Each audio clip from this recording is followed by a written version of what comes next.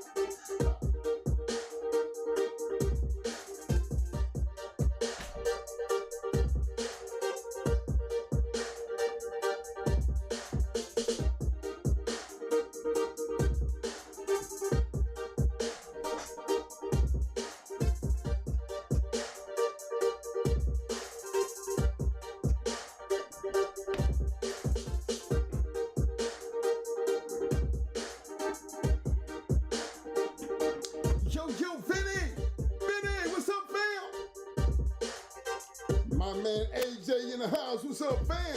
Yo, T-Mac, what's up, baby? Homeboy rep, my homeboy reppin' 614, Tree in the house. What's up, fam? My man, long time support, Mr. Dicky Buster. What up, fam? Shout out to my man Styles, Kennels in the house representing. What up, baby?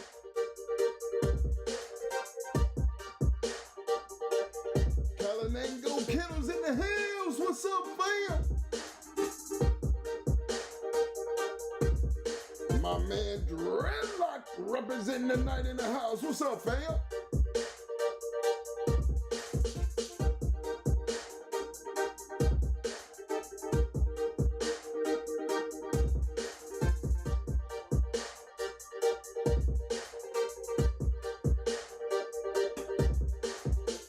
My man Brad P's in the house. What's up, fam? Shout out to my man, salute Bulldog Jones representing. What up, fam?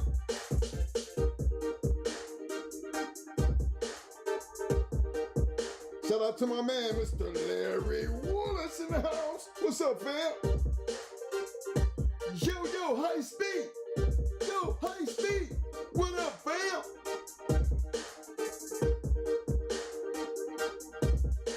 Shout out to my man, SBC Kennels representing in the house. What's up, fam?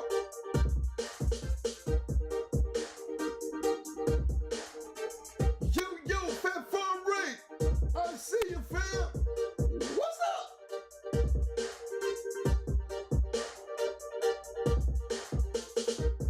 Samurai Kennels, Murdering Game Dogs in the house representing in the Shark Tank tonight. What's up, fam? My man, Eli Monsters in the house. What up, fam?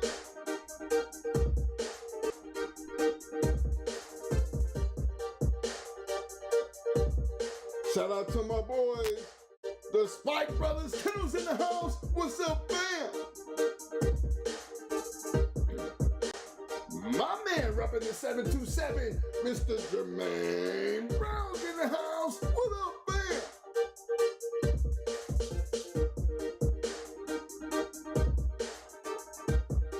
Shout out to my man, Lloyd Taylor's in the house. What's up, fam?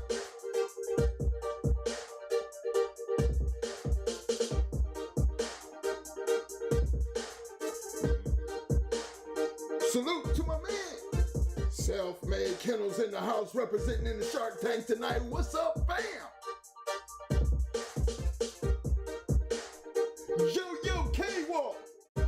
What up, fam? My man, Mr. Ron King in the house.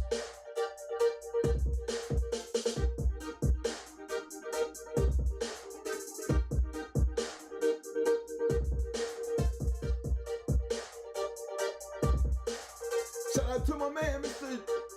Representing Just the DOGMEN in the house representing at the USA. What up, fam? I see you. Welcome to the show, fam.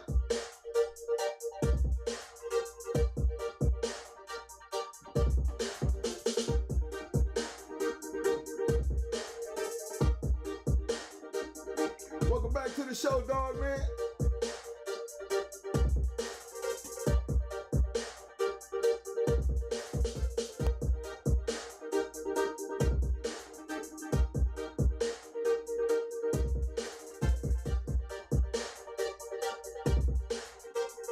All right, fellas, y'all don't forget to hit them like buttons. Don't forget to hit them like buttons.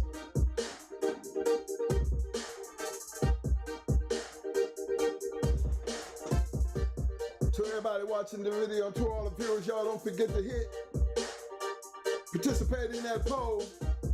Don't forget to participate in the poll. Temperature check time. Temperature checking time.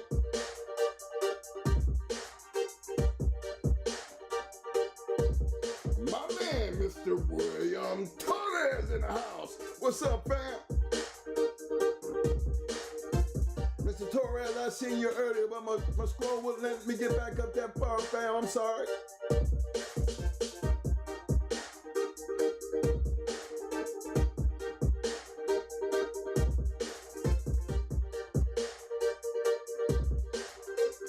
Shout out to my man, Mr. James Brown Sr. in the Shark Tank. What's up, fam?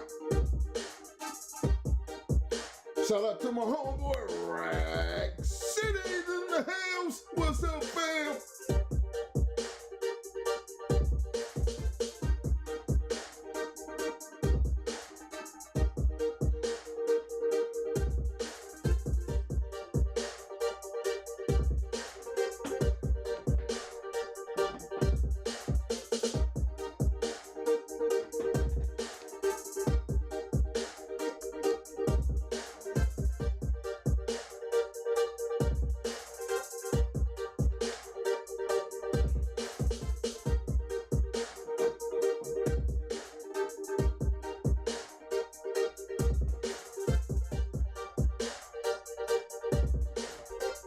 Welcome everybody out to the show tonight. Welcome to Talk Shit Tuesday. Appreciate everybody showing up. Appreciate everybody showing up. Y'all don't forget to hit those like buttons. Shark Tank, don't forget to make sure they're hitting them like buttons.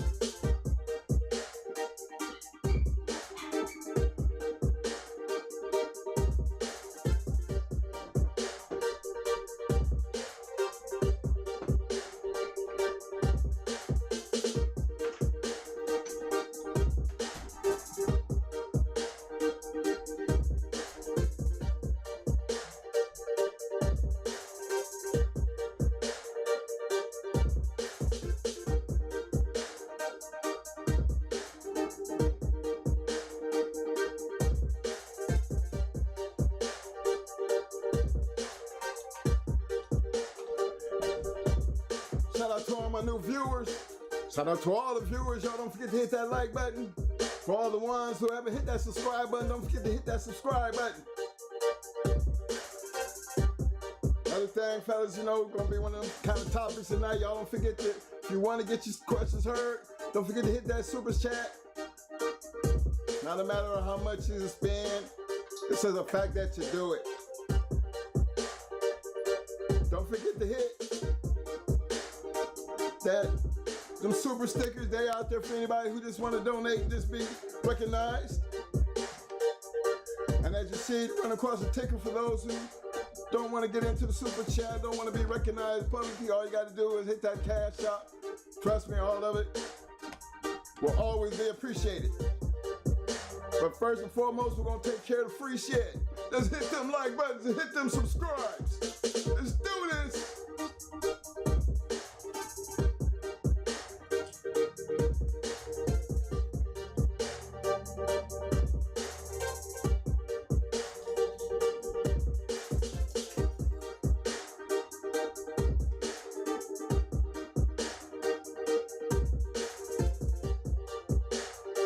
Shout out to my man, Mr. Damian Johnson's in the house. What's up, fam? Big shout out and salute to my man, Hunt Kerr's Kennels in the house. What's up, fam? My man, COVID 500 Kennels in the house. What up, fam?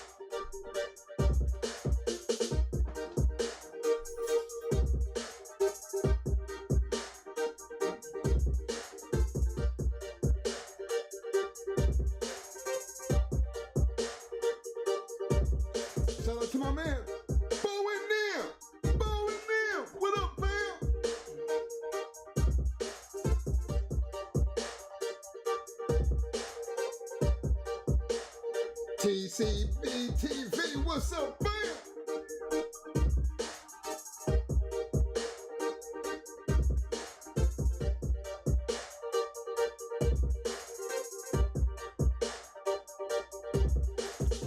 JT Yard in the house, what's up, fam?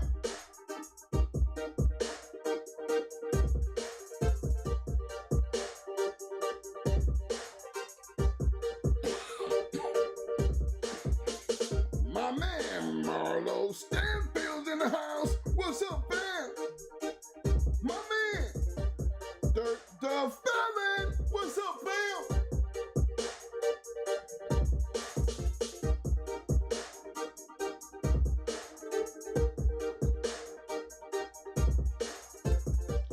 Again, appreciate everybody showing up tonight to the Shark Tank.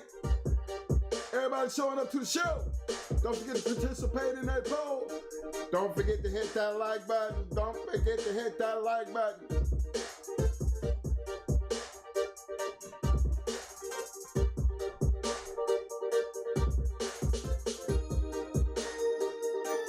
Yeah, y'all know what time it is. Y'all know what time it is. Get like Brutus and let's do this.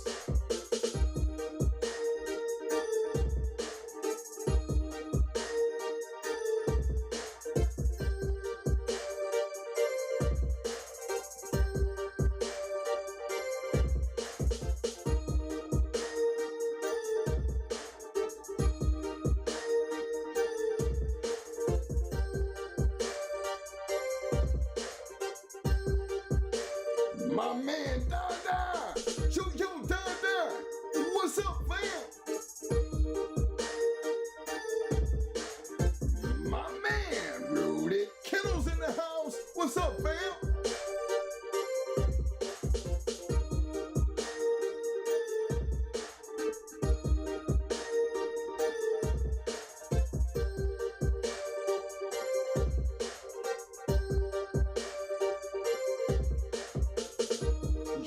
James Jones, I see you, fam.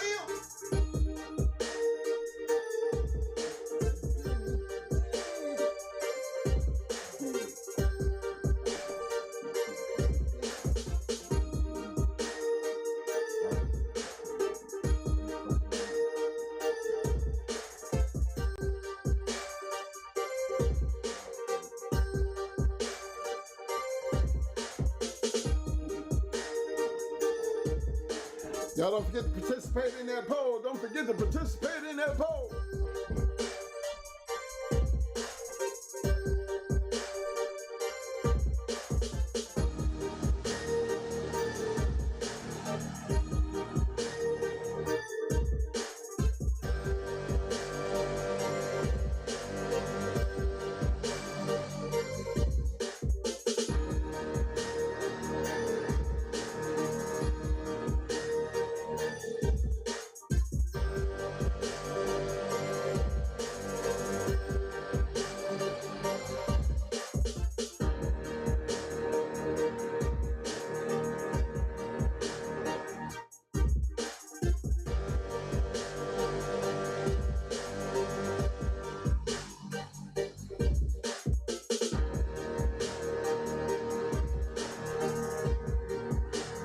Shout out to my man, Mayhem Kennels representing. What's up, fam?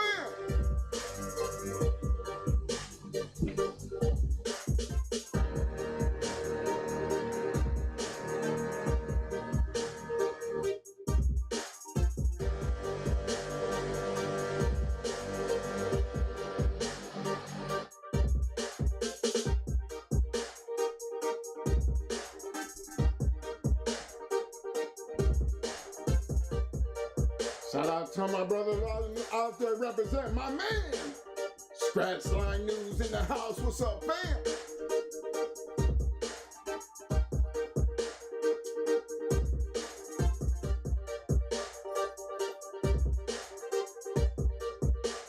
Yo, Rubber City, I see you, fam.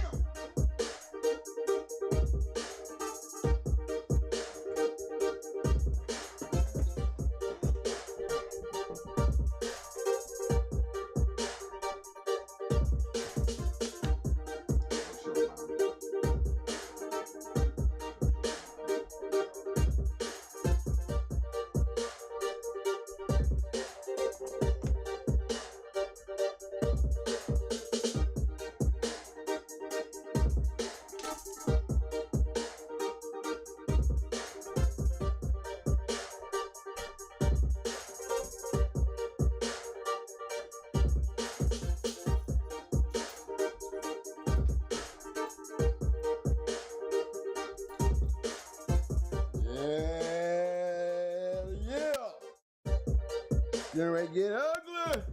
Get ready to get ugly. Come on. What's up, y'all? Twin 2 in the house. Making his way to the front. You already know what's going on. We're gonna have to get down before we sit down. You already know the deal. Come on now. Did y'all check them chains today? Did you check them collars today? Huh?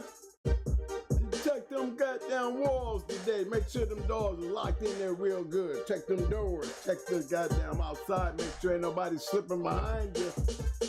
Make sure you check them cameras. You'll never know unless you check. Did you clean up that dog shit? Did you clean up the dog shit for real? Did you give your dog fresh water? Huh? Did you even feed him? Huh? Let me know now. I gotta make sure we get down before we sit down now. Come on. What's up, y'all? I'm here. Let's get this party started.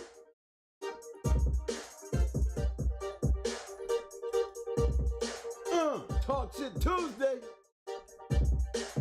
in full effect.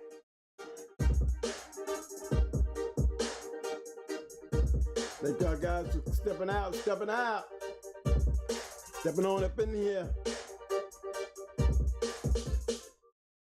What's up, everybody? Thank y'all for coming out on this Talk Shit Tuesday. Make sure y'all hit them like buttons. You know what's up on everything else. You know what I'm saying? Hey, shout out to my man Eli Monster for the super chat, getting this party started out right. He said, unfortunately, Debo Dog started getting washed out when Red Boy Jocko Dog started winning. Oh, he throwing lugs. He shot one across the bow. That was one across the bow. You're right about that part. Appreciate that, Eli Monster. Hey, Monster, here go a quick one for you. I'm going to show you some Red Boy dogs that were throwing that Zebo line in there, whether through Rosie and Zebo. You know, I got Champion Pretty Mama got Zebo in her, and she look like she all Red Boy. You got, what's her name?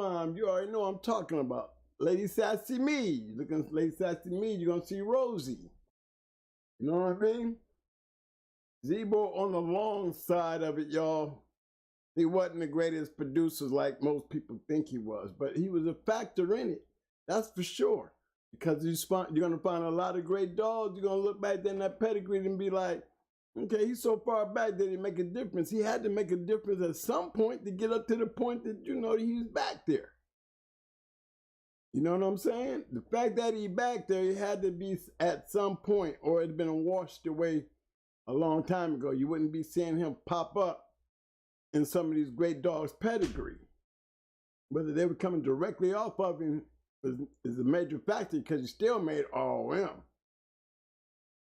The thing is, was his blood, you know, a factor in some of these lines that we find him in?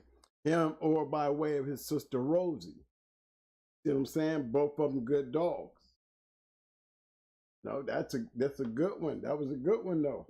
You know, a lot of us didn't think he could produce. You know, dogs coming directly off of him. You know, and the thing was, you know, did he produce himself is the question. Was he able to reproduce himself? We'll look into some of these dogs that made him all whim, and let's see. You know, he was already a man biter. He'd eat a human up. So he wasn't one to be trusted, that's for damn sure. You know, now did that become a factor in his breeding program that shied people away from, you know, his breeding, you know, his line? Not a strong line, but you know, it's a line that still is being talked about today. You know, he's in my dogs. He's definitely in my dogs. Okay, hold on, guys. Let's see where we want to start at. Let's start off. Let's see if we can get this Debo guy up on the board so we can talk about him. How everybody doing out there today on this Tuesday? Hope everybody got good news from the weekend and not nothing bad to bring us up to date with today. You know, everything went okay. You know, I'm gonna be spotting the chat. You know, anybody have any input into the show? You know, hey, I hear you guys has been asking us about calling in. Look, when y'all want to start calling in, y'all let me know y'all want to get on. Now, right there in the chat, somebody would like to get on, you know, send a buzz out, have something to say, and you want to come on the air, all you got to do is just let us know. You know, I mean, this is an open channel. I would like to see more involvement with people calling in, you know, and having your input. It would be a lot more interesting to see you guys doing that. Hear some voices. Stop some of this reading and start hearing some voices. Speak your opinion. Tell us about it.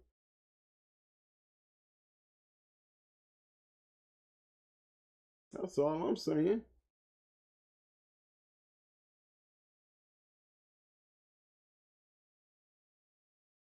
We're going to talk about that poll for a minute before we get down to the factors of, you know, the topic of the day. Is the history only the history, or does this history have a tomorrow? That's a good one. Talk about it all the time.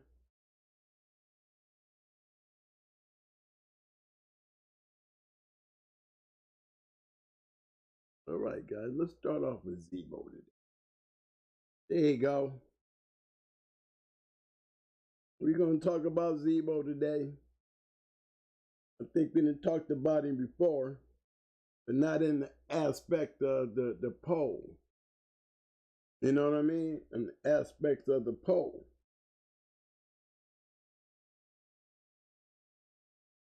He's one of them dogs, man, when you look at him, you know he's a battle dog.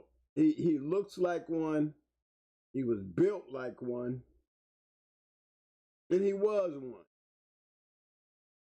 Probably on the crazy side, he looked like a man eater. You know what I mean? You know, one of them ones that get people in dogs. Yeah, I had one named B.A. B.A. was black and looked like him too. He was a straight nut.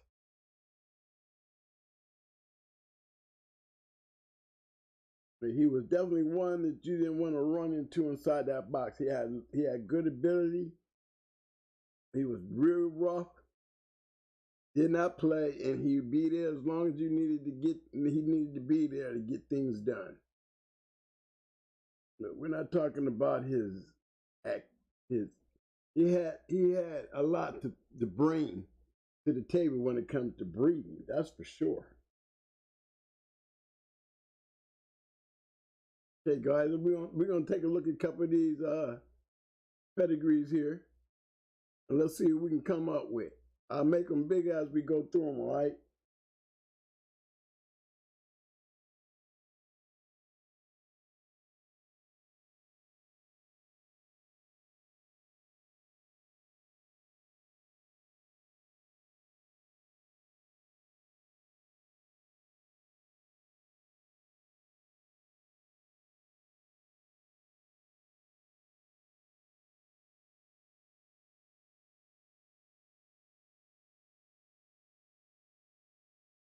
This one right here I'm pulling up is Ratliff's Trap.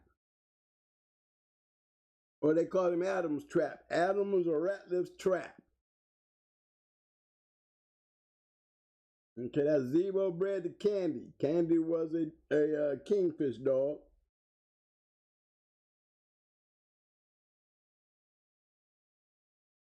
We all know Andy and Angie Lonzo. See what they did. Don't look like much. As I look at these pedigrees, you know, definitely bred two champions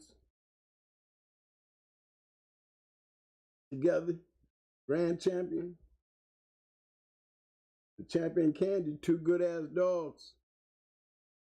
So it don't look like we got much. Look like we got, what, Spanky? We're going to check Spanky.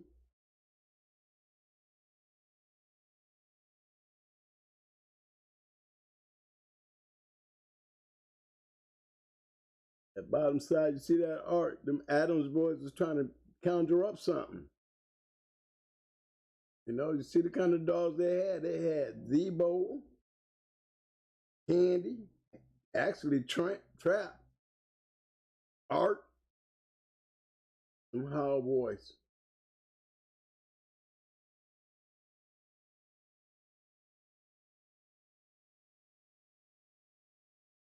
Dougie, Quick.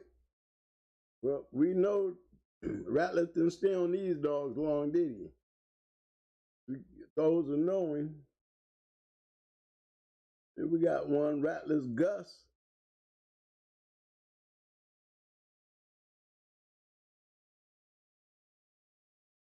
Debo's champion Pee Wee Girl.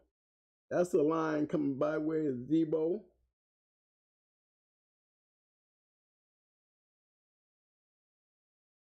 You got Nigga Toby, you got Zebo, Inbred Zebo. That would be a line right there. But you got Otis and Honey Bunch added to it. Jeep added to it. That combination works pretty well. You know, this is one of them that I would say, hey, look, we know one thing for damn sure, you add some Jeep or some Honey Bunch or something like that, we see there is a result there. That's inbred, that's a line bred Zebo crossed with some definitely Honey Bunch. And you got Jeep. Anybody know what other line, you know, what dog in my line has that combination? Zebo and Jeep, if not Jeep, Honey Bunch. Anybody know? I ain't checking the chat, but I just want to put that out there for y'all. Let's see where we at on that.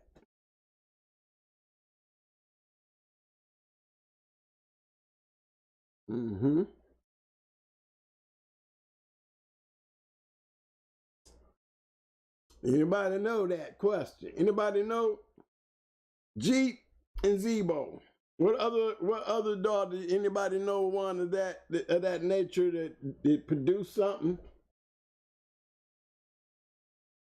Even Jeep and Zebo and Red Boy. You know, they probably used a lot. I noticed they used a lot of that Zebo in that Palin and Pedro cross. You'll find some Zebo dogs or Rosie dogs in them. The snooty crosses with the Zebo. When you add a little Rosie to it, we're gonna do a little investigating and see if he really got a fair shake, or was it deserved to be, as history put it, not such a great producer. But he can't say he didn't produce nothing. You know, it didn't really take but 3 back in his time to be an all-rim. He got that easily. Rubber City said Brat's mama. That's correct. Rubber City, you are correct. Brat's mother. Let me see here. Okay, hold on, guys. I'm trying to catch up.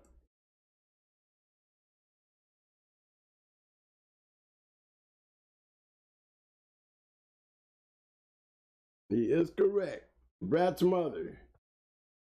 They had Zebo cross. I'm trying to put the pedigree up here for him. Give me a second here.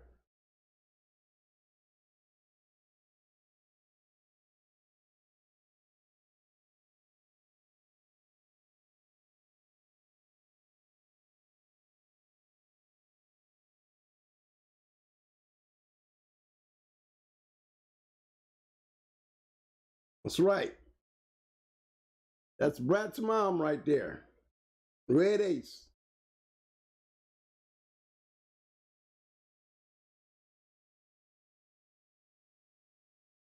Her bottom, if you notice her off a grand champion Ace, if you notice,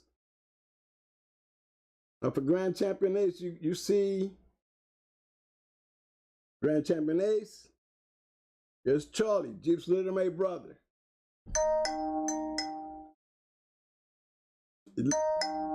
Look at the bottom.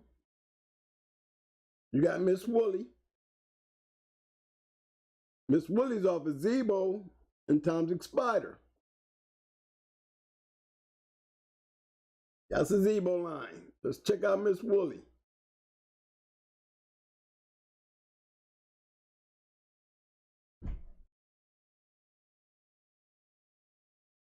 As you see, Miss Wooly has a Little May brother. That's a champion. Off of Zebo. Zebo bred and Tom's Spider.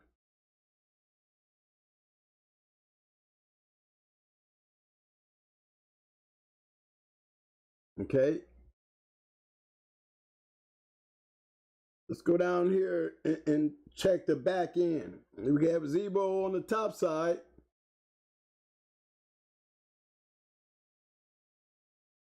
Now we're going to check for Zebo on the bottom side.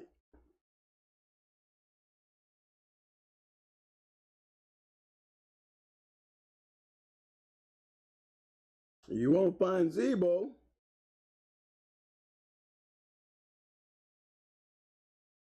But there's Little May's sister is right there. Black Beauty.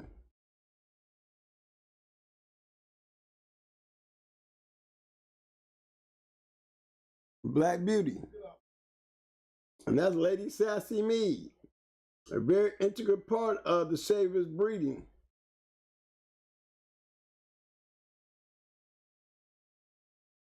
You see that? They put Zebo in there with the red boy. What other dog can we say that, you know, that I got who also had Zebo crossed with the red boy? Outside of, you know, we already know the Brat line got it. You know, we talking about Red Ace, everything by way of Red Ace, but then we still got a cross in there. We got actually that had a red boy dog crossed with Zebo. That's one there. Pull up another one.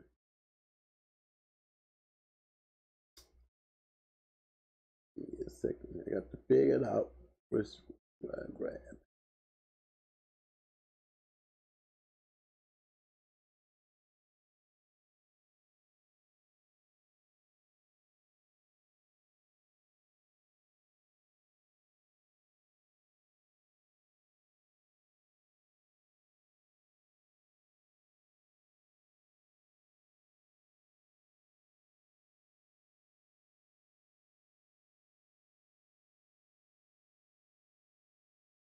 Okay, this pedigree here, that's Champion Pretty Mama.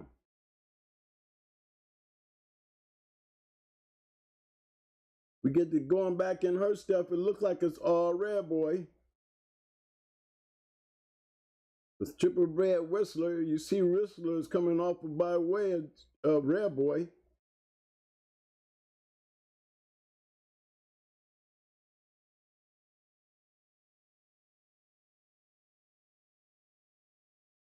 It's Champion Whistler there.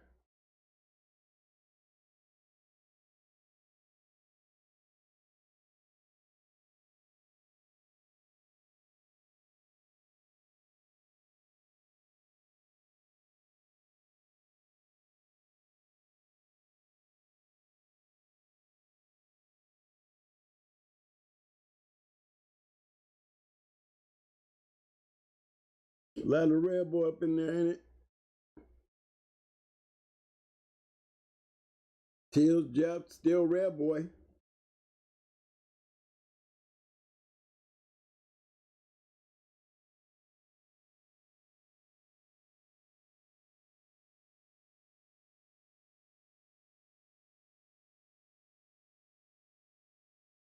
Every red boy. Until you get down here where Cleo is, but we know that's part of the red boy connection too.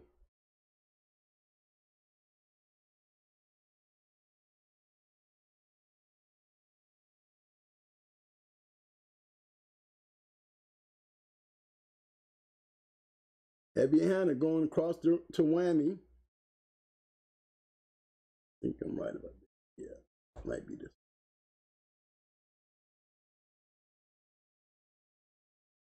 Okay, we got Whistler being bred to Miss Kitty.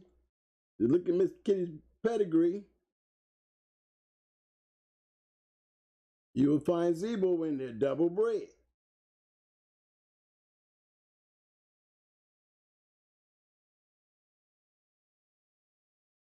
You see what I'm saying?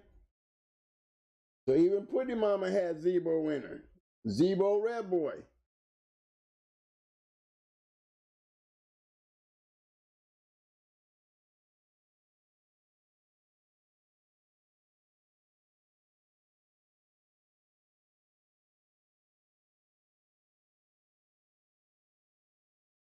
There we got it again. There goes Zebo being bred to daughter of Grand Champion Art being bred to Candy.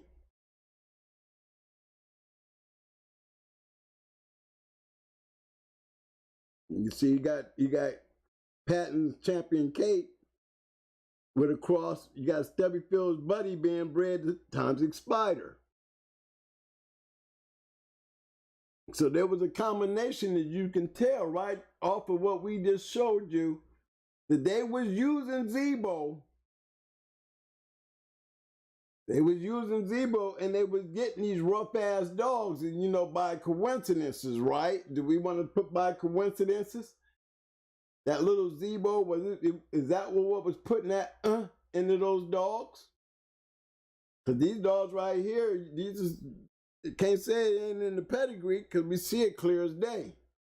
And then we also see that combination of how they used it with the spider and the kingfish. You know?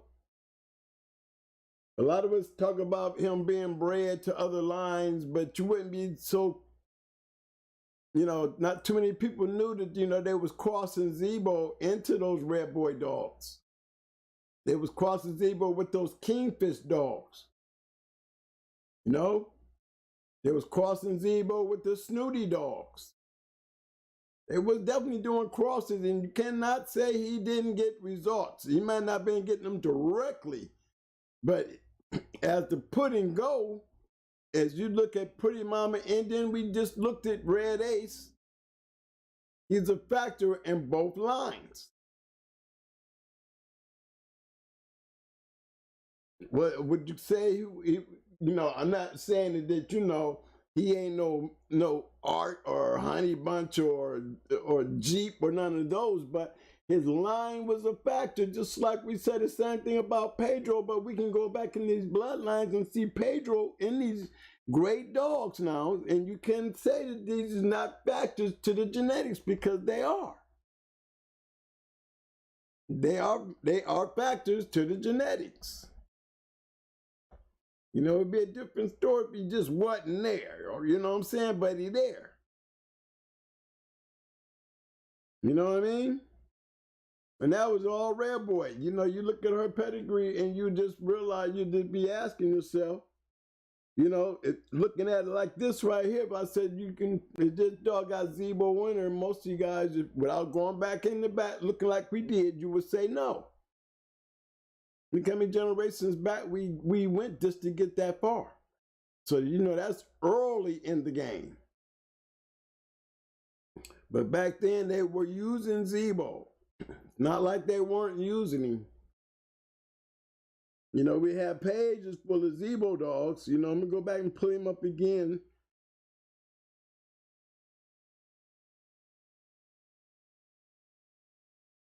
Get back over here. So we've seen him cross with the kingfish. It produced. We've seen him cross with the Jeep. It produced. Seen him cross with the Toxic Spider. It produced. You know what I mean? And to be honest, Red Ace had a little-made brother who was a man-eater. He did bite people. May 2 had a little-made brother who was coded in all outdoors. But it was something wrong with him, that's for damn sure. He had a tendency of not being people aggressive. He really wasn't a people aggressive dog, but one thing for sure, you turn your back on him, it's not too smart thing to do. Or you put your foot out there, you know, trying to kick something, you might get your foot grabbed.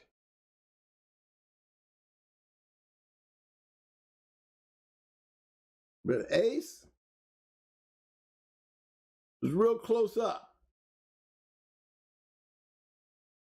He was a killer. He was a back end killer. And one thing I think that really worked with our dogs is really put that implant in those dogs, because the going hard dogs was back end. And I think a lot of that, what we call Ace being such a strong back end dog, I mean, hands down. You know, was it because he was really off of Angus and not Charlie? Because he was a devastating back end dog. He won 6 matches, and I think the longest one was 40 minutes. Even beat champion Rocky. Blew through him. Was it because of Miss Woolley? I didn't know. Tiny Spider and them, you know, they had some great dogs. She produced some great dogs. But look who she was being bred to. We picked up 2 champions off of her right off the bat. You know, cross with the Kingfish, cross with Zebo.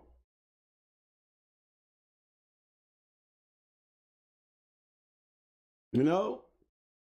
So was Zebo an ass-in dog? No, but he was a very aggressive dog with a lot of ability. You know what I mean? And then the other thing was Amber, she was a back end.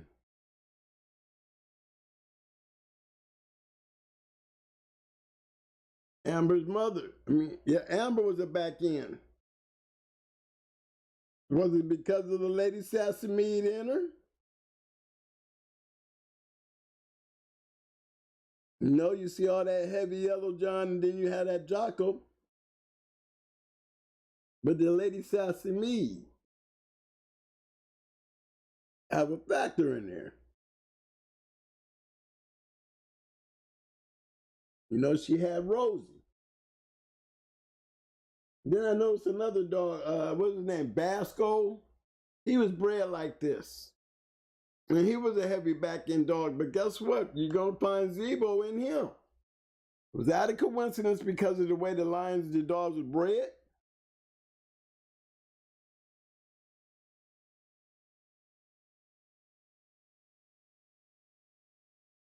Don't forget Gibson.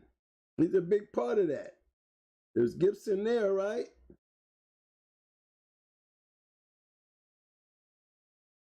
Gibson there. You're going to find Gibson there, top and bottom, right? You're going to find Rosie there. Lady Sassy Mead. Going to take you back to Rosie. So if you got Gibson, you're going to have Rosie.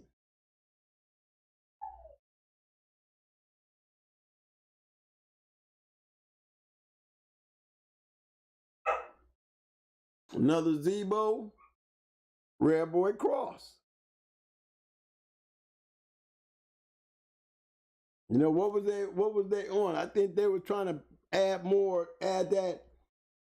some killer stuff to that game stuff. You know what I'm saying? That's what I think they was reaching for. They're trying to put that punch in them Rare Boy dogs, trying to make them stone killers, gang killers. Because that's what they're breeding for. And you can look at the pedigree and know that's what they're breeding for.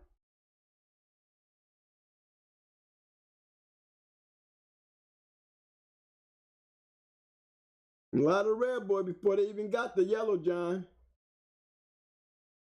You know what I'm saying? Before there was a Yellow John, we still dealing with a whole lot of Rare Boy. There was something there. And you can see they were trying to add some kick to it. Adding dogs like Lady Sassy Me down here, that's an out. But it's an out still carrying the red boy. An eighth of an out. Does it make a difference? It plays a factor because you're injecting something in there that probably was the factor that changed because these dogs was pretty good. Did Go-Go Girl help when she was bred to Yellow John and produced Gibson? Because Gibson plays a big part to Wrangler. It's Wrangler's daddy. Not only was he game, he had ability. He had ability to keep him in there 4 hours or something. He had the ability to beat you long. He had the ability to beat you short. When Amber played a big part, Amber was like that. She probably didn't have the ability. And she probably had the ability. She was just on a real bad dog. That's what that was. You know, she was on a dog that was just better than her. And rather than sit there and watch her get murked in the box, she was definitely worth having. I'm glad we had the opportunity to get her. You know what I'm saying? But can I say Zebo didn't play a major factor in the way these dogs were? You see him in 2 of my champions. The line itself.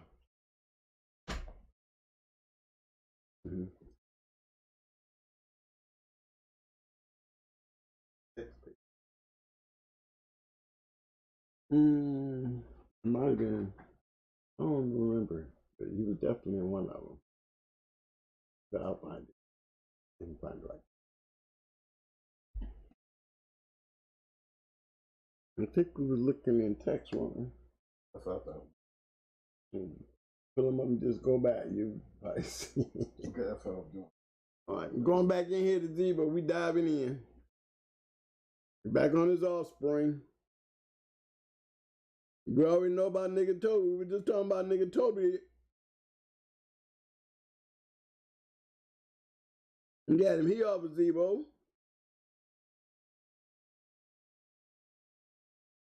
Look at his offspring.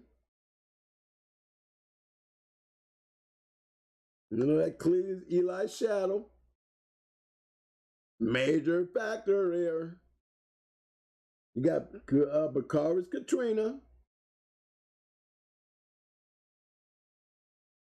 Bakari's Katrina. Nigga Toby stuff. How they using it there?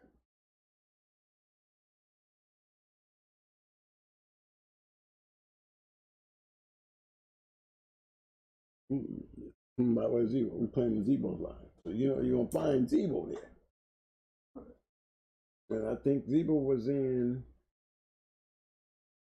Helen. It could have been Helen. It might have been Helen. Go back in because remember he was it could have been Tech because remember he's one of them imports. Remember it was way back there. Go back to Tech and go back there in the back on the bottom side of the import. You see that, right, y'all? Grand champion Z Hannah. Carver Stuff Cross. That's that nigga Toby now. He was a producer. He was a producer.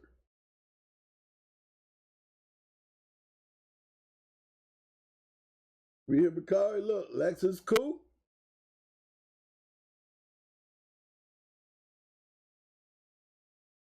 Coming off of Katrina. Grand champion, actually. Zebo stuff.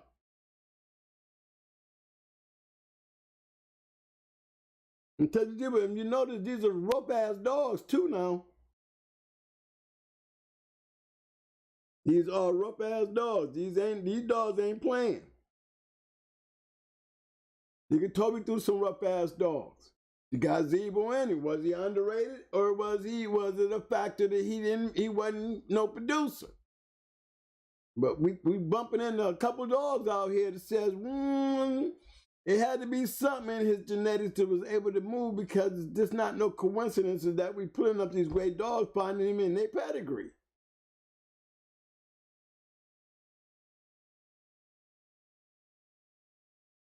Different ways. You know what I mean?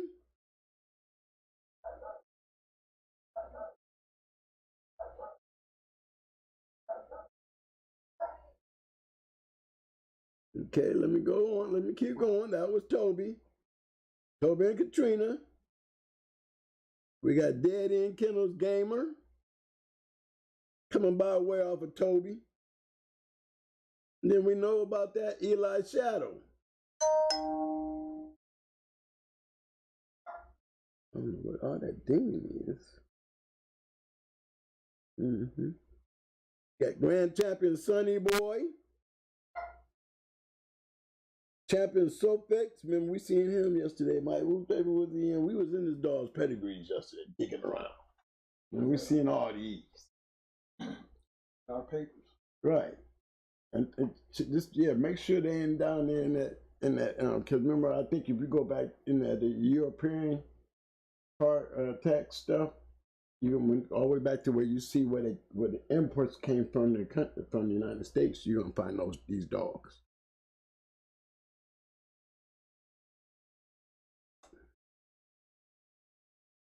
Okay, what happened here? I done lost something. What's going on here, fellas? I done clicked on him. He just took me something nowhere. That ain't supposed to happen. Let's see.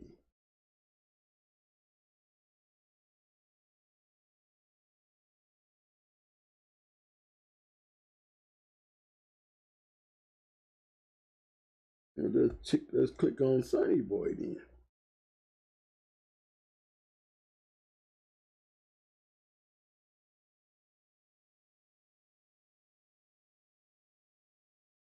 We're awful slow here, man. Is we still getting internet? Cause I ain't pulling up nothing. It's getting me back to my pages. It ain't acting like it's doing it. Hold on, fella. Let me take this stuff out here. Make sure we still pulling up some stuff. Yeah, I didn't get no further than Toby.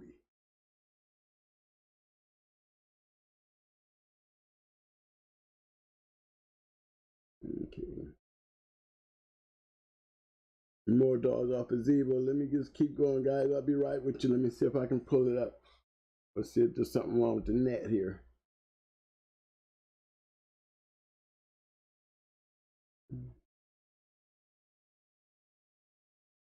We got net.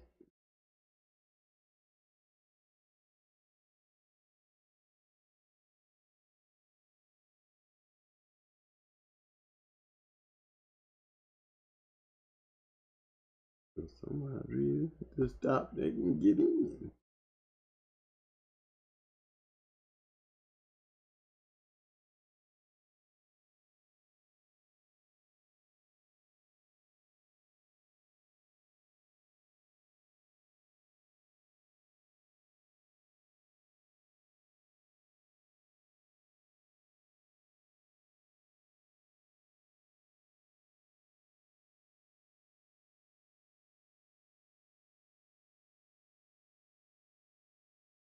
I don't know if it's me, Mike, or his internet, but yeah, it's not letting me get in.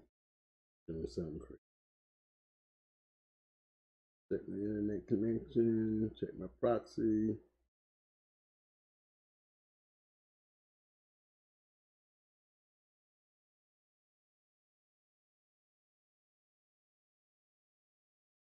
It just stopped working.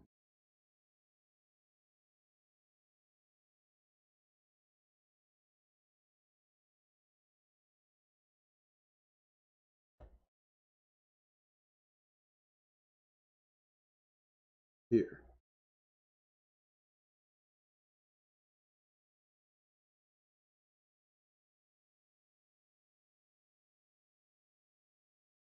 Yeah, that's definitely working.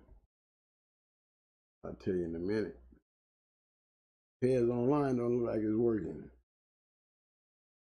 It ain't pulling right up for me on even in the new one. I can just stop working. Yeah.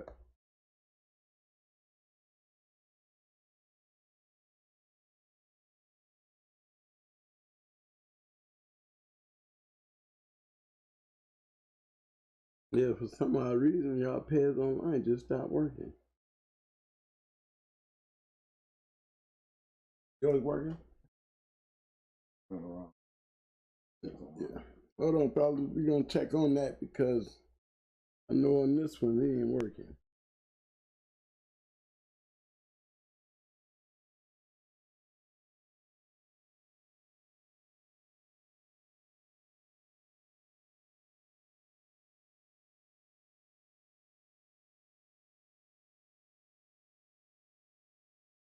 Okay. I'm going to do a reboot right quick, fellas, while we're on that right there. So, you know, again, while we're on that, what y'all think? You think it's, I mean, we had the numbers running high, like he definitely wasn't, you know, he didn't get enough credit. You know, I voted he didn't get enough credit. You know, that's what my vote was. You know, if I had the opportunity to breed the Zebo back then, I'd have bred to him. You know, but I would have been paying attention to what they was doing. Look, the Adams match dogs. That's a fact. So I'm following the lead of the person who's making the cake. If I want the cake to taste good as he is, then I'm going to follow the lead that he's doing to keep the cake tasting good. And it's obvious that they was doing that because just in the little ones that we were in, remember we went through a couple of those dogs the other day and we was finding Zebo popping up in there. Don't forget that nigga Toby was one of them. You know, don't forget Rosie. Rosie played some major factors in some great dogs too. You know, so there was definitely something to that line. And we all know the Lonzo stuff is one of those lines of dogs, whether you like the names or not, it just didn't pertain just to Zebo. Zebo was just part of that. But the Lonzo dogs were very good dogs, and they produced more than Zebo and Rosie. The Lonzos have produced a couple good dogs that you will find back there in the back of those pedigrees. From Low Posse to a couple great ones, you know, plenty of them. So you got to remember that part too now. You know, so all plays a factor down the line. Now, does it mean anything in our dogs now? Well, that's like saying, you know, if you got Jeep in your 8th generation pedigree, does that mean you don't have a Jeep dog no more? So we can't say it for Jeep, we can't say it for Zebo. You know, what was the factors that led up? Because even though this dog might have got Zebo in his line, and he wasn't this bred Zebo to keep it coming forward. You know, remember a drop, a white on black will change a color to gray. Just a drop will turn a whole bunch of black to gray. So just a drop of Zebo. Don't take but a drop. You can't change it. It changed that line, whether you liked it or admit it or want to say he wasn't a factor or not. A drop of something will change the outcome. Guaranteed. So I would say, if you can give Jeep that kind of credit, you can give Tab that kind of credit, you can give Mayday that type of credit, Yellow John, Buck, you can just drop a little bit of that in the pedigree and it works. You go 8 generations up and you can go back and say, well, that bucking back there didn't mean nothing to these dogs. Well, it had to mean something up to the point of your dog for your dog to even be worth a shit. That's my point.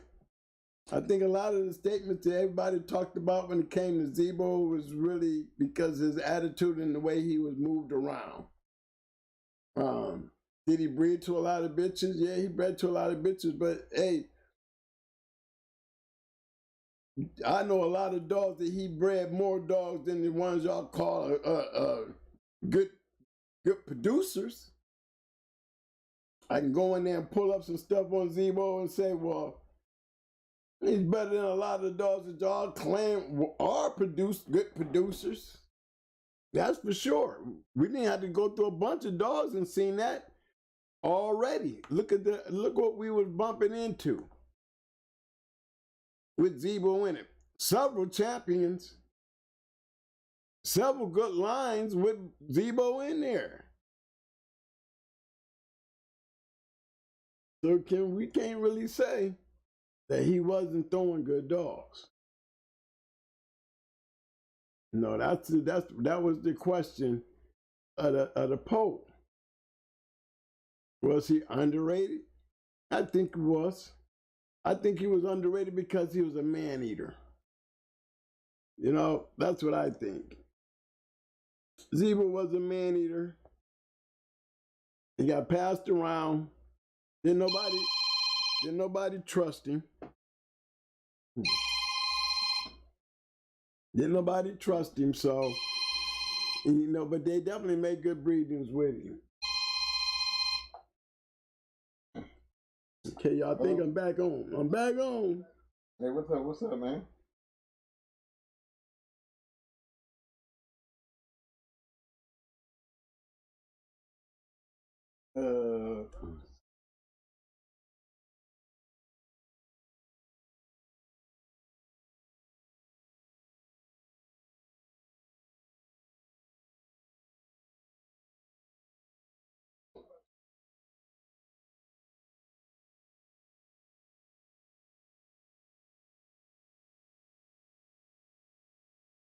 Okay. But brother, you know you're always welcome on our show, so of course, why wouldn't we do that for you? Right, y'all, I'm back in. Okay, where was he at? We did the nigga Toby. We did Trap. There's Gator. Right.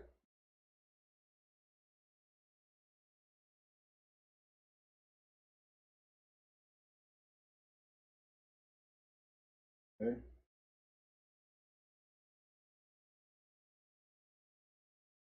Kevin Hughes, Gator. That'll definitely work. Hold on 1 second. Carl, you still with me? Okay. Hang in there. I'm answering Mo's phone. I'm still trying to look for him, looking for, but hang in there, bro. Of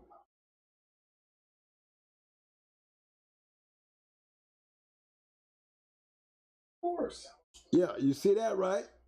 Of course. If you want to drop through Friday and promote it, man. Alonzo stuff. See what I'm saying?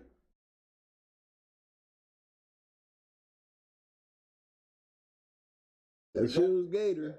Yeah, definitely do that for you, bro. Peace. Thanks for calling, man.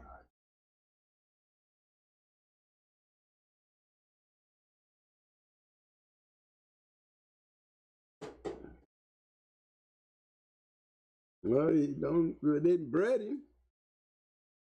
I'm pretty sure some of these dogs, we probably find them some of these old pedigrees if we was to go down through them.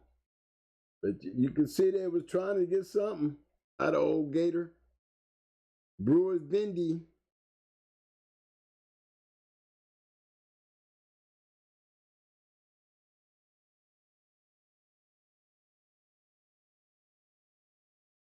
Okay.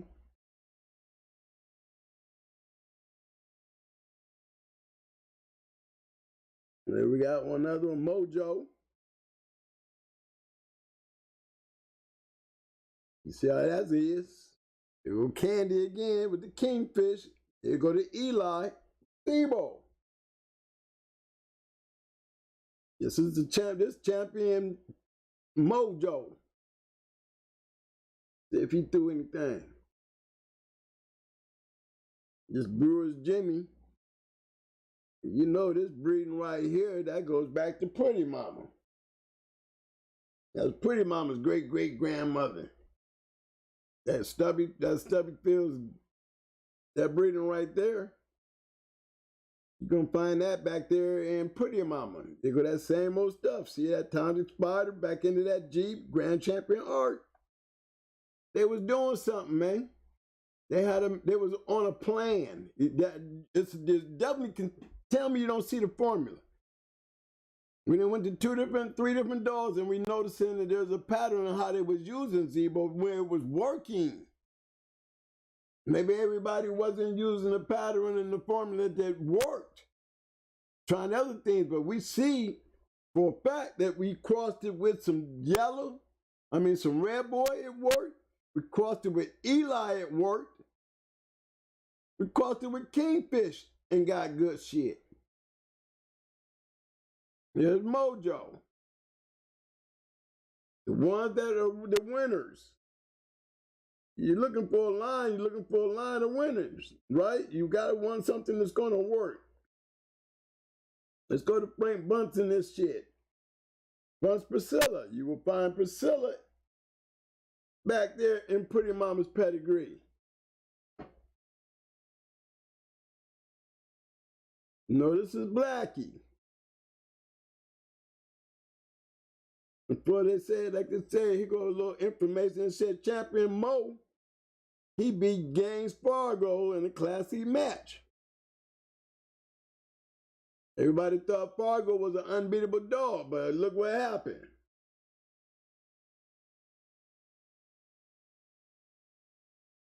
Yeah, you will find that they crossed Indian Bolio into some Bully Son stuff. See how they were doing? The formula's still working. They took the Carver. We've seen that already. In the other pedigree, they used some Carver. They go more Eli. Cross with that Lonzo, that Zebo. Good results. So the guy, everybody who said that, yeah, he was underrated, yeah, he was. That's a POR. Don't forget Fitch's Diamond Gem. Another great dog. You got guys out there building their whole yard off of that Diamond Gem stuff.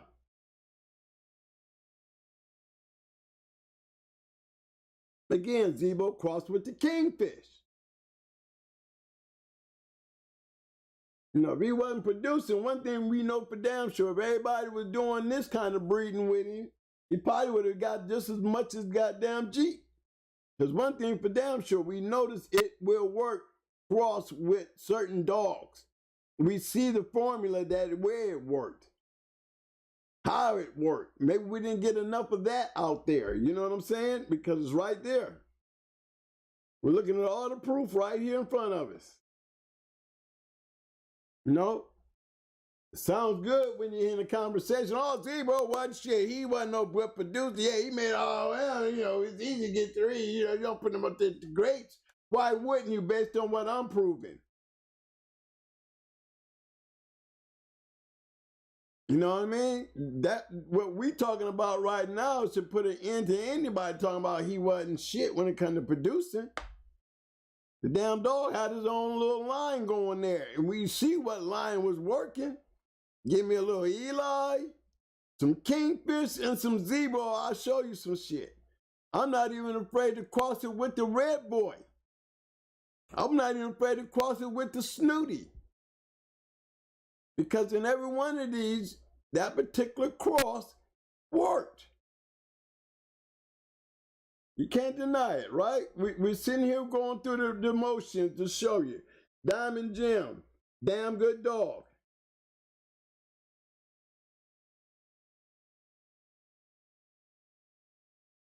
Let's take a look at Steps Robbie.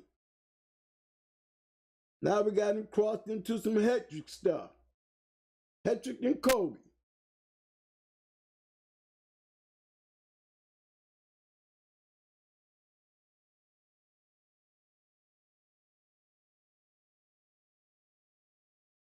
Yeah, you see it.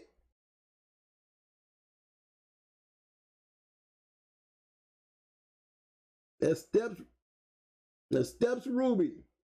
Another dog man that matched a lot of dogs. And the dog right off the Zebo. Don't forget this one. You know why I clicked on it. Just in case y'all might have forgot. A bunch of great dogs Super Nat had playing with that stuff. Angus bred to Ruby.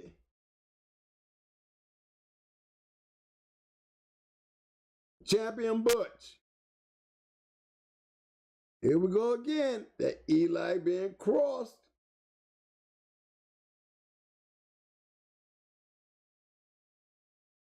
That's Grand Champion Angus being bred to Ruby. Daughter of Zebo. There's that line again.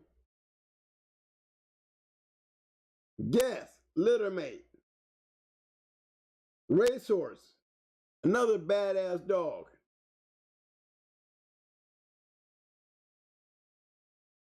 Littermate. Taking that Eli and bringing across there with that Zebo, you're going to get it. They just showing you ways that it worked for them. We're just looking at the things that work. I know my way around. I had to take y'all there just in case y'all didn't pick up on that. It wasn't just Steps with Wooly, as you can now tell. You know what I mean? And it's funny how, these dogs was, the Steps and Super Nat and them must have been cool. You know what I mean? Because I know, like I told you the story that Super Nat told me he had Angus and Charlie on the yard at one time together. So it was always a question to me, what are you saying? You trying to tell me that you bred Miss Wooly to Angus? Possibility is definitely there, right? It's possible. It's possible. Charlie might have been a bigger fan. Hardy did it after Angus did that dumb shit, you know what I mean? And everybody wanted to make him disappear. Something like that would have been a better move, you know what I mean? One thing for damn sure, Charlie does not look, Grand Champion Ace does not look like Charlie, that's for damn sure. He does have, if you look at Brat and them's ears and our dog's line, they took out the Grand Champion Ace. That head and those ears and that mouth is definitely a Grand Champion Ace line. Is something that I noticed from day one. And they had Angus's body. They didn't have Charlie's body. Look how long Red Ace is. Look how long Brat is. Look how long our dogs, period. Our dogs are like long, very strong dogs. I honestly believe that came from Grand Champion Ace. It had Zebo in it. You know what I mean? Not only Zebo in there, we had Rosie down on the bottom going by way of Lady Sassy Meat on top of some Red Boy. Which we see that they was not shy about adding him to lines that we was kind of late doing down the line when we was hollering Jeep and the Red Boy cross producing Tab. Well, they was doing that long before Tab, that's for sure, and getting results. All Tab is a combination of what was already being done that was working to solidify facts that, hey, you just put Jeep to this and there's Tab. But the chemistry was not created right then. That was going on long before Tab and Jeep produced Tab. You know what I'm saying? They was already tinkering around on that. It was already tinkering around with that Bully Son Red Boy cross. That Kobe cross. They was already tinkering around back there. We looking at it. Nelson's champion Jimmy. Zipper. Another champion.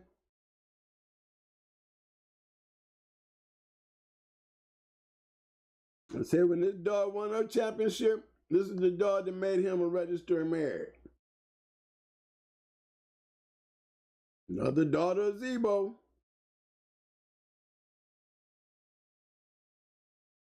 Plus with that Ed Crenshaw stuff and basically some more Boudreaux stuff. Just click on it.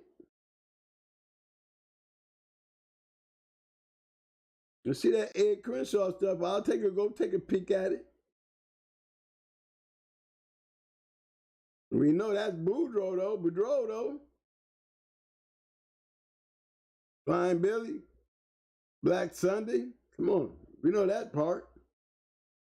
And they did make the breeding. This might have been a decent dog. Look, she produced Zipper.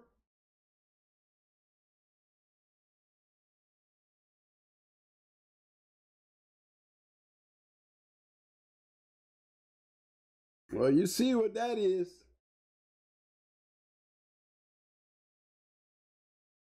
That's that Ed Crenshaw stuff. Look at that stuff. Goes back to Zebo. No, I mean, not Zebo, goes back to Bullet. There's Dabo right there. There's Grimp right there.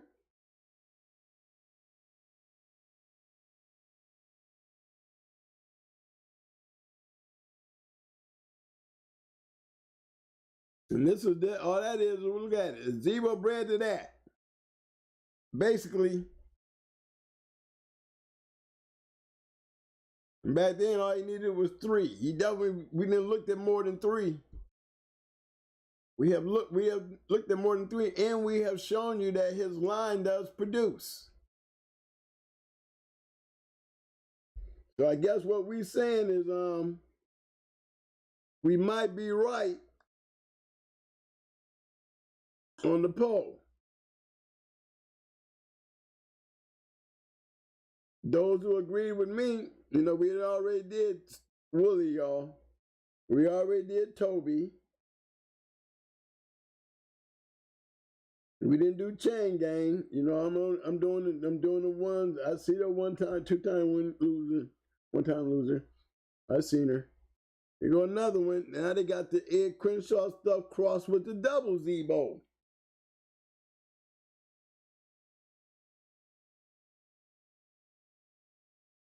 Yeah, that's the one we just saw right there.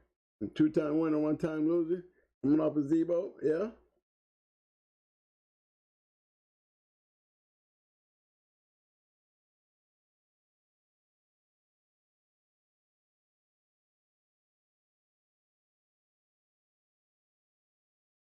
You keep putting that Cara stuff. See, they was already working. These are the breedings. If you notice, if we're gonna talk shit about Zebo, maybe we can talk shit about Zebo about breedings that he was making outside of the breedings that we see. But one thing for sure, we definitely see the right kind of breeding. If you look, you can see for yourself. It worked. Yeah, that's that Chain Gang.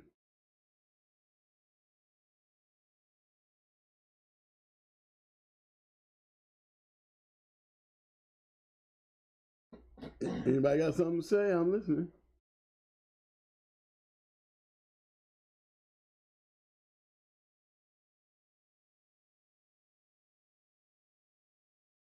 We got Champion Black Monday. We still got to deal with Champion Black Monday.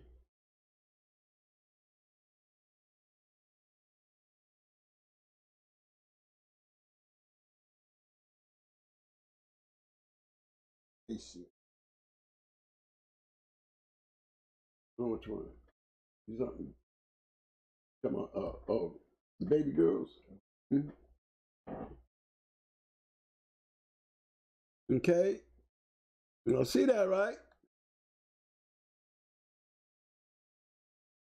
And that's Champion Black Monday. Now we didn't see a couple champions here. Come on off of Zebo. This is double bred Zebo. Let's go down here and click on this and see what double bred Zebo. The niblet stuff. Cross with the niblet stuff.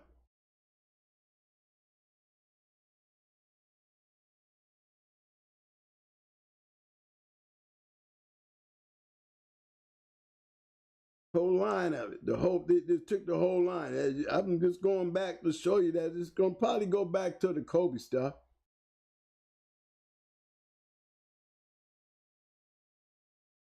As you can tell.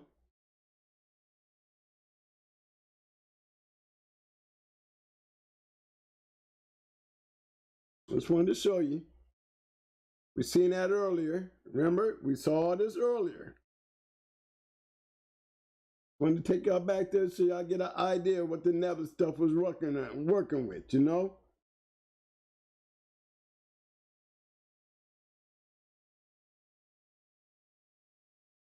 Double bred Zebo crossed back. So he was double bred and still produced. Just wanted to make sure y'all know that was Champion Black Monday.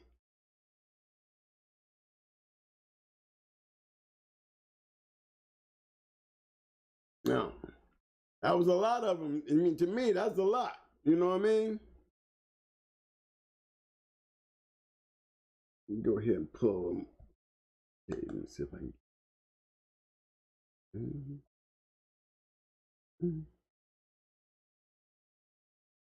Hold on, man. I'll get you there in a minute.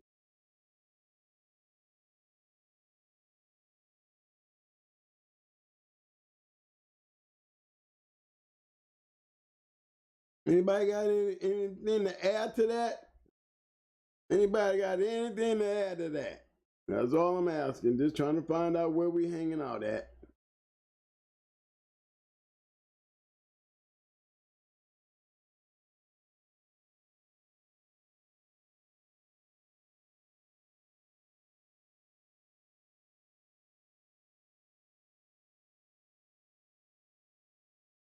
Okay, Mike, I'm trying to put ours up right quick. Put your babies up.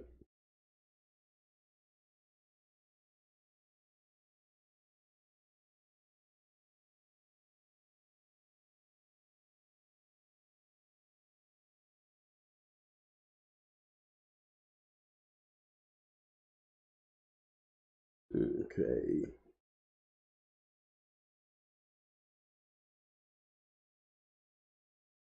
Give y'all some interesting stuff here.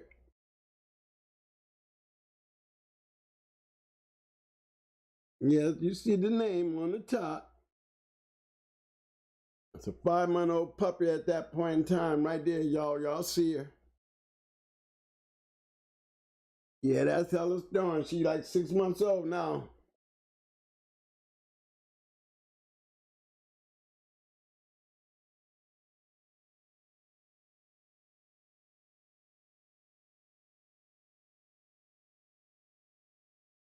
Another bottle.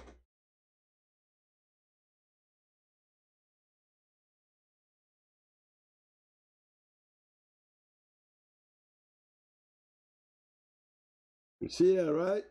We're gonna go digging around in there and let's see if we can find us some. See what we can find in this stuff down here at the bottom. This is the mama.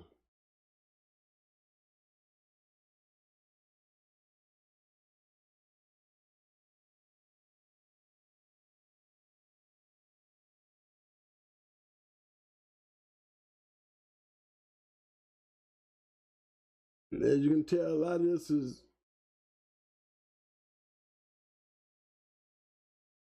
I think I'm gonna find it in the Negro to keep on going back.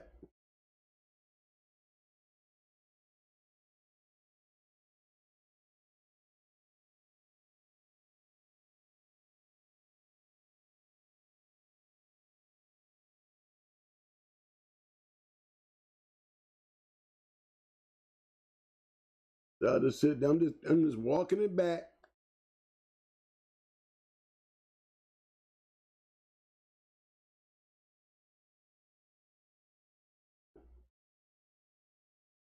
You never believe you see what's back there.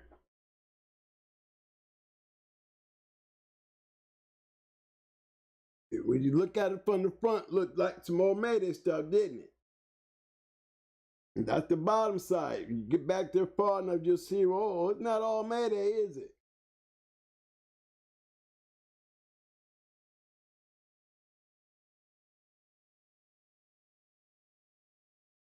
Click the little bring it on little jip. Now we getting dark. You know what I'm saying?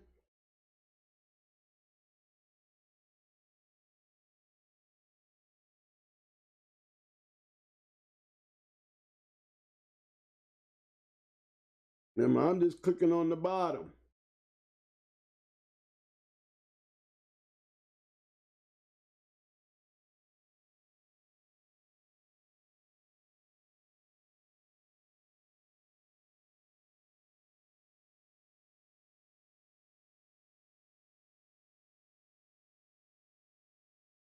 And as we get further and further back,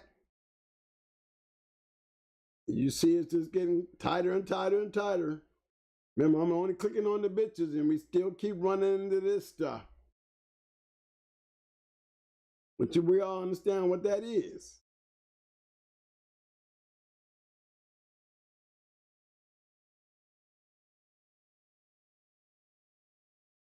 There's Mr. Clemens.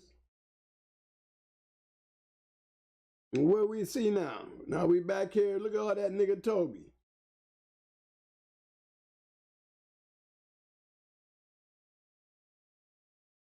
And as soon as y'all saw Shadow, y'all should have been looking like, okay.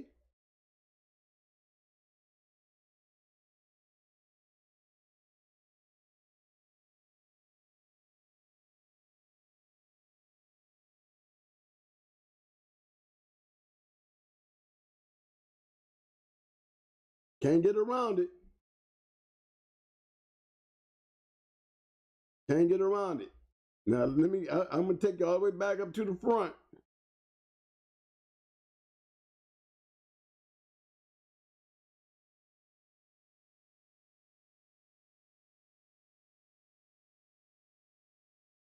You see, it looks like a totally different pedigree back here, don't it? Remember where we started at.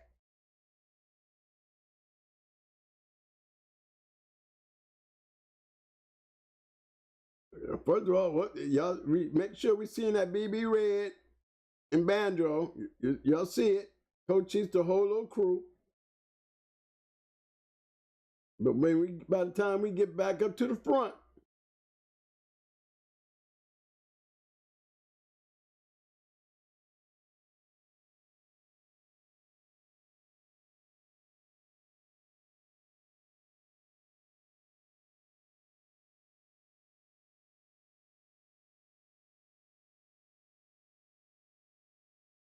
we go.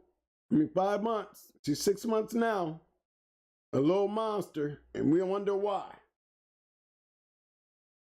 That was the bottom side. I'm pretty sure everybody can look at the top side and understand it clear. It's the bottom side I wanted to dissect.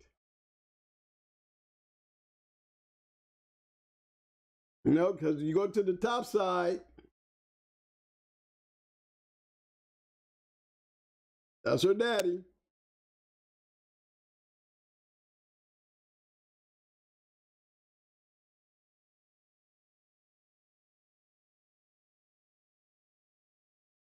Yeah.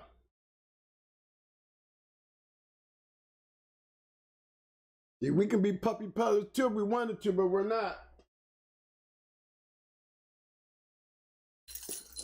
We just like having good dogs.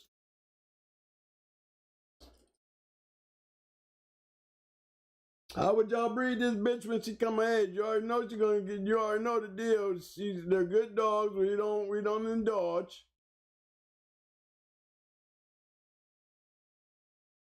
But a breeding like that right there, we got 2 females.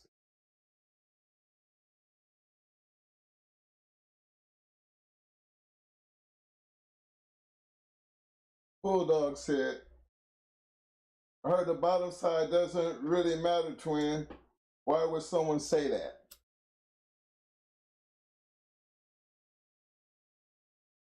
That's like saying, regardless of what you breed, the bottom don't matter. I mean, because they don't breed. That's like saying I can take a bum ass bitch and just breed her to a good male that's got a nice top and supposed to be a world beater litter.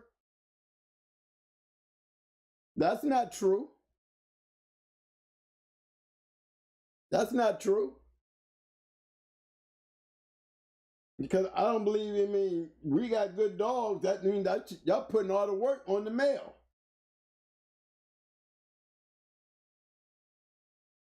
Shout out to Eli Monster for the super chat. He said, look up rap this bad black, I almost bought him.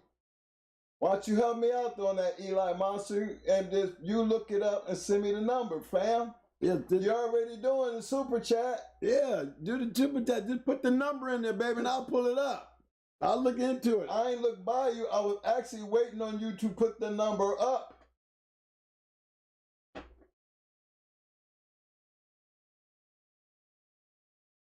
Hey, what's the name? I'll give him a chance to put the number up. But go ahead, put the number up. I'll run it.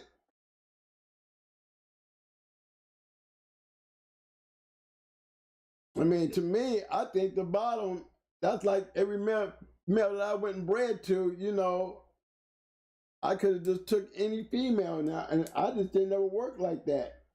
I took good bred females who was coming off of winners. The male, it's the male and the female, because the puppies are going to come out with whatever you got at the bottom. It's going to go into that puppy, so I don't know how in the hell it don't matter. I mean, you had Awesome Baby being bred to some of the greatest dogs she produced, and she was a cold bitch. And did she throw cold bitches? Yes, but she also threw cold bitches that could produce. Look at Sarah Kell. And she also threw match dogs, females, winning bitches. Yellow Bay had a little mate sister that was a champion. Champion Miss Piggy.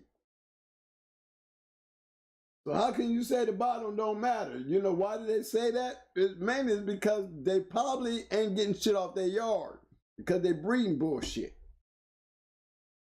Thinking that the top only matter. You see what I'm saying? If you take a bullshit bitch that ain't, you know, whether she's bred great or not and she don't matter, do that make sense in a breeding program? No. Tell me where it makes sense. Maybe I need to come on film and say this. Y'all know, how can you breed and believe that the bottom don't matter? I look at some guys and say the potency of what's back there in the back you lose as you keep breeding, unless you got a way of keeping it tight and bright. But my question is, if it don't matter now, then why does it matter back then? That's my question. Why wouldn't it matter now if it mattered back then? Whether you breeding out of it anyway, you still got that little drip of white into black will turn the whole thing gray. A little drop, boop, will change the outlook of everything. Just remember that. I said that for a reason. Everything matters. You go. I think Lefty done sent it over. I'm gonna make sure, see if this is it right here. Just give me the number and I'll pull it in. I'm already ready here.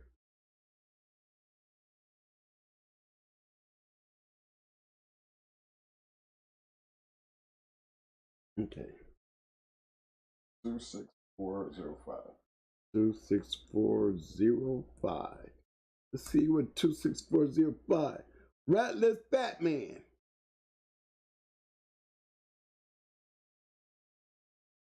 Eli Monster, give me a thumbs up if that's what you was talking about, fam. Ratless Batman. This is what my man Eli Monster is talking about.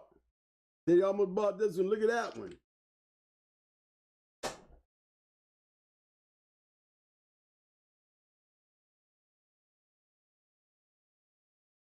Some more of that Zebo crossed with the Eli. Even the blood. You got Vindicator and Zebo. Crossed with the Eli stuff. See, they was on a pattern back then. If people was breeding their Zebo dogs like that, they probably would have got progress. Now, I don't know about Fat Man, but me personally, if I had Fat Man, how would I breed Fat Man? Like everybody else was breeding that shit that was working. I'm going to find the stuff that I saw working like what we saw today. I would take this dog if he was my dog and breed him exactly like they was breeding that shit that they was getting them winners with. And to tell me that that bottom don't matter, come on, then why is it such a nice bottom? Why wouldn't that matter? If only the top mattered. Come on. Shout out to my man Rudy Kennels for the super chat. He said the bottom matters more in my eyes. Believe me, I'm with you on that one, Rudy Kennels. I'm with you on that. I think the whole down operation of breeding matters of what you do. That's like, you know, you might have a bitch just because she's bred good don't mean she's off a great male that she's going to produce. And in the same words, that ain't guaranteed. And just because you got a bum bitch that you want to breed to a great male ain't going to bring your ass into the game. Point being made. Doesn't guarantee nothing. But I would take the chance for us in percentages and numbers to make damn sure that the bottom matters to me before I breed to anything that's going to be on the top. I'm out here paying stud fees. I ain't taking no trash ass dog. I ain't trying to take no trash ass dog and try to make a line out of it, counting on the top to work for me because my bottom's garbage. You can have a good bred bottom and still be garbage. The dog just ain't got it in him to produce. So you're going to give all the love to the dog on the top? No. You got to give that credit to the bottom too. Regardless of how trash it was, if it worked with the trash bottom. Doesn't mean that that bottom didn't have nothing to do with it. I think the bottom has everything to do with it. Because I can tell you this, the numbers and the percentages is going to show you the difference between that good bitch and that trash bitch. That good bitch is going to give you better numbers than that trash ass bitch did. Bring them to the same dog and I can guarantee your numbers are going to be better with the good bitch than it is going to be with the trash bitch because like I said, that one little drop that can change everything. I want to make damn sure that that little drop that I'm trying to add ain't a drop of bullshit. You start breeding thinking the bottom don't mean nothing, then you just make sure that you know that when you drop that little bottom into your line, remember that because you're going to see it again. Your numbers aren't going to be that great. You may get one, you may not get nothing. But those take time. You got to breed, have puppies, raise them, check them, then make decisions. I mean, you can get nothing out of the litter. Now I got to take one of these fake ass bitches and breed them to make sure, and then you still didn't get nothing. So you got 2 generations of nothing, trying to figure out what to do. When I ought to stop right there at the beginning. And when you made that decision to take a trash ass dog, it probably had a decent pedigree or a raggedy pedigree. It don't matter. Because you can take a raggedy ass bred dog, and when I say raggedy bred, I mean, you know, there's nothing there. You know what I'm saying? Nothing. That you trying to add some life to it. You might add a little light, but you're not going to get no life out of it because you're not going to get the numbers. The game has proven that throughout the years. There's never a 100% factor to anything, especially when it comes to science. There's always a possibility. But the possibility still runs in numbers. If I'm going to play the lottery, I like to play the lottery that's got to give me a better chance of winning than all this guessing and ain't won shit yet. I ain't came up with no formula that's going to win me the lottery. But I'm still working on it. That's like me working with a raggedy ass pedigree or a good pedigree. The dog just ain't producing shit for me. Regardless of who I breed to, the bitch ain't giving me shit. I don't care if she's a great bitch or a fucked up bred bitch. It don't matter. She ain't giving you shit. Give up and get rid of her and get you something you can. Don't keep banging on the same raggedy ass wall. That goes for a good bread or this, you know, not that great bread. Maybe a dog ain't got nothing in it. You trying to get a light. Boom, let me get this. Hey, it's all a chance. Ain't none of this shit guaranteed. None of it. But if you have a formula, and the formula that works, I'm talking about one that works, one that you can see, then why wouldn't I not take this dog here and breed it back to where I've seen it work in other lines? Okay, hold on. I got another number here, guys. Y'all help me now. Y'all got to help me with this. Shout out to my man, Kennels. I'm checking out them pairs. I'm just working my way back around to them. Ready. 108 010. Okay, we got Ratless Bad Black, another rat-lipped dog. Eli Monster, that's the one he was talking about. Eli Monster said, this the one you was gonna get? Yeah, this was the one. Again, Heavy Zebo.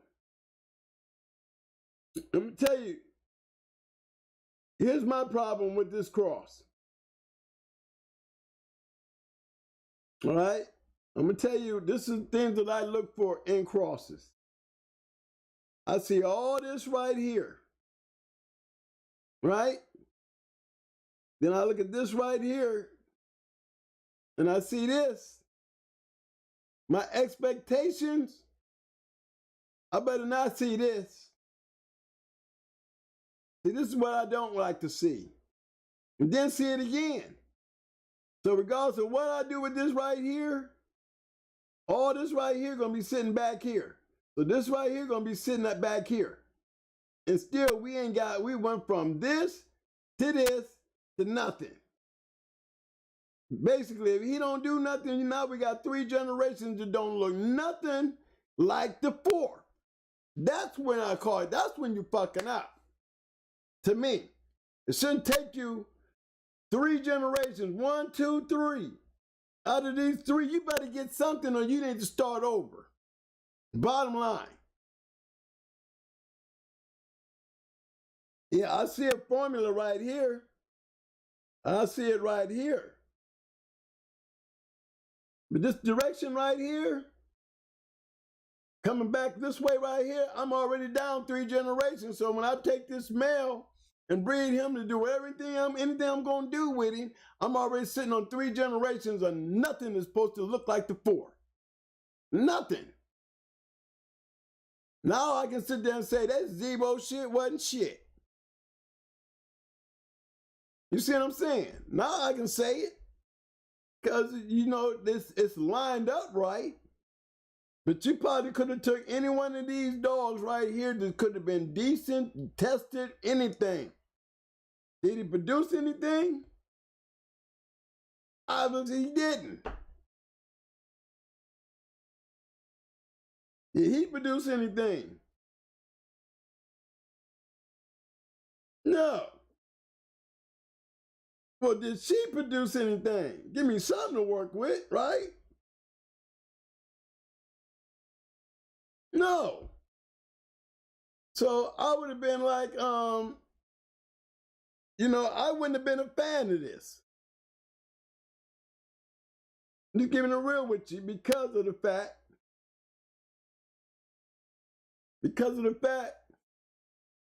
that compared to what we were seeing in all the other pedigrees, same dogs, we was getting results from back here to right here to right here, and definitely it was up here. Remember, we ain't messing with nothing but the ones that are winning and the ones that work. We want to see what worked. I don't want to see how pretty it look on paper. I want to see the outcome and what it looked like when it worked. So I can do some backtracking and try to repeat what they did to get that. This right here is not going to give a shit. I hope y'all understand what I'm saying on that. Give me another one, y'all. Give me another one. That was a good one to explain. You know, this is why they say Zebo ain't produce shit. All that Zebo in there ain't got nothing. If it ain't Zebo's fault, this is not a formula. Give me some kingfish in there with it. Give me something other than these 6 dogs right here. Give me something better than these 6 dogs, because back here from 3rd to 4th, I got a promise. But if I can't get a promise in the 2nd, give me one at least in this one in the 1st. And if I can't get none in the 1st, then this is gonna be a dud. That's a dud. You bring the whole yard a line of dogs that ain't gonna be nothing. But some pretty papers to brag and say, look, in the what? You can't even, you're gonna have to go get the 8th generation pedigree to show it off, because the old bulldogs is back there in the back. By the time you breed him, all the chemistry in the whole dog, they back.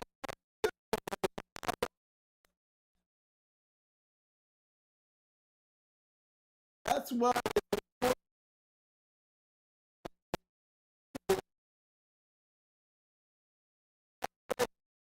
it's just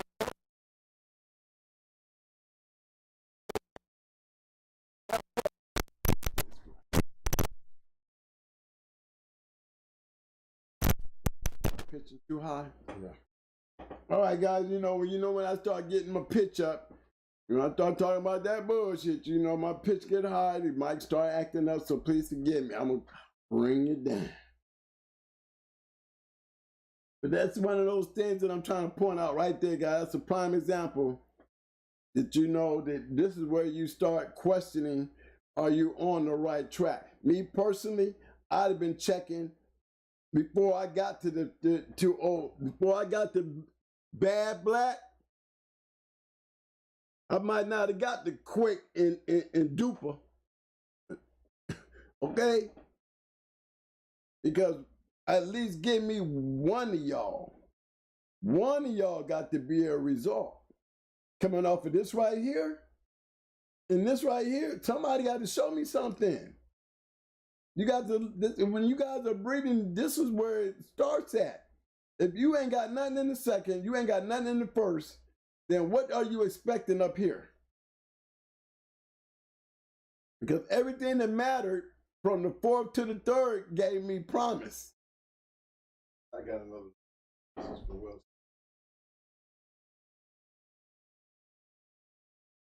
Okay, hold on. Okay, I'm ready. All right, 4108. 4108. That's it. All right. Bulldozer Huey, right off of Zebo. You go to Offspring.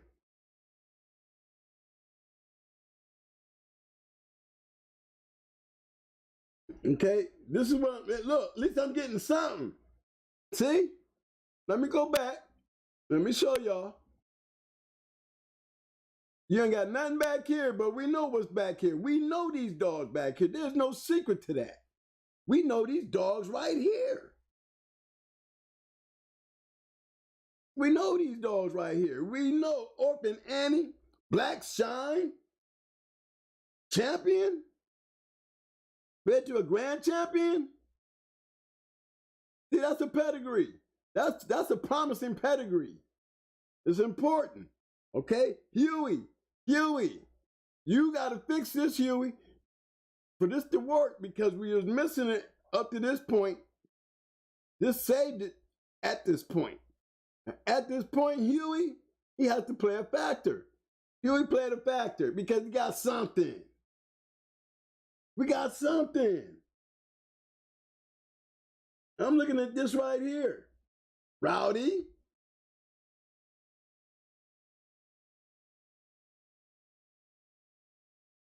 We seen this, right? There it go again. Cross with the Eli. There's the Carver.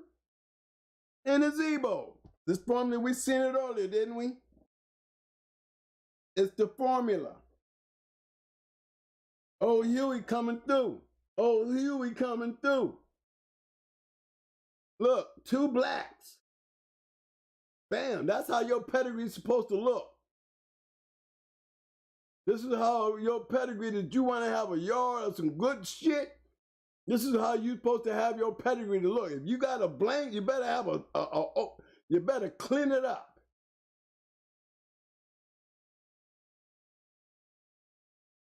That was Champion Rowdy. Okay? We got Champion Bud T-Bud. Here we go, another one.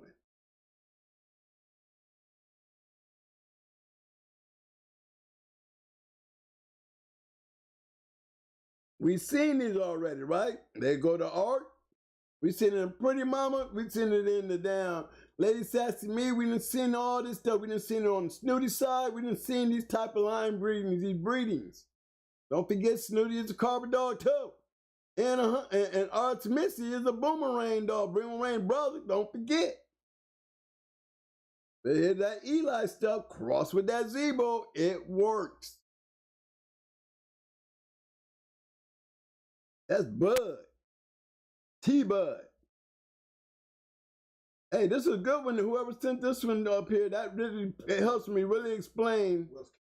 Well, that one really helped explain the major factor. Now this is how you breed. This is how you prove your point when it comes to Zebo.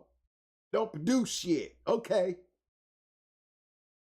The way you breed the Zebo.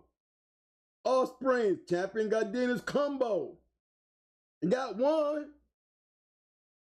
Got a 2-time winner right there. Ain't like I see a bunch of them, but you never know. You got him under a POR, but one thing I know, he produced one. Double bred T-Bud. We just got done talking about the damn Boomerang and Art Missy stuff, didn't we? See it?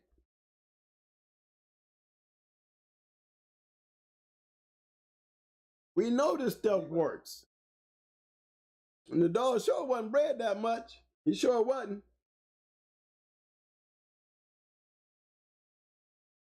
This is how you get the Zebo stuff to work for you. This is what we've been going through. The stuff that we've been looking at. It's showing you that what they say about Zebo ain't true. Oh, he wasn't no producer. He wasn't shit. Well, what is this shit we looking at tonight? Look, the poll said that we was right anyway. It'd been different if the poll had said different, but the poll literally said, yes, the dog did not get the credit. Based on what we seen, because we can show up a whole lot of great dogs out there and start planning their pedigree and show you something far better with Zebo than they shit. I got a super chat from my man Penny Staker. Appreciate the love, Penny Staker, for the 20 piece. He says, starting a round of donations for a new mic.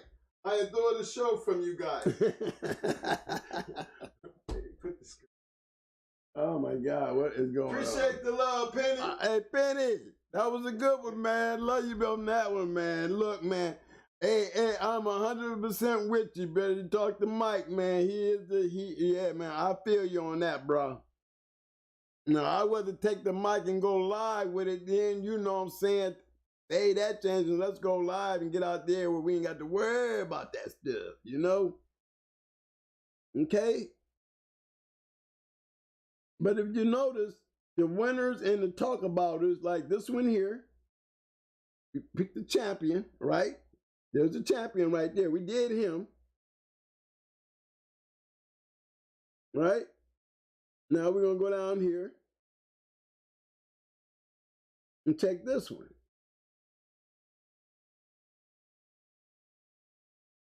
Another cross, right?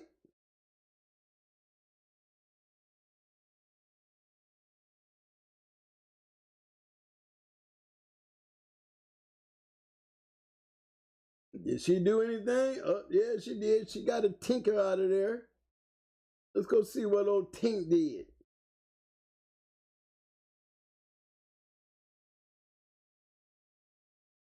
But they really didn't show them much, right? But the Cadenas got them, and I'm gonna tell you something about them people.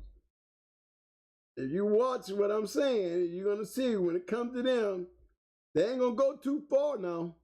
You see this stuff here, they ain't gonna go but too far before they clean it up. You see what I mean? They're gonna add matchdogs in their line, their crosses. They're gonna keep this looking like this.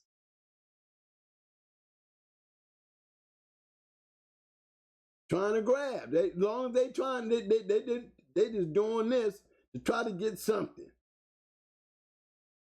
Give me something. You know what I mean? I mean, how far do you go before you give up? That's what I'm on. That was a good one too. Yeah, that was a pretty good one.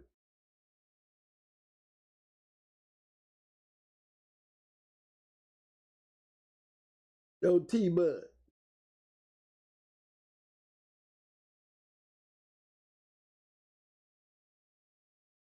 Yeah, that's just the point being made about Zebo. And then this goes into, this plays a big part into what the actual show is really about too, guys.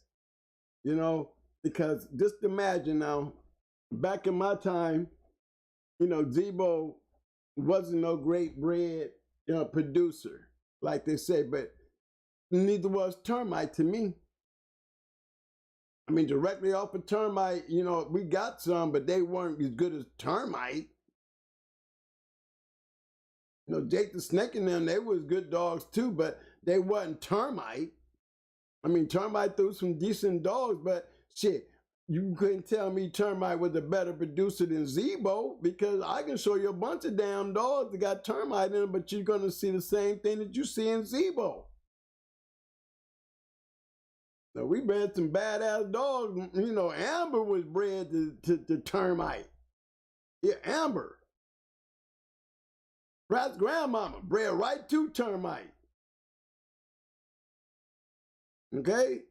And Grand Champion H produced better. Based on who we bred, the way we bred it, you know what I'm saying? Because Termite didn't really throw nothing. Then at the same time, a couple of them got stolen, when they were babies. So, they might have got away with the badasses because, we never got a chance to see it, but we did end up with some. We had some Niggerino Termite.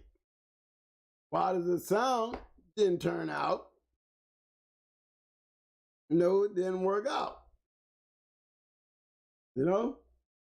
Even Celine, she was a badass dog on that Termite line, and she threw some good dogs in the long run, but it's not a sustainable stuff that you would throw Termite in there and push him around like he Jocko.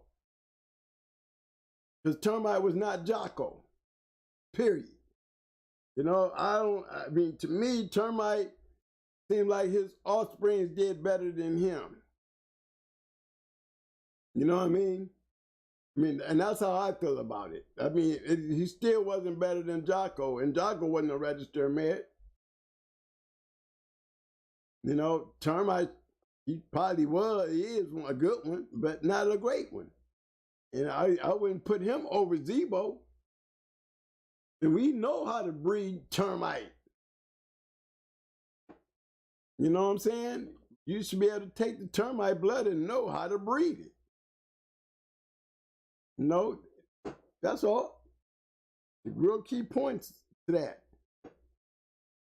But it plays a big part because when it comes to back then, that's part of our past. That's our history. That's us. Yeah, times has changed a lot in all aspects. True. But is that an excuse? Is that really an excuse to lose your history? Because y'all ain't got one. Y'all do not have a history. What we live today is based on what we did yesterday. You know, there's not much to look forward to tomorrow based on the way things have changed. You know, you don't have to beat a person in the head to get them to understand that. You ain't got to beat me in the head and say, well, Twin is not like it was when you was there. Well, you ain't got to tell me. I'm looking out here. We just showed you that we still play. We still have dogs. We're not in the game, but we have dogs. I don't, but they do. We have going hard dogs still moving around.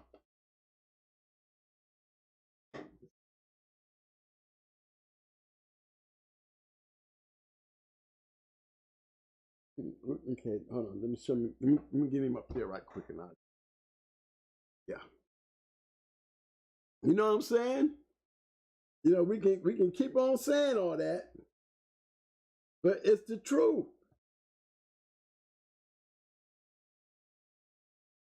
I got it. So which one get? Bottom or the top? Okay.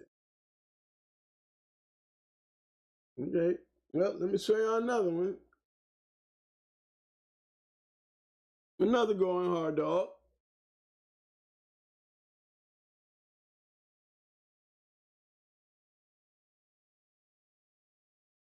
Name is Tech. See how he bred? You know, let me just go in here and tag him up a little bit. This is an import bottom. When I say import, I mean imported. There's no doubt about it. When we start clicking through it. But this top,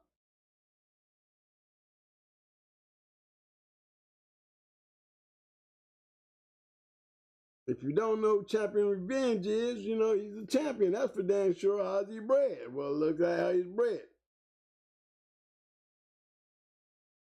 Okay, we're going to go dab in there at him. Right? This Red Bull, he got siblings.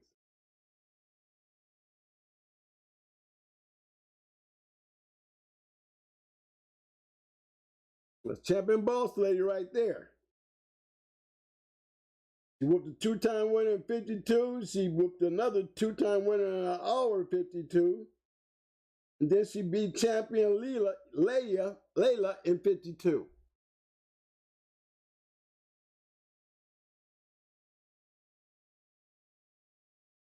And said, thanks T.O. for everything, my big brother. Those who know T.O., they would know that's my silent partner. He's where all my dogs come from. And as you see, you finding out that this guy knows what he's doing. He put me in the game, has always kept me on, still putting me in the game because you see I got some of his shit sitting on the yard, as always. Every bit of that shit come through him. And there's a reason why we keep our hands on what he gives us. All right? You see how it's bred. And I'm gonna dive into it. The other little mate sister,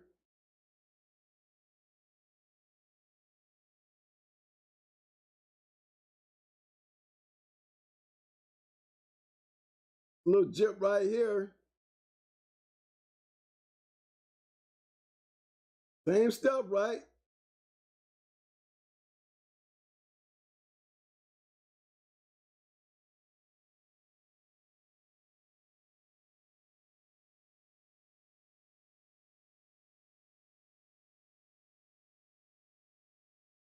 Let's get your idea. Another going hard breeding, no going hard dog.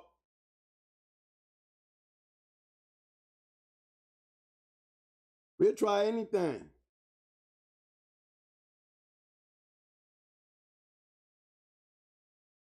Female. Working on figuring out how we're going to breed her next, I guess.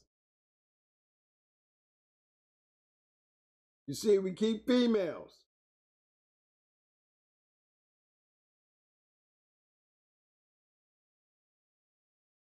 By the time we get done crossing the Michael Myers and all them dogs crossed up to this stuff right here, we're working on a formula. But you gotta understand how that formula works to get it to work the way you want it to work.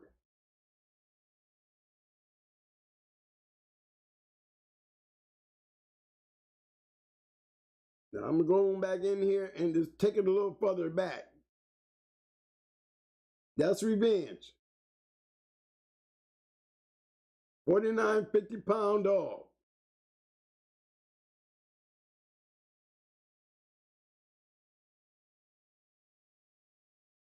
Yeah, y'all see it.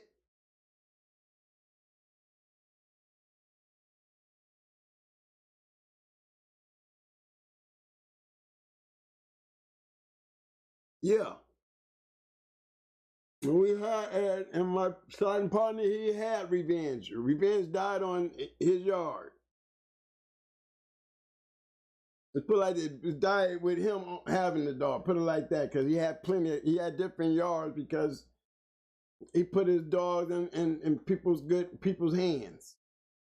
As you can tell and see, I wasn't the only one. It was getting on and had the opportunity.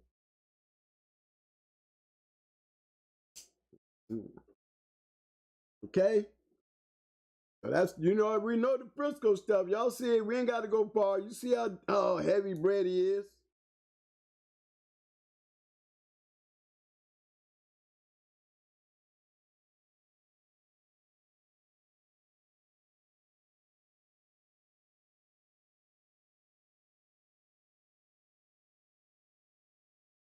Here's the bottom.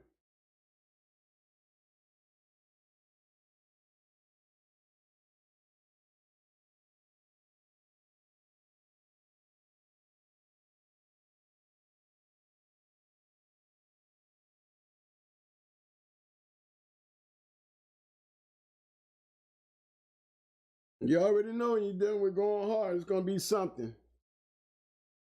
It's got to be a formula for us to even decide to even want to mix it and play with it to see what it'll do.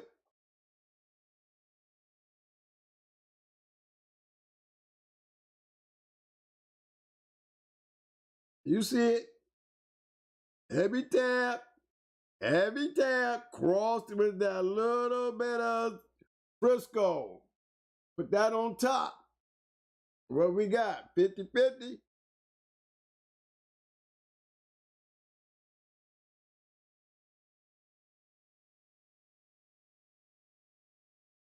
Not red, boy. We talking about tab.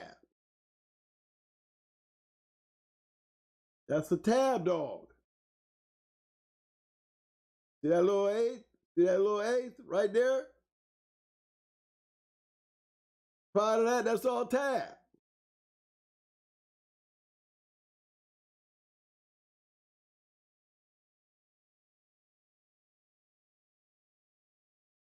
Take that together. You know who made that breeding. If you didn't know,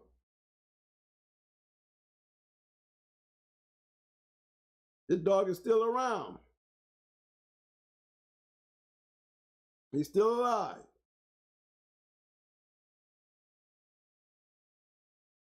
And we got his son. Now that's just the top half. That's just the daddy. The mama,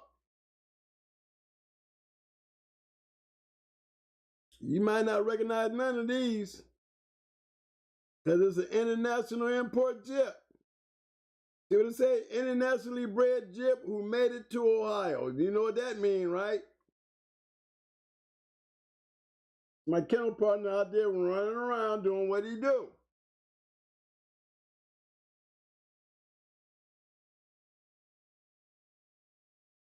Where you want to start at? I'll start up at the top. I'm gonna tell you, when I take this for a run,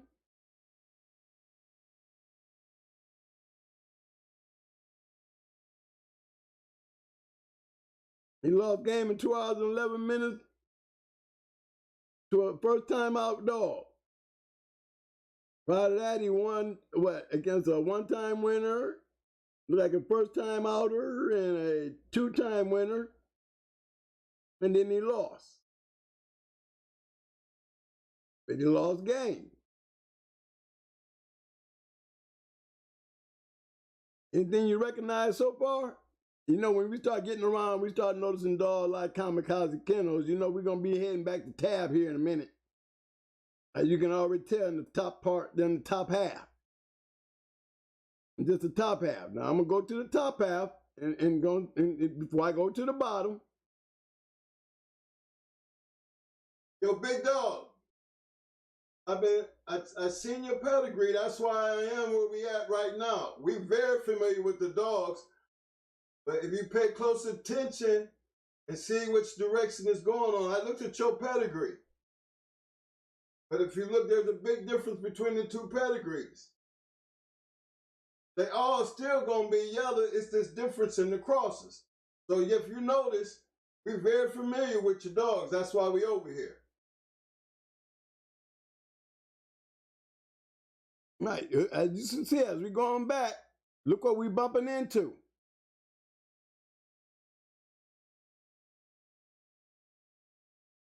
You see what we bumping into? I said, as soon as you see the kamikaze stuff, you already know where we should be headed.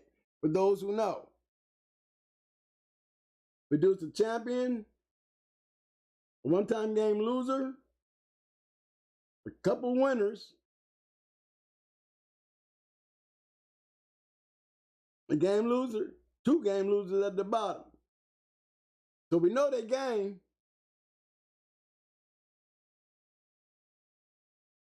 We know they game. And we can see it. This is, again, we're back here on tab. Got Gator's little mate brother up in there. Got Hunter Red all up in there. Click on the bottom.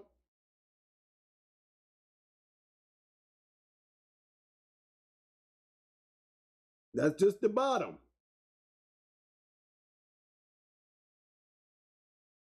We're down there back into the States. Did you see it? See what's going on? We're back, we're getting closer to the what was imported. What did they import? You see Buster Brown. You see Daisy May. It's called, you know, this is, remember, keep in mind, this is the import. Remember, we messing with the female now at the bottom. Remember where this come from? I'm going back. Started right here. Nope, I started right here on the top. Didn't that where I started at? Yeah, I did start on the top. Okay? Now we just work on the bottom now. That was Heavy Red Boy Jeep.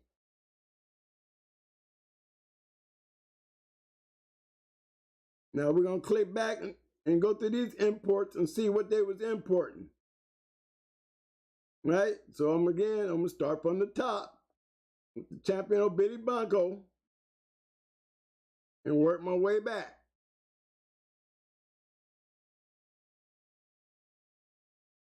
One hour and 10, an hour and 30, hour and 55. Like I said, game.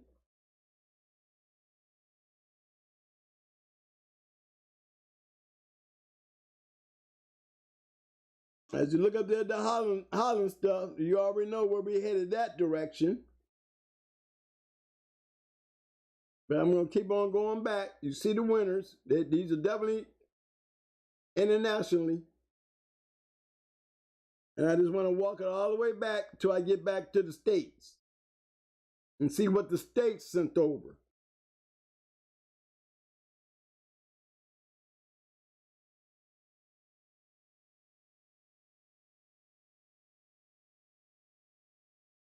We already see there's a red boy up here.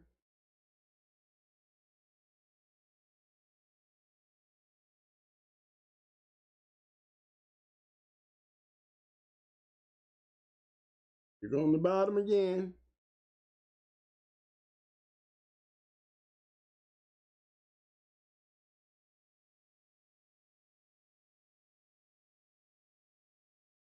You see where we're ending up at.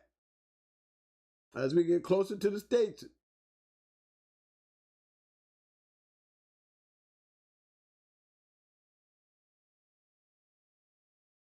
We see, okay, now we're here at the States up here. We know these. Just in case, I'll do a quick click, just in case y'all needed to know.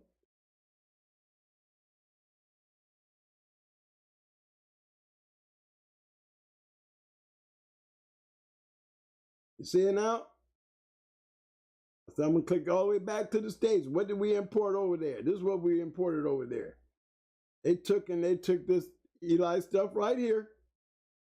Rascal, Honey Bunch, still Eli dogs. Eli dogs. For those who need a little step a little further, I'll just go back there, clearly.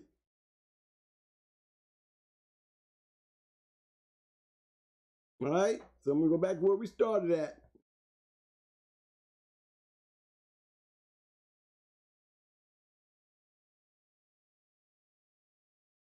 Started with Billy Blanco, yes we did. Okay. That was the bottom side. Now we're gonna take this bottom and run with it.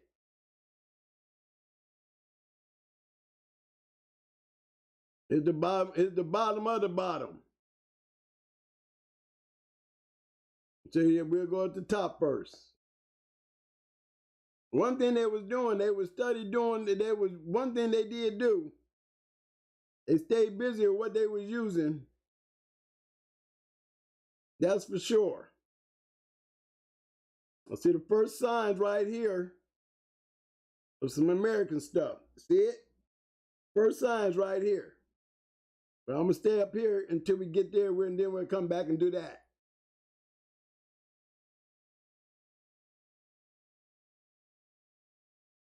I got you, Bulldog. I got you, fam. Just check out how the good shit go.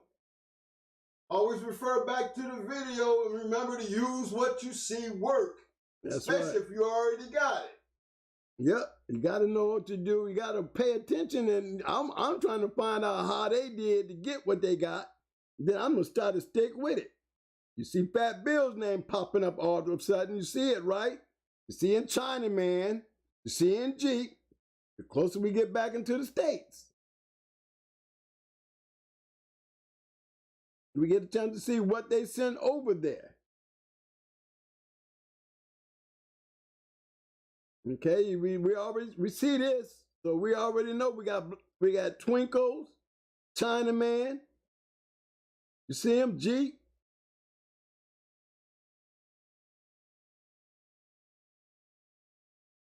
We steady clicking backwards on the bottom. Now we're getting closer to the States.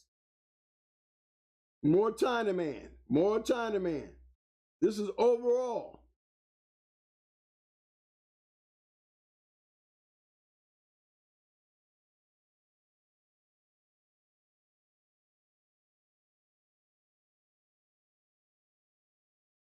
You see what I'm saying, fellas? People, y'all see this, right? And let me just take it all the way back to where it was.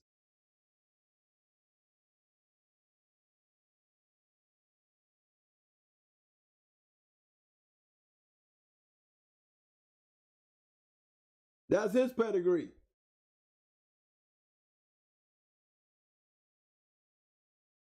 So we already know we got Red Boy, we got Heavy Red Boy, Tab, heavy on the top.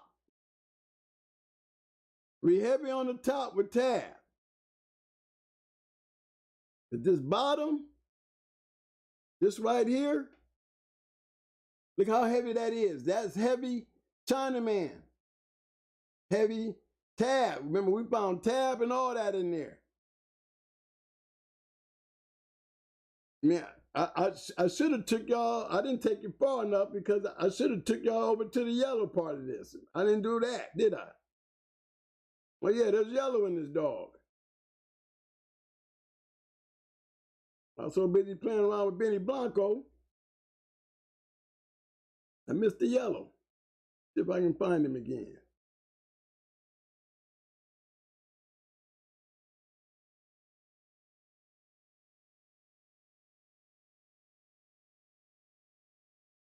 You see it already? Do you see it yet? And there's a Tans bruiser right there. Yeah, Tans bruiser.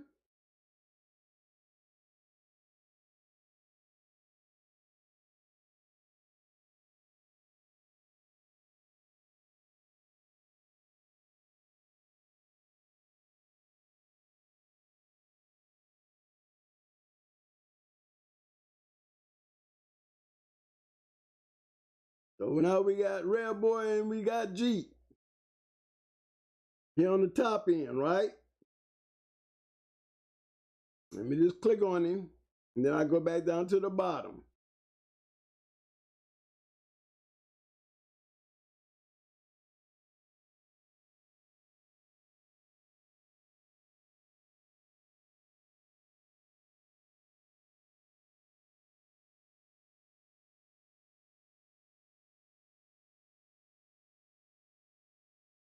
You got Payne's Nasty, you got Jeep, you got Yellow.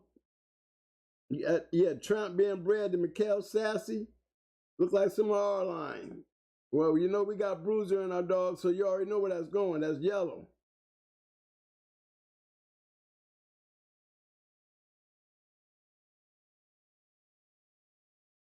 You know, we already know what this is. We know all this right here. But what about this down here? Remember, I said I'm going to take it all the way back to the United States so we know what we imported over there.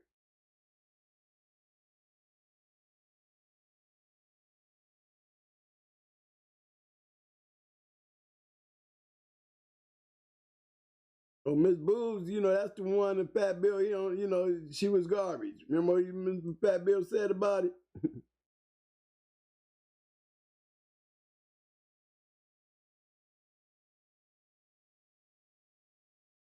Crosses. And the overall aspect, this is an imported dog. This whole bottom side was imported. What I did is just took you guys back to show where we took this right here, understanding what they was doing right here. He understood what he was doing right here and bred this into that. You bring it back to the States. Yo, my man, back in LG. Now, you made a comment about taking what you see in the back and bringing it up front. Now, remember at the top of these pedigrees, right? You see GH.CH. So that's Going Hard Reloaded right there. Do you see what's at the front of that pedigree? And look at the dates. This ain't old shit. This ain't old shit. These dogs are This is new shit. And if you notice, all our pedigrees always look like this up front. It's what we do moving forward. And being we don't do dogs, we ain't gonna talk about what we do moving forward.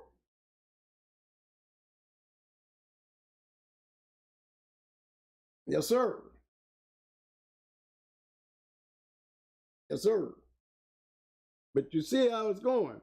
He just took, and I'm just going based on the person who does this. I know his frame of thinking because me and him does this together. You're going to get these type of pedigrees with him. Why would he? What was so interesting about this? He liked it this.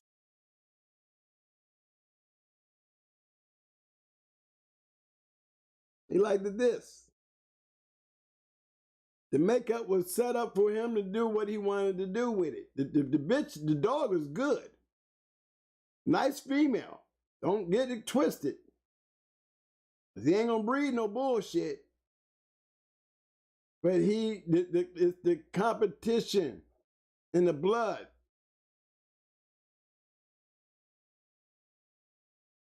That's what he's striving for. Maybe if I put some American back in it, I might get something. Well, guess what?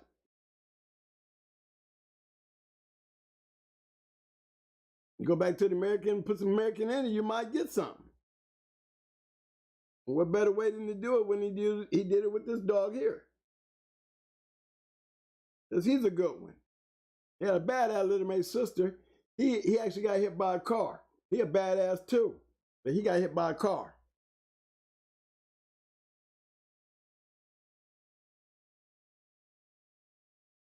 Good cross. We don't know. The one thing for damn sure, the trial is on. The trial here. Look, here. I said 2 generations, didn't I? 2 generations. Court is being held. Yeah, court got to be held. If you do what we do, in our time, you know, it was all about, you know, moving forward. What is going to be the history? What mark is this going to lead? Is it going to lead us to something, or are we going to kill it off? And what I mean by kill it off, that means stop breeding it. You see what I'm saying? As long as it works, hey, we continue to breed. As long as it don't work, we just stop breeding it. Period. The chemistry is set up to be made. You know, that's the future.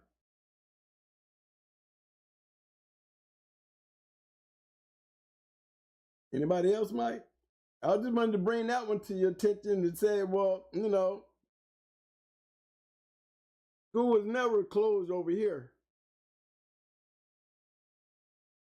And we all started off with these. Started off with this stuff here. Kenny Thacker said, I don't know breeding. Sure, blood quick with honey. I'm gonna tell you like this. It's not too many Mayday dogs out there that I know that didn't add some Jeep to their shit that was successful. Miss Nico, Twister had Jeep in him. My dogs had Jeep in them. You know what I'm saying? I mean, yes, they do. I mean, Honey Bunch, when you say Honey Bunch, I mean, if you look at Bruiser, Bruiser got a lot of Honey Bunch in him. You know what I'm saying? Let me go grab a Bruiser dog so you can see what I'm saying here. Bruiser, yeah, let me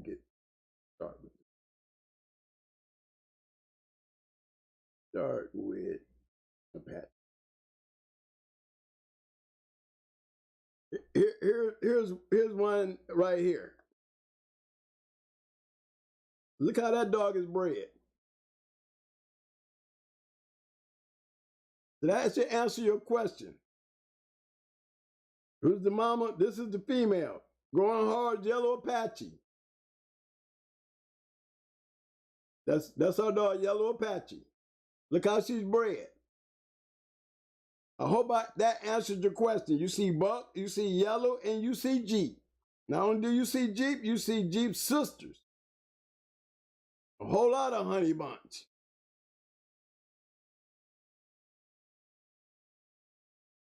You know what I'm saying? But look how it's being bred. And then look how we used it.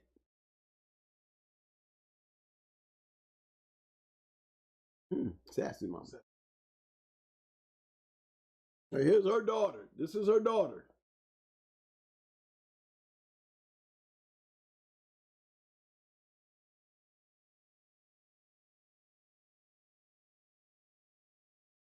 And look how she's bred.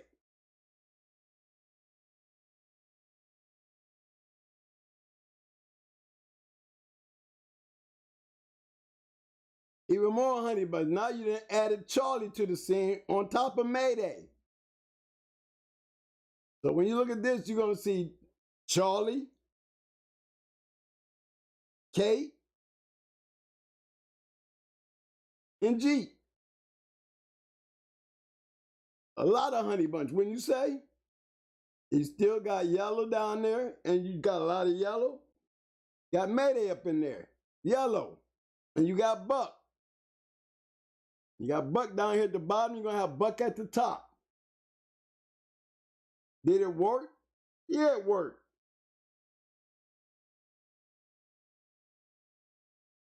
Here's an offspring just in case.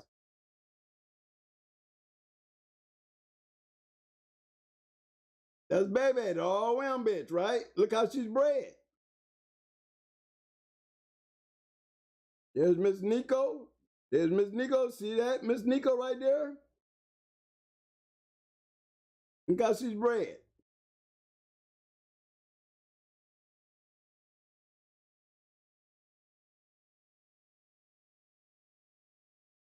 Jeep, whole lot of Jeep.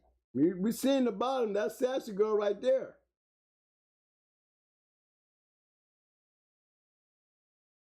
Miss Nico, deep. Champion Miss Nico. Jeep. Honey Bunch. Got Yellow, Grand Champion Buck, and Jeep.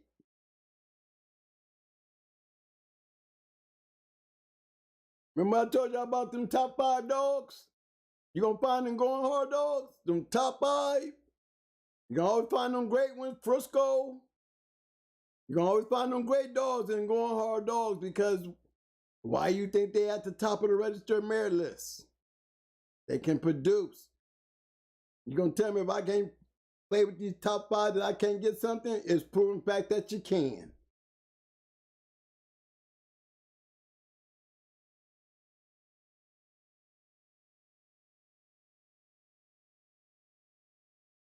So I know that answered my man Sticker though. It definitely answers Sticker. Yes, you can use Honey Bunch. I would say Jeep. But you know, Jeep goes in Honey Bunch. Remember we seen, let me go back. Shout out to my man Penny Stacker. I see you, fam. He said, Penny Stacker says, for a greenhorn, I hit the jackpot with that question. Thank you. You know you did. Good question. Good question, because you definitely got a good answer. Because you can read it and see it, and if you need to go back, you know, you can get that video and say, okay, I think I guess you know what Twin's saying. Because it's not just me that does it. I followed the pattern that everybody else was following. I ain't trying to be no new kid on the block. I'm trying to be the same kid on the block that they own. You see what I'm saying? I'm doing no more than what they was doing. Look at what I did. This was going hard breeding right here. You see what I did? I just copied off of what they was doing. Not no rocket scientist.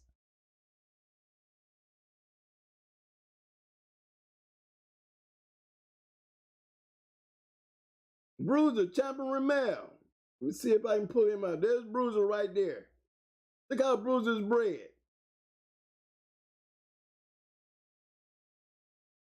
Tell me there ain't a whole lot of Honey Bunch. Honey Bunch, Honey Bunch, Honey Bunch. You know you're going to find some Zebo in there. I told you we got Rosie right here. So we got a little bit of Zebo in there right there.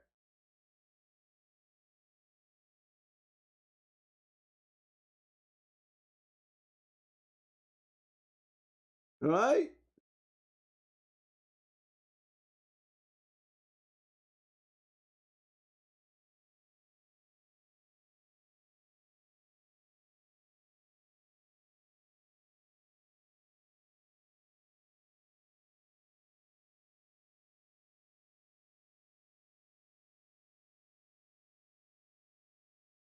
And that's this old Bruiser.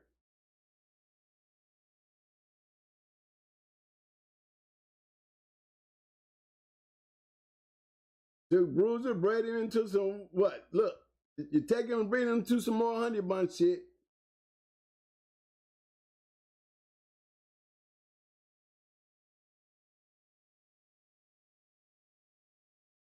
I mean, yeah, to Miss Tramp. But you already know Miss Tramp is going to throw you some Honey Bunch because there's a Jeep right there. And you're still dealing with the same dogs. Honey Bunch, Buck, and Yellow.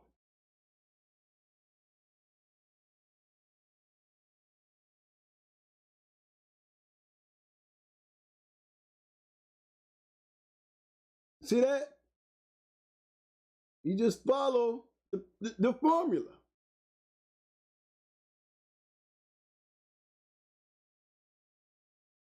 We'll pull up another one right quick. And see if I can pull up Champion Ramel. Okay, here's another one right here. This is one that made it over, but you can tell that the Jeep stuff, the Miss Tramp stuff was working.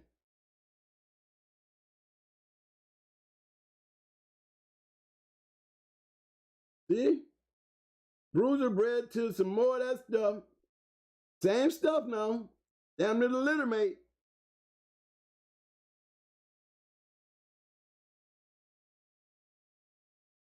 You see it? So we can say this formula was one thing it did do. It produced some dogs. Word feed, the concept. And there's a whole lot of them, Miss Tramp.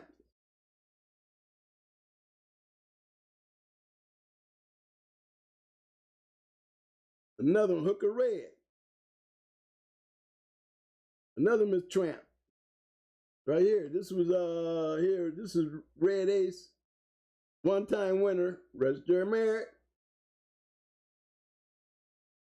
Coming off that tramp. So we know the yellow crossed back into the honey bunch was a working asset. You gotta remember something, y'all. Mayday had Eli in him too. Don't forget that now. This is the same old cross like yellow cross with some down Eli stuff, same thing.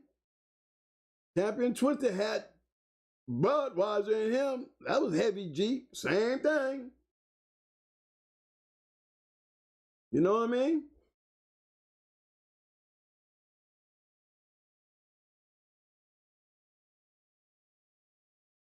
Yeah, that Bruiser Tramp breeding looked like it worked, didn't it, though, y'all?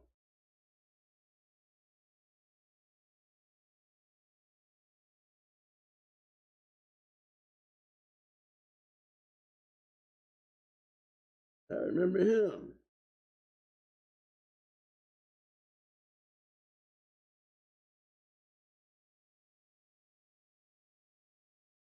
Another good producer. Well, he was advertised a lot. He produced. And this is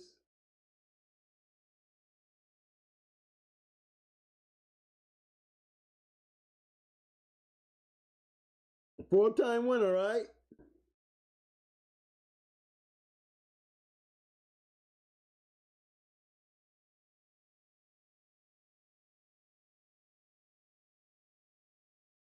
Combination stays the same.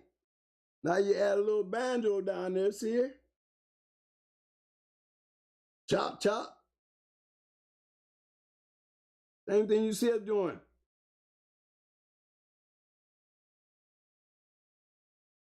Very same thing you seen us do back there in those them little puppies. Same concept, right? Anybody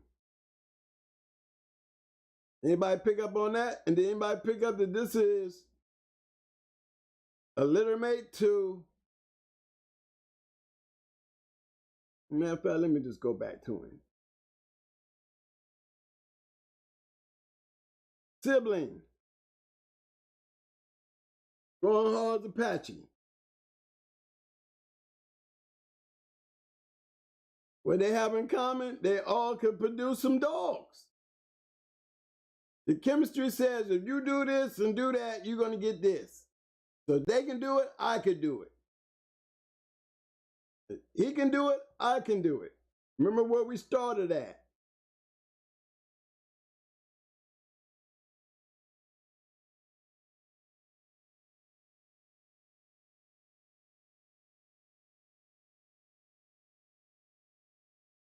We started right there with Baby.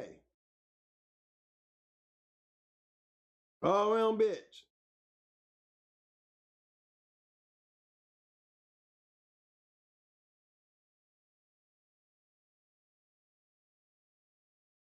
We'll start off with what today? Champion female, look how she bred. Hey, we made it, but you're going to find them same dogs in there. There's the Apache dog, so you know we're going to find Jeep in that. There's Miss Nico, you know we're going to find Jeep in that. There's Brett, we know we're going to find Charlie and them and Zebo in there. And there's Mayday, you're going to find Eli and him. I mean, for those who didn't know, let's go back and let me show you.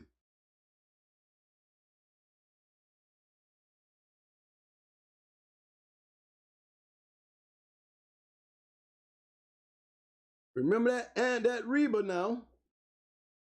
There's Rose, see him right there? That Tonka stuff right there? Almost the same thing. This dog and this dog here and this dog here are litter mates. So I can just jump and just go on back here where she at.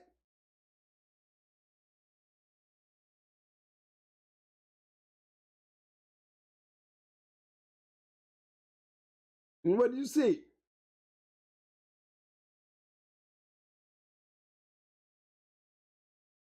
You see the boomerang?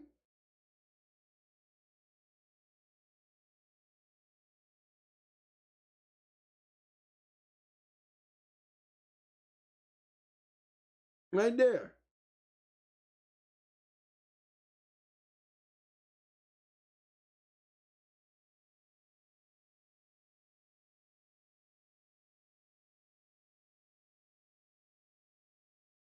You see how it worked?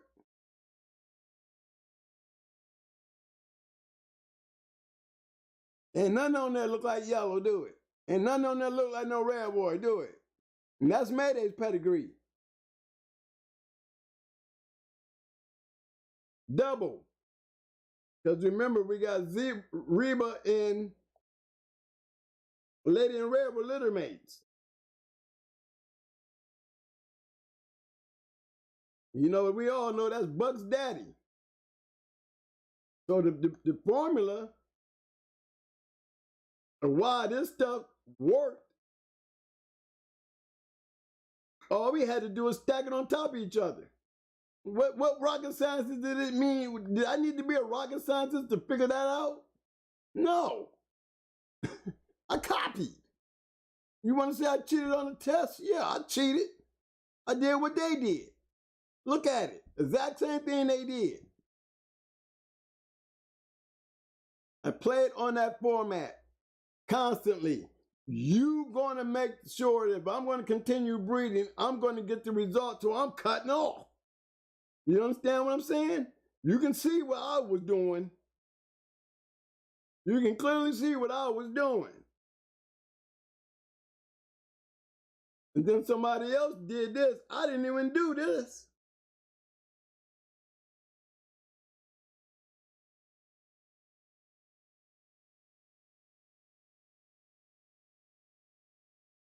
Two champions came out of that breeding.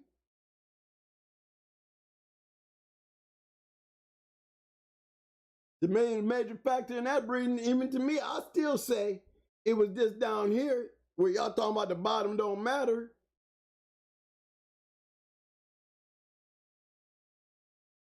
It matters a lot.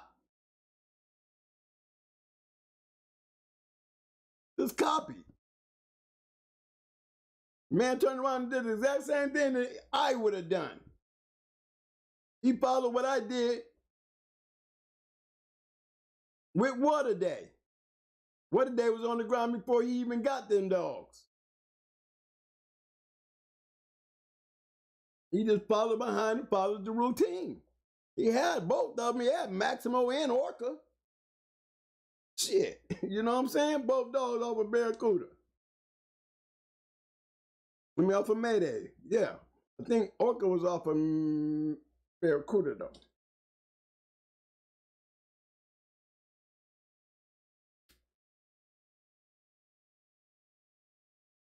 If you're gonna Penny Stacker said, how much would it cost for you to do a show on how to breed some fire?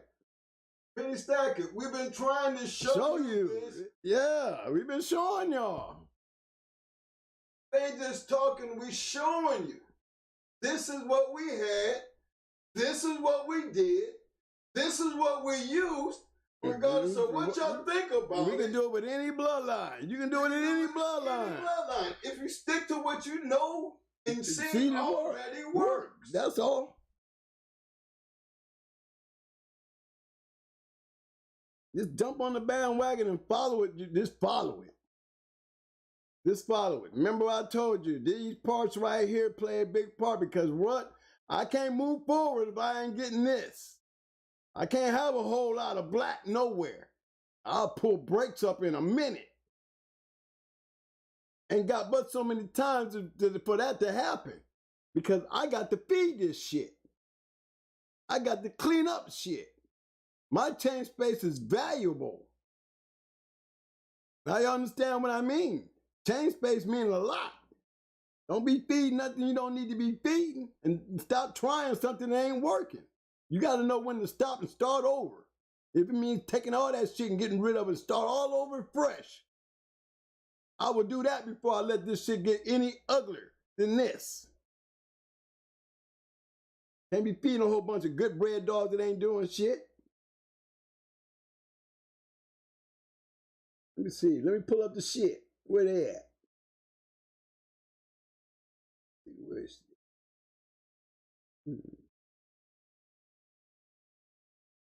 another one? I'll just bring up Twisted right quick. Twisted. Another kind. Look at this one. Here's one. Here's one right here. This one right here. That we see it. There's all the normal stuff, right? Mayday stuff, right? The bottom, that's Dolly and Polly. They litter mates, these two. Well, let's take on this one.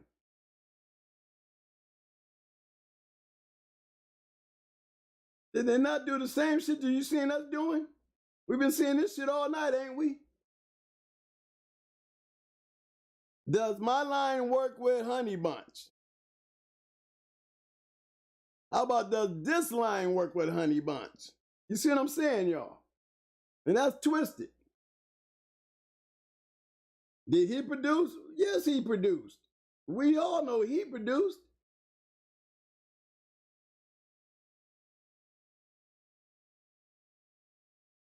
Not only Lupe. Oh, yeah, let me get back to Twisted. This ain't Twisted.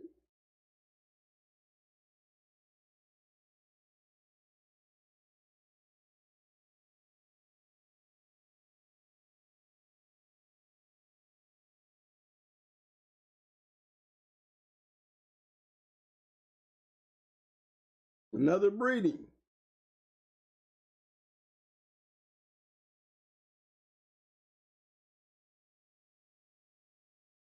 Look how it's bred. You're going to find G, Rascal, Honey Bunch, also Baby, Yellow, and Mayday.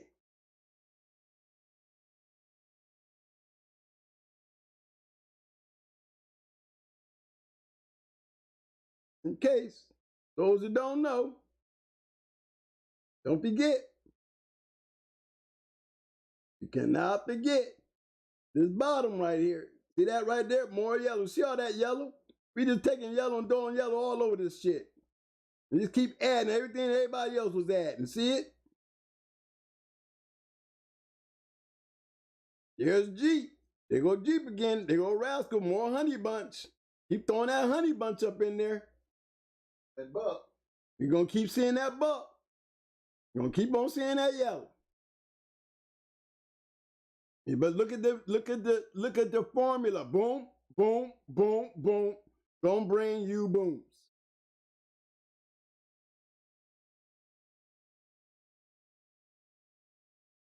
You see what I'm saying, peoples?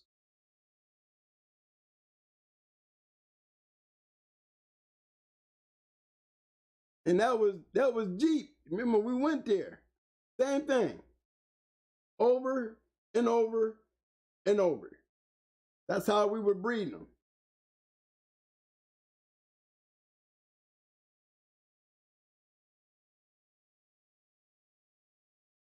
That's how we was breeding. And there's more than that.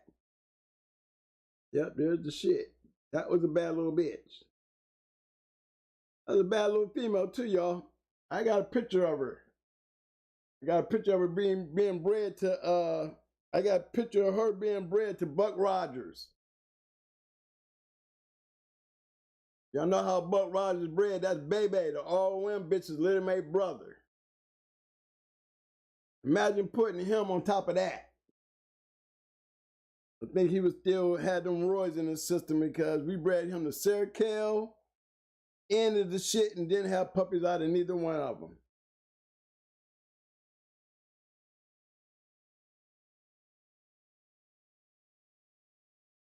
If I can find some.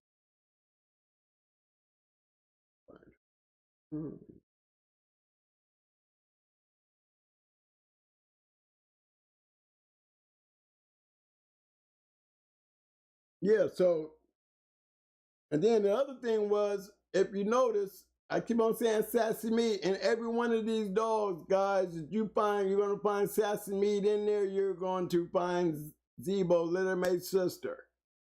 So we already know we got Zebo in this pedigree already, not only on Sassy Me. But we're going to have them right here coming off of Ace. Don't forget that one. Look at the ears.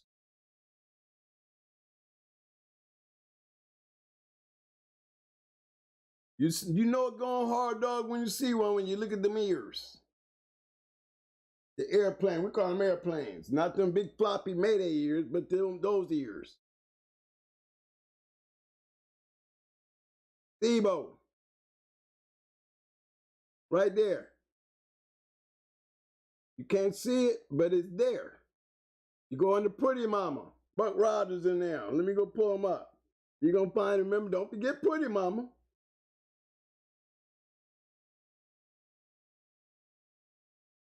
I can do it with Baby. They go Buck Rogers, yeah. I can do it with Baby. This is Baby, right? Buck Rogers, Little May's sister. You know we're going to have Zebo all over the place. We got him back here. No, that's not. Look, this one here. Here we go. This is what I'm looking for. Here's one.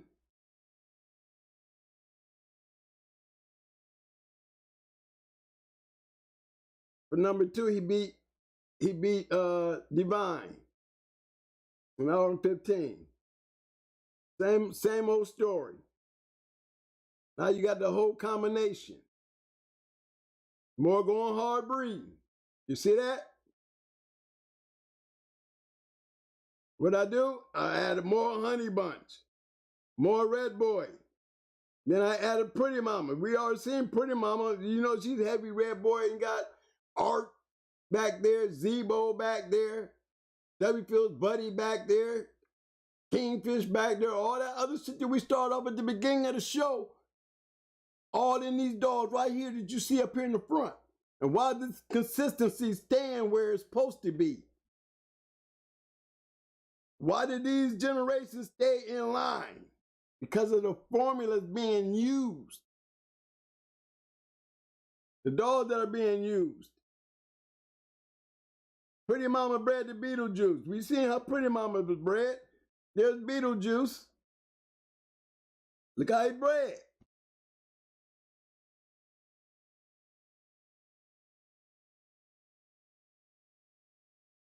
More Honey Bunch, right? More Eli.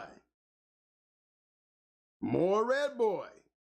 All we did took the Red Boy and stacked it right on top of some more Red Boy. But look at the way we went. We went the backwards way with the Deacon stuff. The Assassinator stuff. Yeah, you see? Assassin 1, come on. You see the hard dog down there?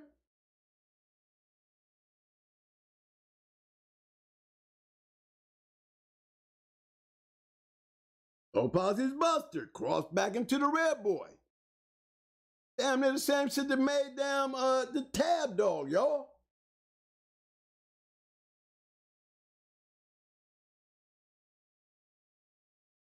Look at the Assassin. Got yellow.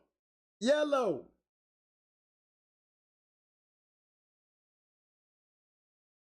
How many of these we done seen tonight that had a touch of that yellow going in there with that Eli?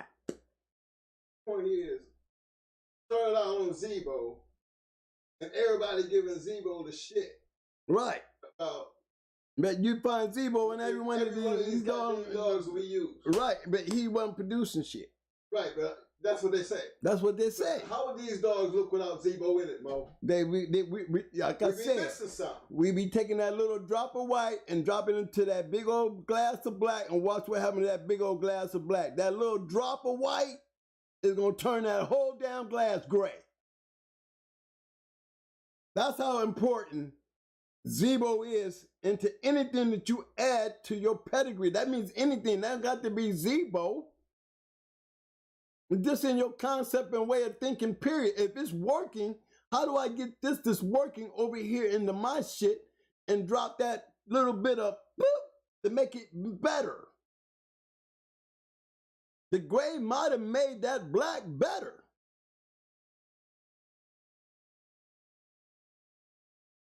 And if it didn't, pour that shit out. Start over with a whole new black glass.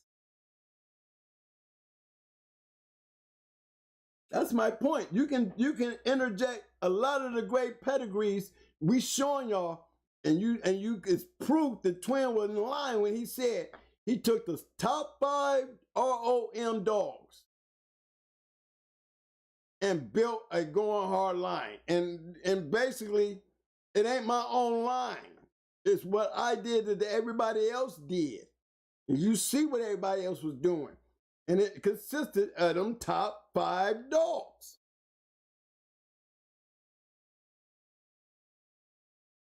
When you say Tab was a great producer. Ain't he in there? Okay. Red Boy. That still means yellow.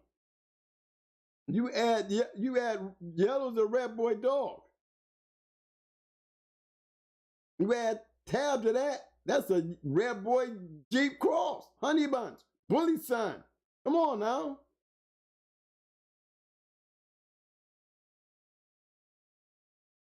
Understanding the formula. I started off with Zebo because everybody said Zebo wasn't no producer. But I showed you a bunch of good dogs that had Zebo sit right there in your face. Did it make a difference? You think these dogs would have been any different without Zebo? Why wouldn't they when you're taking something out that was in, that was working? Why would you take it out? I'm constantly dropping, I'm steady looking for that drop. I added Mama, she had Zebo, I added a drop. You know, I had Zebo in my shit, and Mama, I had a Zebo in my shit with Grand Champion Ace. I had Zebo in my shit with Lady Sassy Me. Now you tell me if I took all them Zebos out, that I would have the same dogs. I care to differ. Because he was part of that.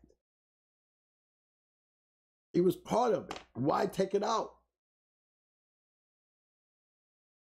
If he's in there and I'm looking, then guess what? I'm going to continue to add what's there.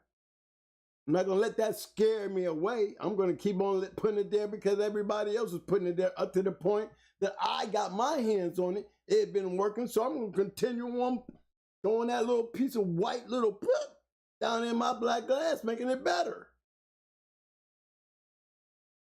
That's the point that I was making. And the other point is still changing, is still talking about what the show really was talking about is, I'm talking about something that was done from the past, that I was able to grab the past and make a yard with the past. Well, look at my dogs. Look at the way they were bred. Oh, twin was doing some breeding. No, twin was doing some copying. Bottom line, I wasn't doing nothing but copying what everybody else was doing. Paying attention, learning what they was doing. I was able to take the Beetlejuice Pretty Mama and incorporate her into it with Brat, and then turn around and take Brat's brother and incorporate it into that. And you're going to look at these pedigrees, a pedigree like this one right here, and you're going to see them all in there.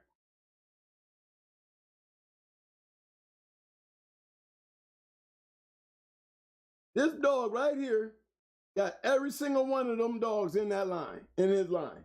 And he had a little mate brother, he didn't have but 4 of them. 10-4, Pharaoh, and Buck Rogers.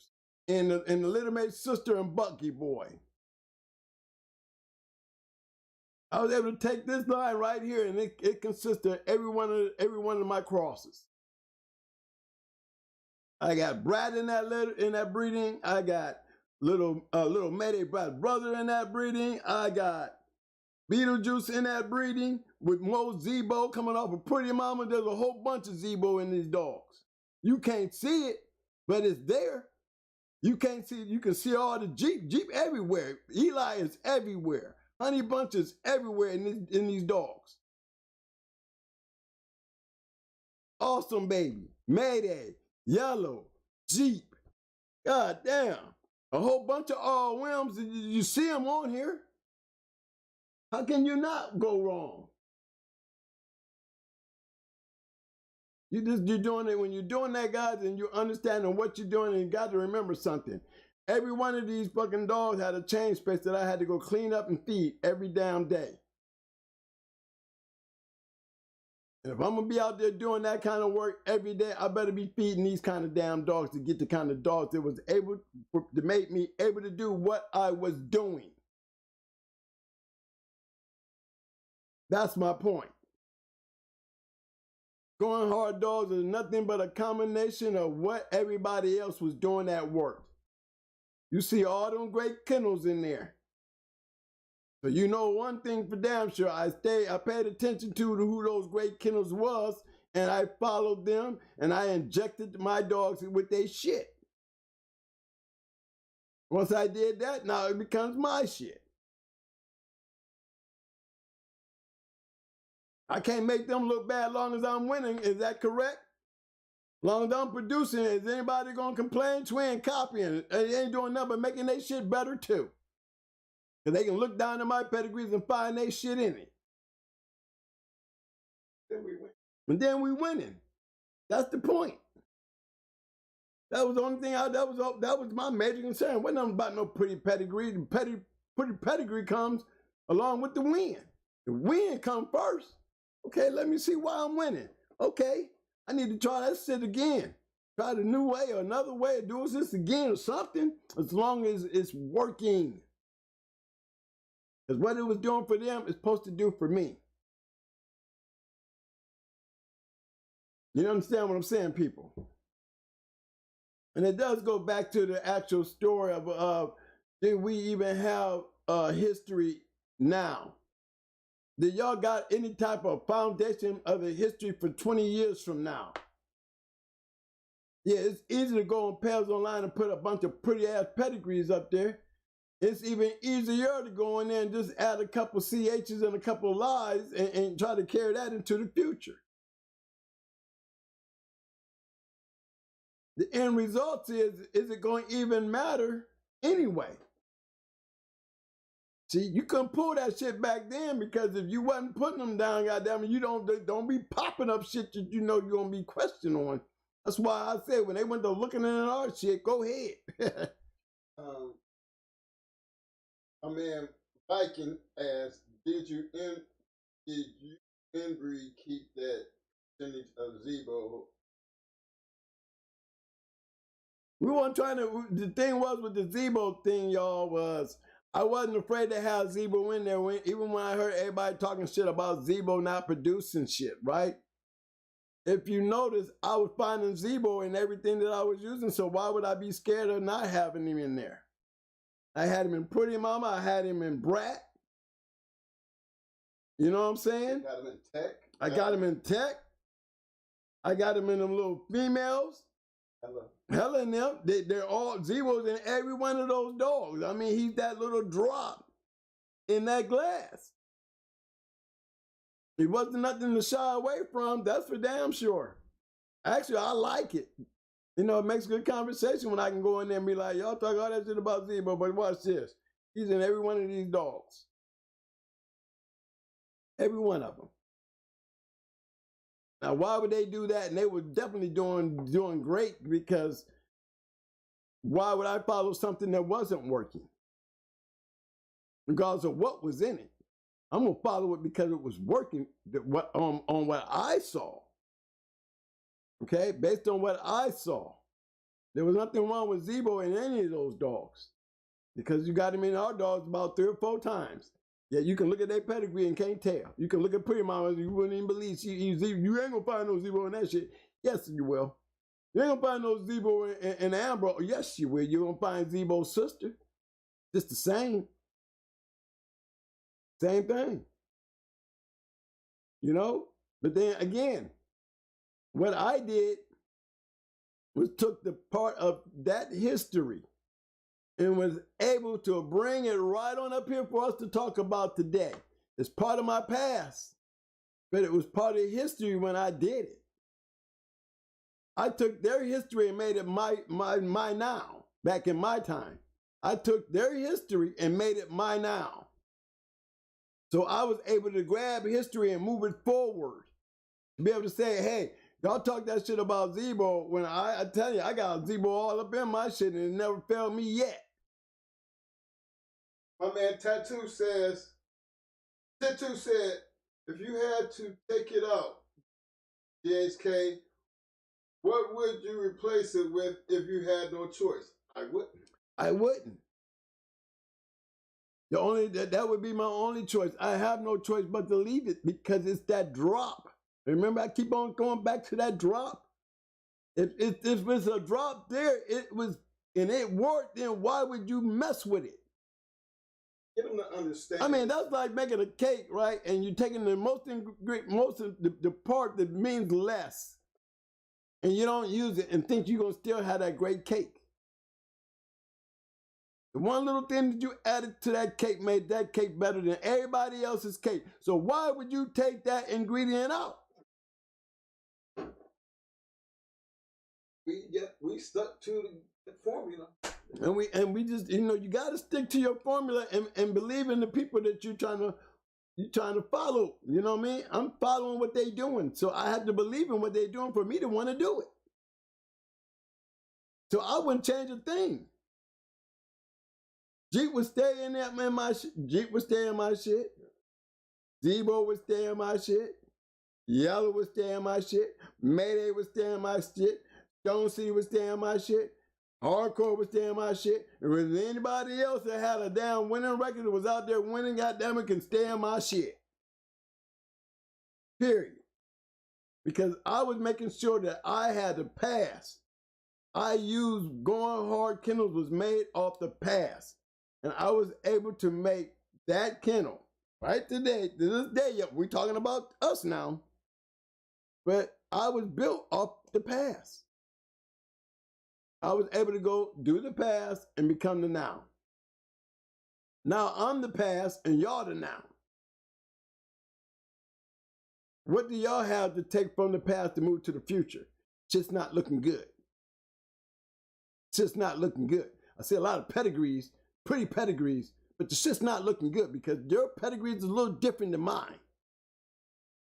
Yeah, they're real different. Y'all accepting them 1 and 2 and 3 black lines of dogs. Whether you want to, we don't report. Oh, okay. But if I'm buying dogs and I'm feeding dogs and I'm feeding them for the reason I was feeding them for back then, I wouldn't touch your shit. Wouldn't touch it. Because it would not fit my formula. I can't have 3 generations of dogs and ain't done shit and be out there constantly feeding them like I would those dogs that I went out there and got off of winning dogs and put my heart and soul in and belief in what I did by following them was going to give me what they had. And guess what? It did. So I was able to take the past and became my future, my now. Very same way I talked about them back then, y'all talk about me based on what I did. And all I did is what they did. I was able to grab the past, do what the past was doing at work. Long before they was breeding fucking Jeep shit, man, and they was breeding dogs like Jeep. Believe that. Long before they even popped up with Yellow and Yellow John, they was breeding Red Boy dogs. Different kind of ways. And it was working. Red Boy all over the place. Red Boy Jeep all over the place. He's got his own damn line now. Buck stuff, same thing. If you notice, you go back, all that shit come back together. They was putting all that shit back together way back then. So we took the future, made it our now. And now my now is y'all history. And then y'all future. It all comes hand in hand, from Zebo to what the main topic was about. Being able to take the past and get something out of the past to bring to the future. Right now it's looking bad.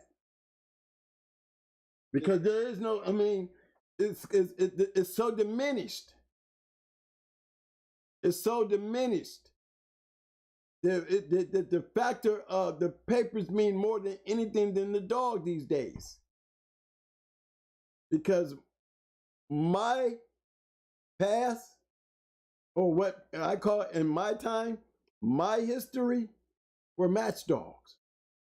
I was digging in there for match dogs, winning dogs. That's what I wanted. That was my now, my future. I was going in the past, not to change the past, but to be like the past. Stay in line with the past. Maybe it'll work for me. Oh, it worked for me. So now I became the history of that past. The future is now a history to that past. So I can tell y'all, look, this is what I did with that future and made it my now. And now it's here in front of y'all as the past in history. So what y'all gonna take and use it for? As far as the future. We talk about all these old pedigrees. We talk about all these great dogs, from Big Red, from Macari Tyrone to goddamn. I mean, we talk about all the great match dogs, but they're all part of history. Times have changed.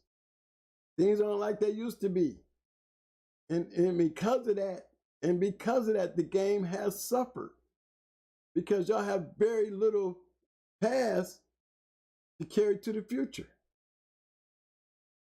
Y'all have very little to work with to carry to the future in all aspects.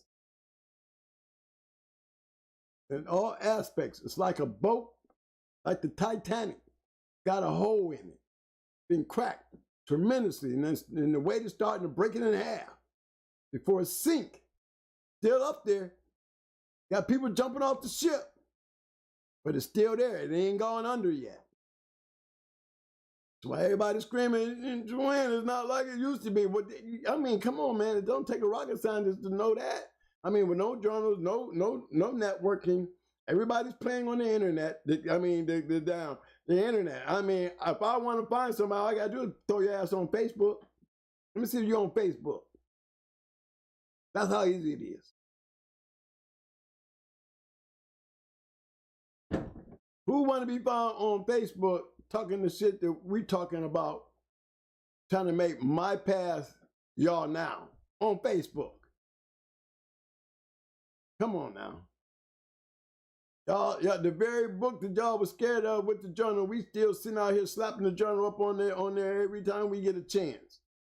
We still going in here grabbing Fat Bill's book and Schoolboy's books and doing these stories, all part of the past, right here, right now. And what? What?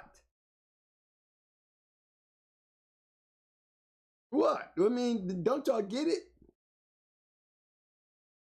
We know it's not the same. We telling y'all that. Y'all the one that gets upset when we tell y'all that. Like y'all think y'all got the shit that we got back then. Like y'all still got that shit. No, y'all don't. Don't lie to yourselves. You got more people out there who's pushing papers than anything. The game is turned into a paper game. And it's only right because times have changed. You're on the Titanic. It's broke. It ain't sank, but it's broke. And you still got a lot of people down there in the bottom of that ship that didn't drown. You know, we just want to make sure we have some type of survivors. You know, we need good survivors. Only the strong survive, and we need the strong to survive. Or you're not going to have a history. These great breedings and these formulas don't mean shit if the dogs ain't there. My man Fat Farm Ray said, Twin, put up all the top-notch studs to breed to. Can't do that. I can't do that now. I mean, if you were to tell me, Twin, pull up all the top studs that you would have bred to back then, I'd have ran a list to you. I'd have bred the Buster Brown, Strictly Business Buster Brown. I'd have been breeding a couple great dogs. I'd have still been breeding. But if you were to say, Twin, give me 5 top dogs of today, and I tell you, man, I can't give you one. Not one that can be verified to my liking. To my liking. There's not a Mayday out there. There's not a Yellow out there. There's not a Jeep out there. Yeah, I can't tell you what the hell out there. And most of y'all can't either. The pole got it there. Handicap and Zebo, all of them underrated as a producer due to his low breeding percentages. Is it fair to say? Due to his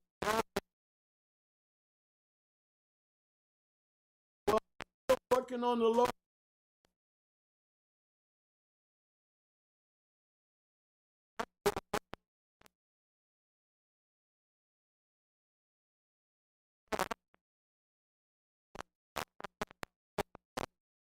What y'all worse than zero.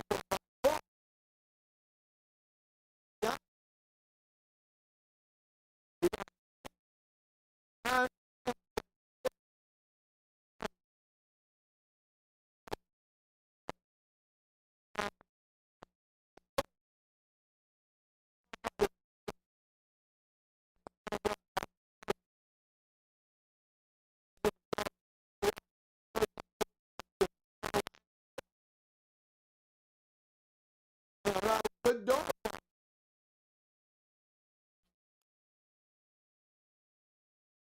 31% said no. And I can guarantee that 31% of them, I give you 20% of you guys were new guys, and based on what you heard, based on what certain people may say, because maybe they was a little, you know, come on, he was an up north dog, you know, Ohio dog, you know, up in there where we was, you know, and he was a great badass dog on top of that. He had his bad habits and all that. But at the same time, can I compare him to what y'all dealing with? Especially if that's y'all question. Y'all question. I would say out of that 30-something%, 20% of them is based on what they heard, not what they know. For a fact. Guarantee it. Guarantee it. Hey, fellas. And if you really was checking out what I was saying, what I was doing, I actually did the Zebo, and then I went off into my own little world with these pedigrees to show you. Remember, the main show today was basically about how do we move the past to the now to even have a future. So I'm never talking about y'all now because I'm not part of your now. But one thing you cannot say, I don't have dogs. Okay? One thing you cannot say, I don't have dogs.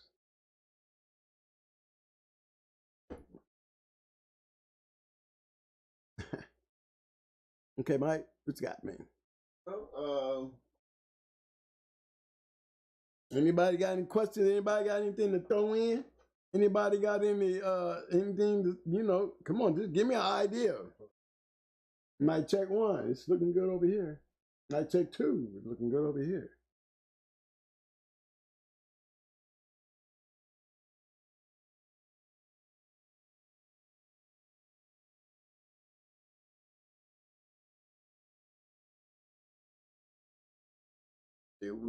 Now, man, we got to figure out what you got to do to even make it eligible for y'all to be able to keep a dog on your yard without being taken.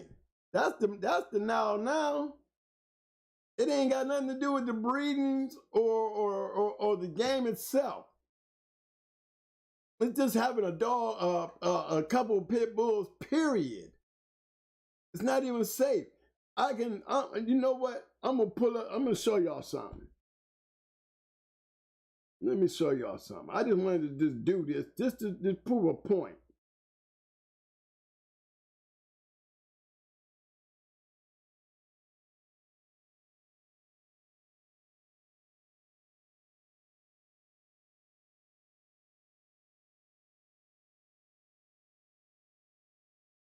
Now, look what I Googled this, y'all. I Googled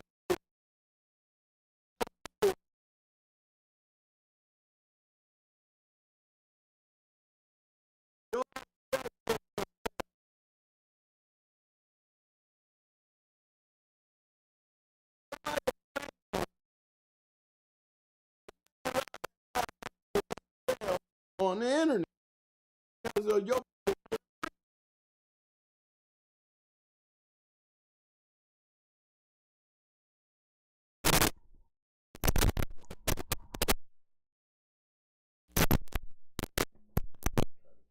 Okay, mic check one. Is it better? Okay, guys, I was saying, look at this. I put in treadmill. Dog treadmills for sale. You see that, y'all? Dog treadmills.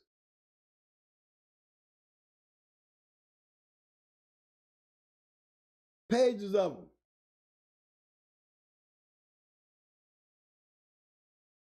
Pages of them. This is what I would be showing to a jury.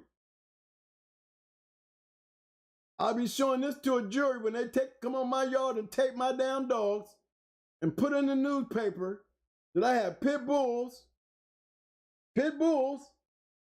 in a treadmill. I would not be afraid to show this to the jury or any judge. Why can't I? Are you telling me that these things are against the law?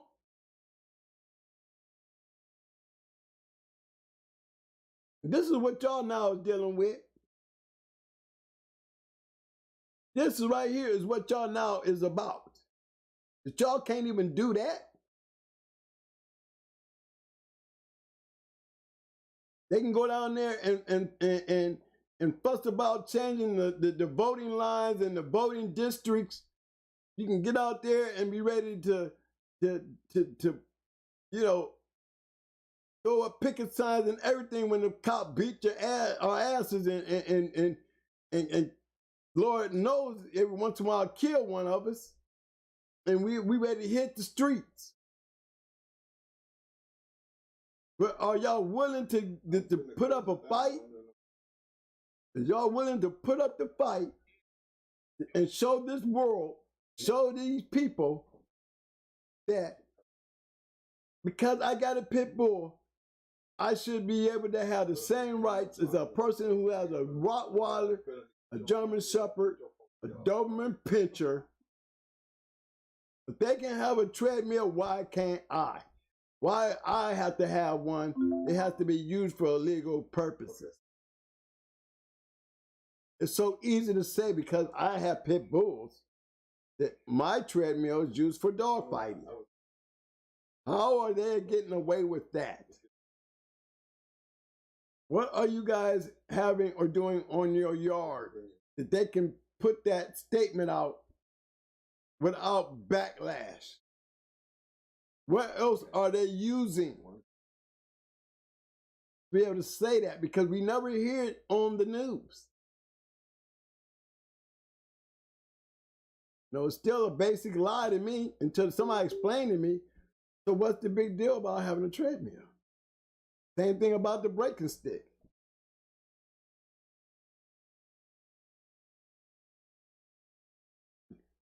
Okay. Go ahead, Mike. Come here, use the restroom. All right, y'all. I'm gonna step out for a minute. Good listening. Mike has got it now. All right, fellas. You know, hey, the fellas. I mean, I'm hoping y'all catching on what you're trying to get across tonight about the history. You know, and how do we keep the old, the new? We always talk. You know, people talk about. We're always talking about the old dogs and things like that. And it kind of was one of them things that kind of moved me in a certain type of way because, again, we was taking the same old mentality and we was bringing that old mentality to our future. And now that part of our future is now our past. And if it worked for a lot of us, because it was definitely working for them, it has to be working moving forward. And remember, when we say that, there was a lot of things that fell into that equation. So that's the one part we don't want y'all to forget. You know, we ain't talking just because we talking. We can talk because of experience. Until you get a chance to do what we have done, you can't talk shit about people who have done something that you haven't done. When you have the right to talk is when you prove what you have done. Everybody can have a damn dog, but can everybody do what everybody was doing in the past? We trying to guarantee what we did in our past based on what the past was already doing. Wasn't like we was trying to remake the past. No, we was using the past to create our future. Our future is now our past. We can't go back there and change nothing. but we can't tell you based on the results on what we did that we seen other people do and what other people taught us and what we learned and put in the work to get. We had a good past. I wouldn't say of the greatest past because there was so many who've done so much more, but we was just as green as y'all when we started. So take that and live by it. You there, bro? Okay, yeah, because I'm talking to the fellas right now. Okay. Hey, fellas, I got my man, Bakari. He had dropped in, before we ended the show. I think it was Friday when he was on. He didn't get a chance to address something. I remember you back in there when y'all was hearing me trying to, are you there? He was there. He called me back and let me know he was there. And he had something, he wanted to check with us before, he felt a certain type of way about something. And I told him, well, Tuesday night, we're going to talk, I'm going to give you a chance. You want to go ahead and get that off your chest, bro, get it off your chest. And tonight, he just called me back and I'm going to put him on and he's going to take it from there. But Corey, can you hear me, bro? Yeah, am I coming through clear or is it breaking up? Nope, you're coming through loud and clear, bro. Hold on, let me make sure you got okay. Yeah, okay. Can I go on and say what I have to say real quick? Yes, sir. It's your floor. Okay. Well, first I want to say good evening to my bulldoggers in the chat room. The day when I was on, and a couple of times Brother Mike was asking, was I there? And I was kind of like in like a moment of just kind of like looking at the fact that Mo wasn't able to come in like he normally would on time, and I think everybody knows. And again, I didn't want to say anything at the time because I didn't want it to come through where I didn't mention it to the brothers first. In regards to one of the questions was asked about, was he getting maybe was he high? And I don't know. And I was looking at not that the person was trying to be trying to offend him or be nasty or negative. It's just the mere fact that I think every week you can kind of see the weakness in our dear brother's eyes in terms of his condition is not getting better. But you know what I mean? And again, is that no time has any of the brothers came up here looking for empathy or sympathy in terms of anything that's going on in terms of the health. But shit, I mean, even Mike died on the damn twice in his having a heart attack. So any of us can go at any time. We know that, but we do know that our dear brother Maurice is not in the greatest shape. And I was telling him, as much as I love when the brothers send the roses and everything, I think it would be so much better if each person in our chat just sent $5 to the brothers. So when we say about let's send our flowers while somebody's living, let's do something that it's not a whole lot of money if each person paid $5 a show, but it's still. I mean, if the brother wanted to eat lobster and steak throughout the weekend, while he doing it, while he giving us all he got. I mean, they some dead game ass brothers, man. The shit touches me, man. I don't know how it touches anybody else.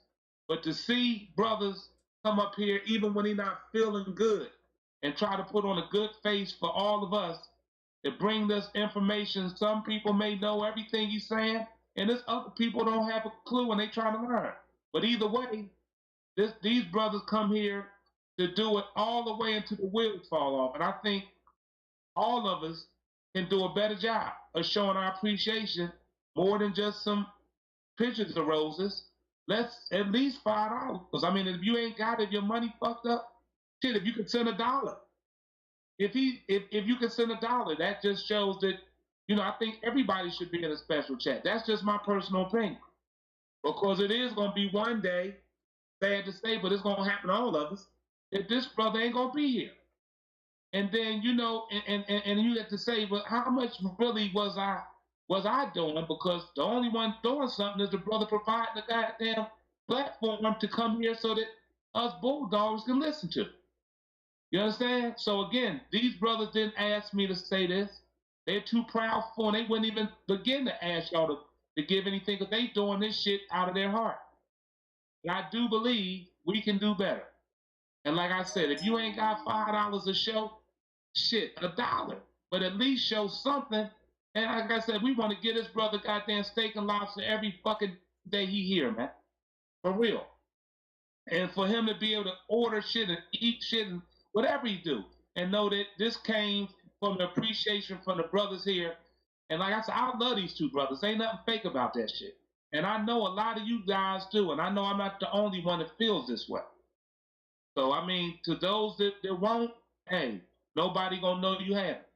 But for those that really care, it ain't shit to fucking give up $10 a week to sit up here and look at a brother giving his last to us. He fighting all the way. They don't get no more dead gamers. We talking about dead-ass game bulldogs. Ain't none of them shits fucking with goddamn Mo. Shit. He up to this motherfucker scratching like a motherfucker. Even on this night, he don't feel like shit. He come out here and give y'all 2 hours and shit. Give us. You understand? So again, that shit meant that I had to get it off the show. Really, that was too fucking that shit overcame me, man. You know, just looking at his eyes and somebody comment on it again. They meant nothing bad by that. But this brother is sick. And I think we can do better. That's all I gotta say, man. That's all I wanted to mention. Okay, bro. You know, I just say thank you. I can say, all I can do is say thank you, bro. You know, Not so much more. No, this thank you guys, man. Like I said, man, y'all the greatest, man. I mean that shit, bro. Most other people would deal with things internally, and they would be not at fault for it at all. Just to deal with their personal things in their family. You lost your sister, God damn it, you died, Mike, and then your brother is getting back worse. I mean, what the fuck? We got to do better. Shit. Again, all of us dying, but damn it, he got almost a date. You understand? It got to mean something to somebody. Let's give him more than some pictures of a fucking roses and flowers. Let's give something to him. no. I'm gonna get off of here, man, because this shit bothers me. I'll talk to y'all brothers, man. All right, bro. I appreciate you coming in, man. I appreciate you doing all that you have done up to this point, but I love you too, bro. I love y'all, man. I swear I do. Okay, bro. Appreciate the love, my man. I gotta get off, man. I'll talk to y'all. Yes, sir. That nigga was in his feelings right there, y'all. That shit hurt my brother so bad that he had to come back and renovate. He said, man, he was there. He had told me after I got off with him Friday. He wouldn't tell me what the problem was. He kind of acted like he just did there. He didn't really want to talk about it. He just felt bad about something. Tell y'all. And he didn't want to tell us because he didn't want us to feel a certain type of way. That's why he was like, I just need to have a talk. And I want to get this, you know, and express this to them. And if you could just give me the time for me to do that, you know, I just want to make sure it's okay with y'all. I see what he was trying to say now. You know, he never had really discussed with me about what he was fixing to say. So I don't want y'all to think that we behind closed doors talking about something. But Kari, you know, he be in his feelings sometimes, and you know, he don't want to feel like, I guess he didn't want to feel like he was doing something that we was going to disagree with or feel a certain type of way about, but kind of made him feel, oh, bro, you can come on here and say whatever you want to say. You know, our door is always open. And hearing what he had to say and understanding what was actually going on Friday and what he didn't tell me, but how he really felt, and hearing what he feels about that, he taking that shit to heart. Because, you know, remember, Mo is my brother. You know what I'm saying? So I see him, and I see the deterioration, but you already know how I feel about that. You know, for me, I'm gonna keep him scratching as long as I pull his ass back to the corner and I let him go. He going. Friday, he had one of them moments. You know, he got in late.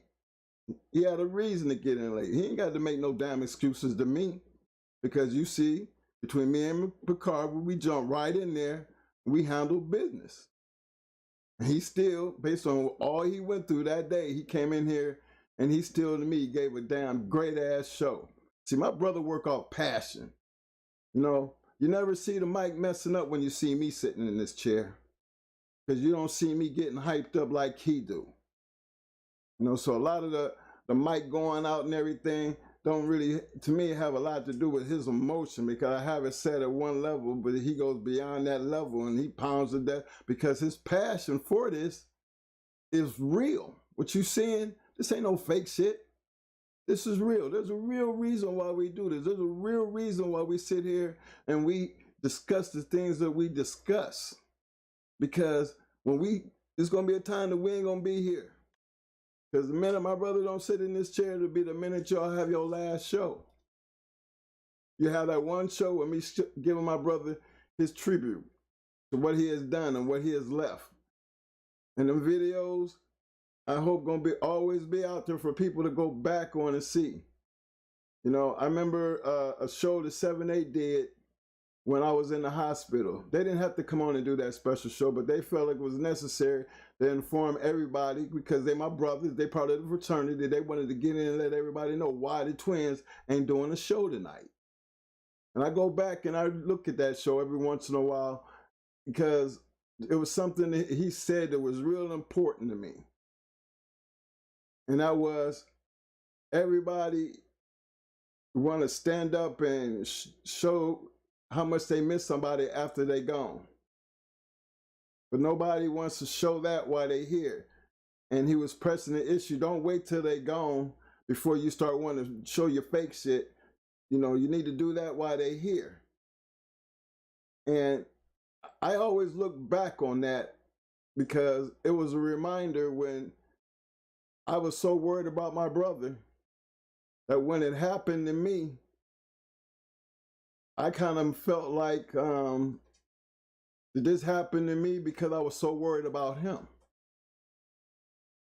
And if that's the direction me and him, we stuck to each other, and this is the direction we going on, then maybe that's God's way of showing us we on borrowed time. Because again, what happened to me, I died twice. So I'm hoping I died for the both of us and was blessed to come back and finish the job that maybe that's what he leave us here to do. Because nobody knows when that time clock's supposed to go off. But the thing is, the reason we do what we do, and I want y'all to understand this and understand it clearly.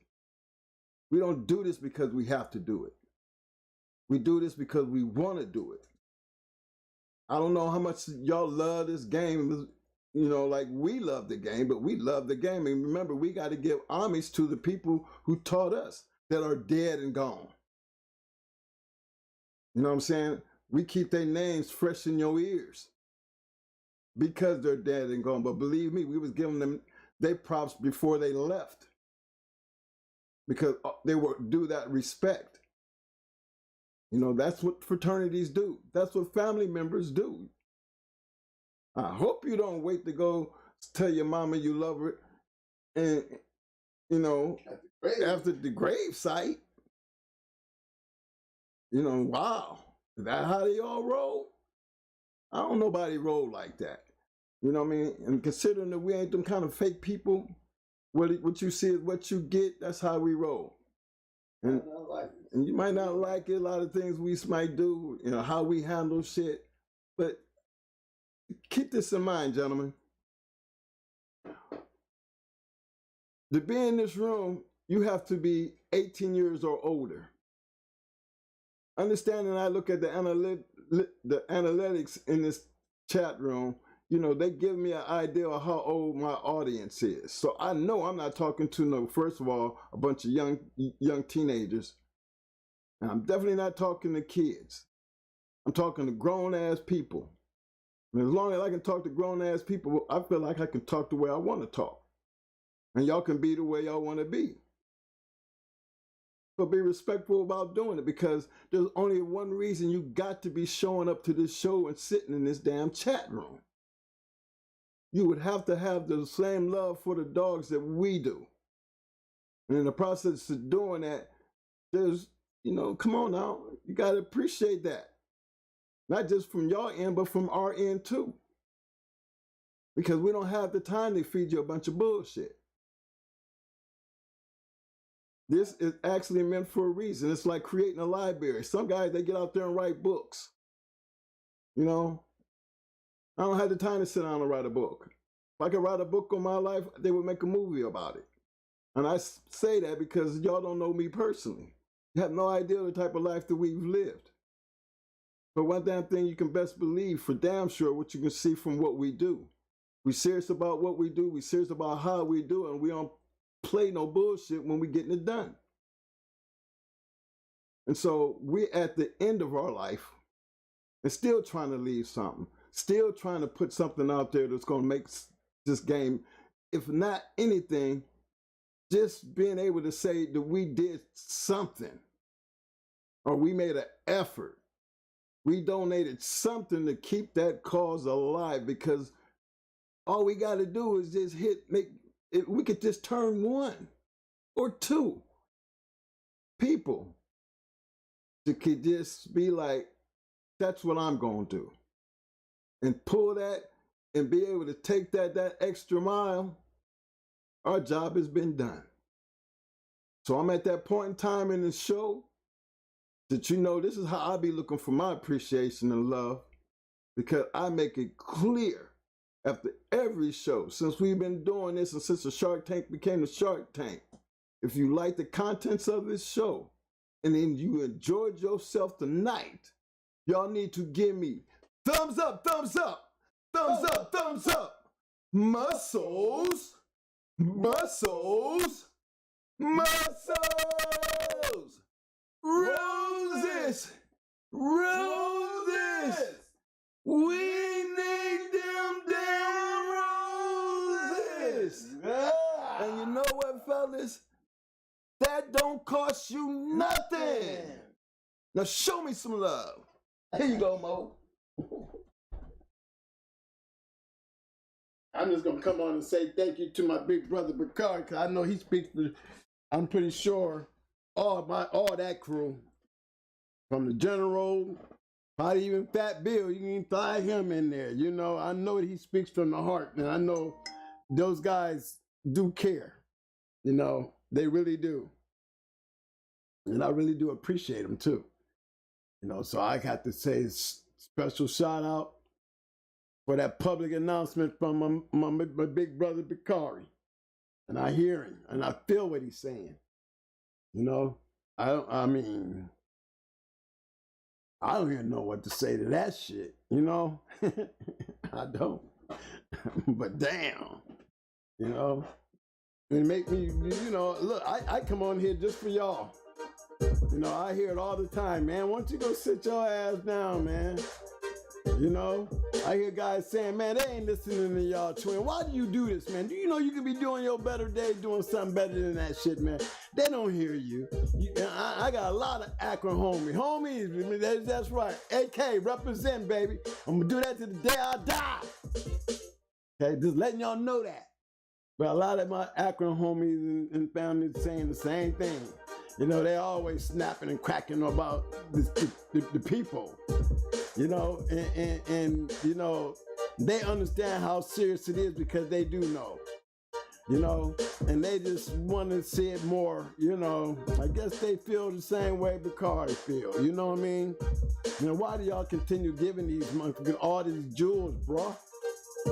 You know, they don't see it the way y'all see it. They don't even feel it the way y'all feel it, but y'all be out there, man, because it don't matter.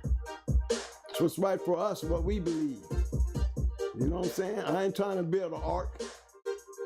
I'm trying to build a legacy. You know, we don't have nothing else. I left my mark.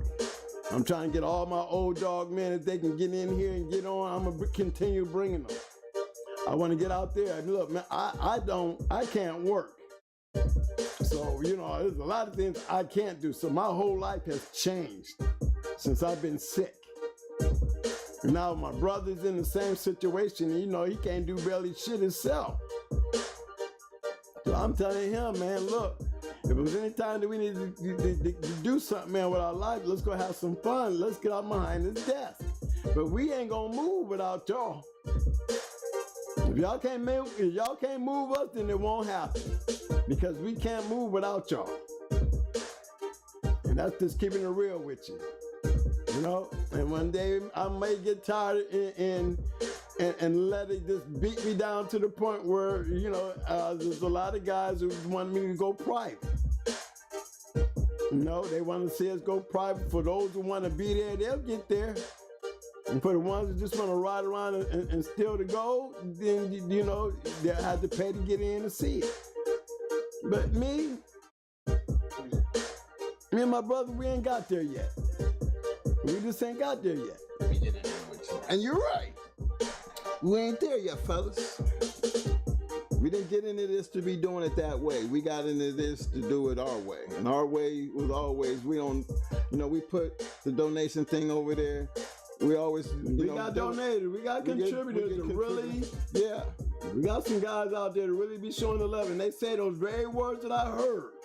Man, thank you. I appreciate you, twins. I love y'all. And be dropping. Yeah. We got some contributors that, and believe me, man, I can't wait till our merchandise come because they're going to be the first to get some get back and give back. Because that's all I want to do is give it back. And they don't, you know, they be like, man, you gave me enough. Yeah. But, you know, this is how you got people out there that are supporters. Right. And the super chatters, shout out to my super chatters, you know, people out there. You know, and actually shout out to the Shark Tank, because where y'all think we don't be paying attention, I'm always paying attention. Mm-hmm. That's why I miss the sound sometimes, because for everybody who put up pedigrees, yeah, I go inside your pedigrees and I try to pull out what's going to be relevant to what's going to help what we're trying to prove, what we're trying to get across. We don't show pedigrees just to show pedigrees. Right. Now, if you want to show a pedigree, just to show a pedigree, just do a super chat. Right. Because, again, I done told y'all, super chat gets priority regardless of what it is. But a shout out again to my man, Kennels. Wells, he stepped in there, he fired up a pedigree that was basically what we was talking about. Right down in that line, basically. Right. And I want him to come on the show. I'm telling you live, I'm sending out an invitation. Because there's a lot of things that you got out there, man, that they need to hear, man. Even me, I want to sit back and look, this man has put together some shit. Not only for us, but the dogs. And I am interested. And I think you guys need to be interested too. So I'm pushing to get him on the show to do a show with him. Yeah. Because he has, we're always in the support with, you know, anybody in this fraternity does, but especially when it's detrimental to helping on the serious tip. Right. You know what I'm saying? I mean, y'all don't know, we don't know each other personally, but again, you learn to know somebody based on the product and what they're offering and if it can really help you. And there's nothing better than having something that's going to help you and make your job easier when it comes to dealing with these damn dogs. Yes, sir. And as long as he's willing to do that, Wells Kennels Combine, you have a platform to express and promote whatever you do want to do on this show. Just, hey, you got the email address, shoot us your information. Let's get it set up so we can get her done. You know what I'm saying? But for the rest of all our viewers, you know, and the whole entire Shark Tank, we want everybody to understand that, hey, we do this because we love this. You know what I'm saying? It don't make everybody happy in the family, y'all. Right, you know, because, look, we got families too. But every Tuesdays and Fridays, we always make it happen. You know what I'm saying? And shout out to Fat Bill. You know, like Fat Bill said, man, twins on Tuesday now. I'll probably do something before it or after.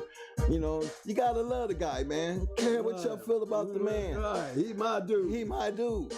give a damn how y'all feel about my feelings for him, then ask for your permission. Right. You know what I'm saying? Look, see that? That's Fat Bill. That's Fat Bill right He there. signed the USB. He signed the damn USB. Here, let me get it up there in the camera.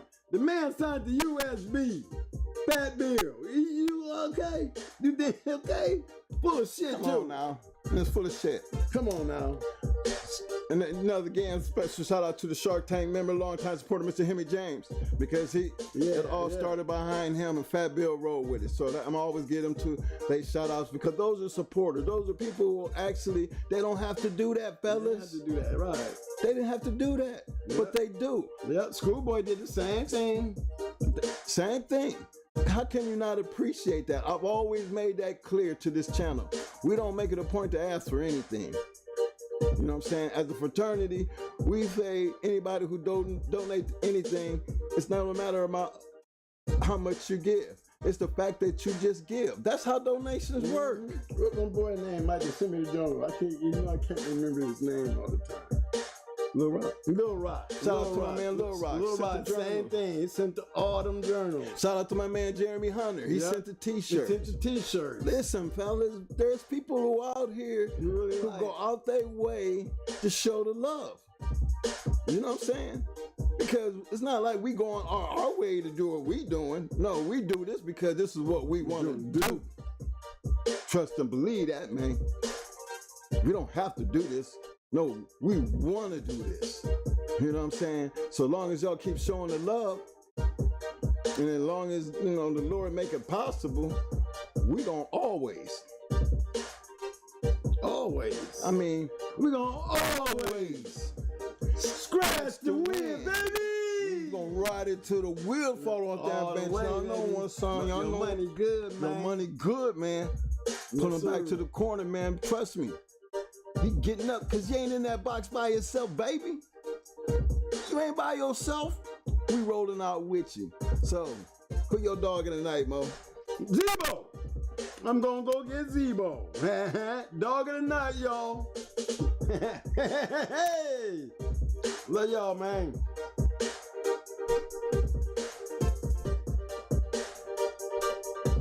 Dog of the night, y'all. Grand champion Zebo.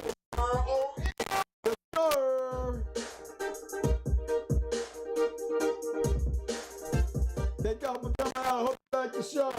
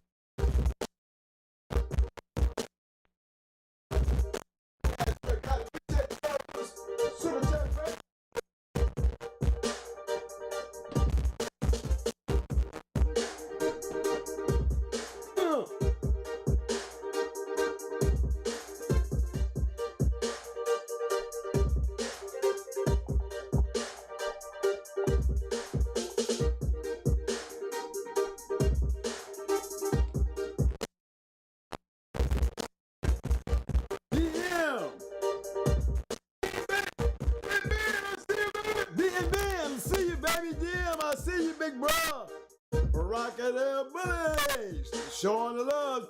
Shout out to you too, baby. Like I said, they're my big supporters. Always have been. Big dog, I see you, baby. Big dog, what's up, big bro?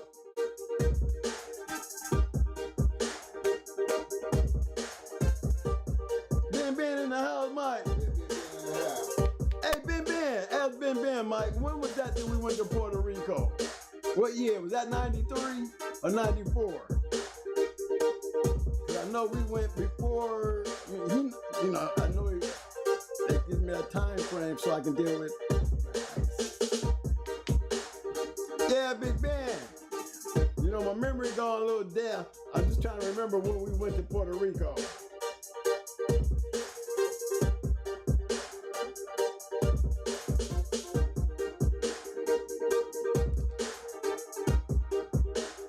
can't even remember what year it was when we bred to Mayday, because Mayday wasn't even a grand champion when we bred Red Ace to him. I think he was a 4-time winner when we bred Red Ace to him. Remember, we saw the 3 and 4.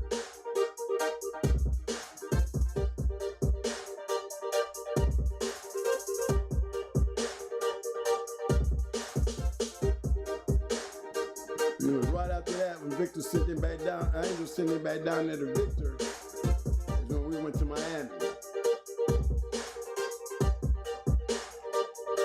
Yes, sir. But shout out to my man, Green Tan with the super sticker. Shout out to my fam. Fucking family LG, my man School. Appreciate the love, fam.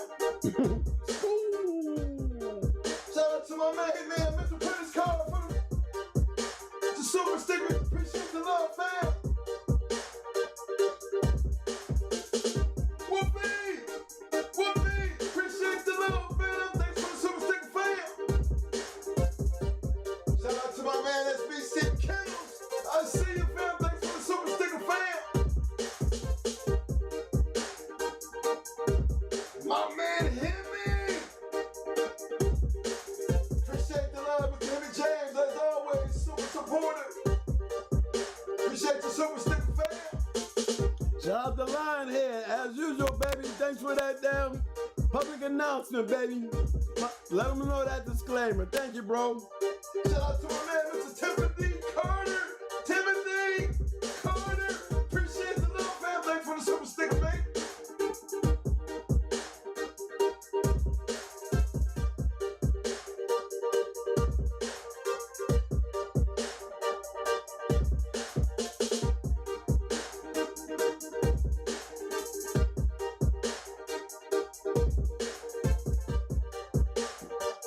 Vladimir, what's up, baby? Vladimir, what's up there? Whoopee!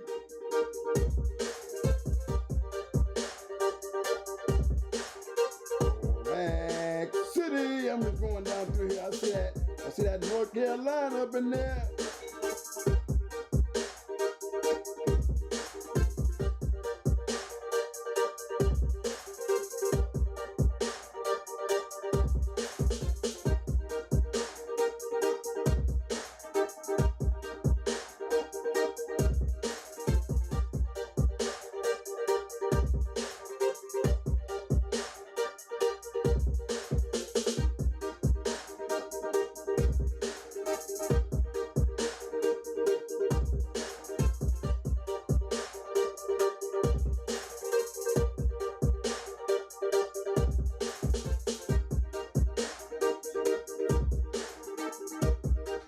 Special shout out to Miss Jessica Brandon.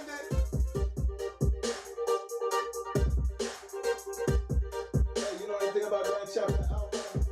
Who? Grand Champion Alpha. Alpha. I've heard of him, yeah. Look him up right quick. No, Jessica Brandon is a twin. What do you think about Grand Champion Alpha? ALPO? Yeah, I've seen him before. Yeah,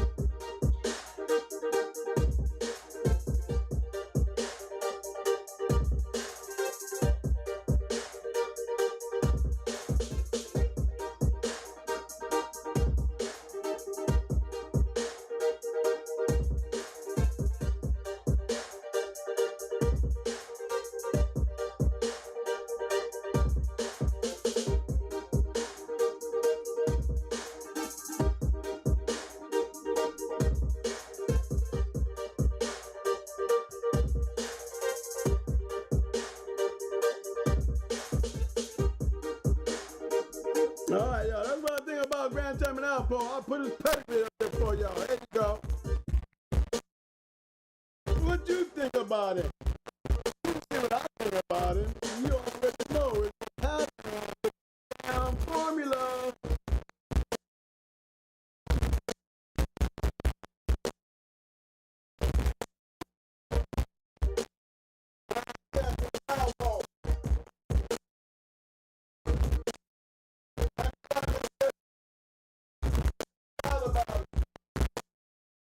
Combination, Grand Champion Buck, Yellow, you know what I'm saying?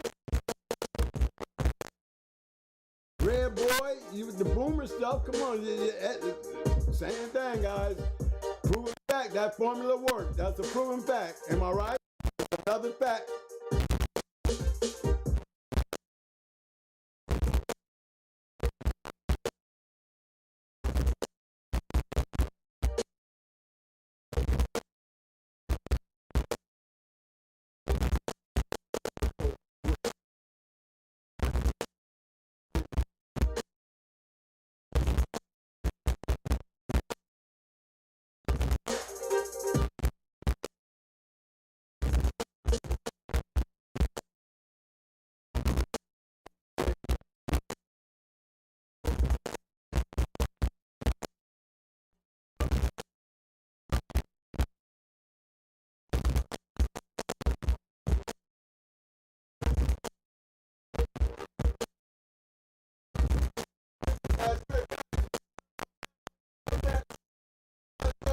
Hard reloaded at gmail.com. Hard reloaded.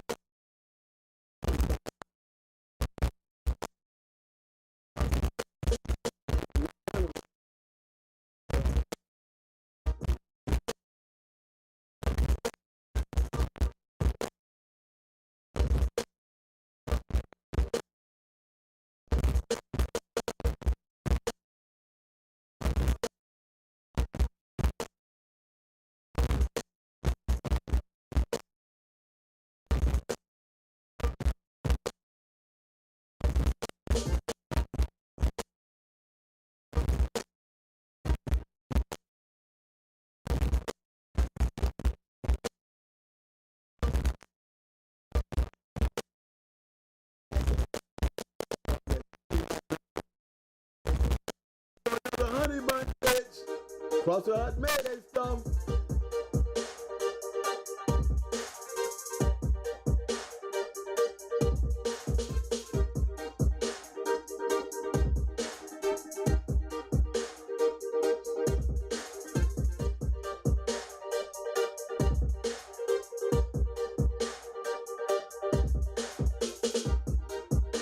This dog right here. I did her little mate brother in 3 hours and 17 minutes. I did her little mate brother in 3 hours and 17 minutes. Yeah, see who we bred to? See who they bred to?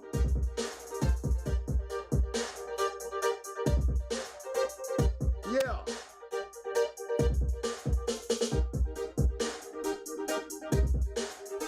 Oh, and by the way, Hold on. Yeah, her offspring. Look at her offspring.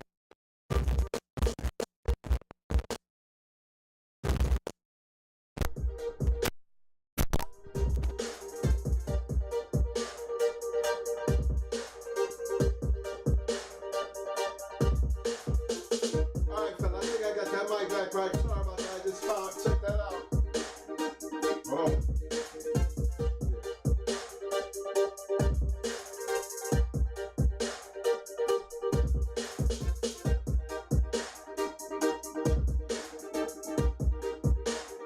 All right, come again. I beat this dog's Little May brother in 3 hours and 17 minutes. Her Little May brother. Just wanted to show y'all that. See what she produced? A grand champion and a champion.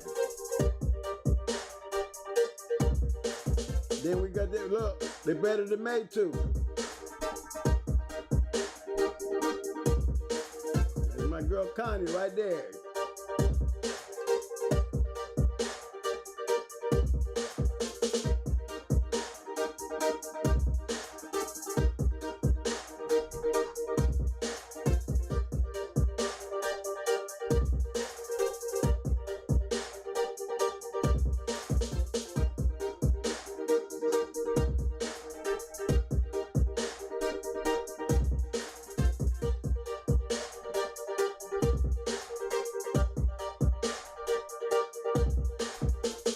Everything has a formula.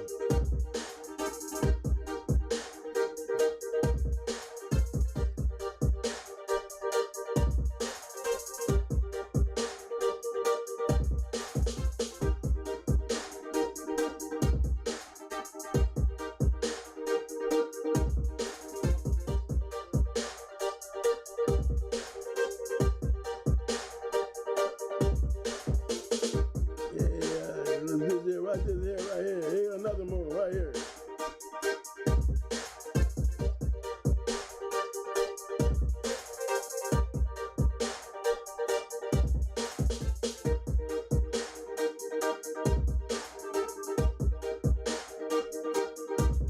That's right, y'all. I had a Little May sister too.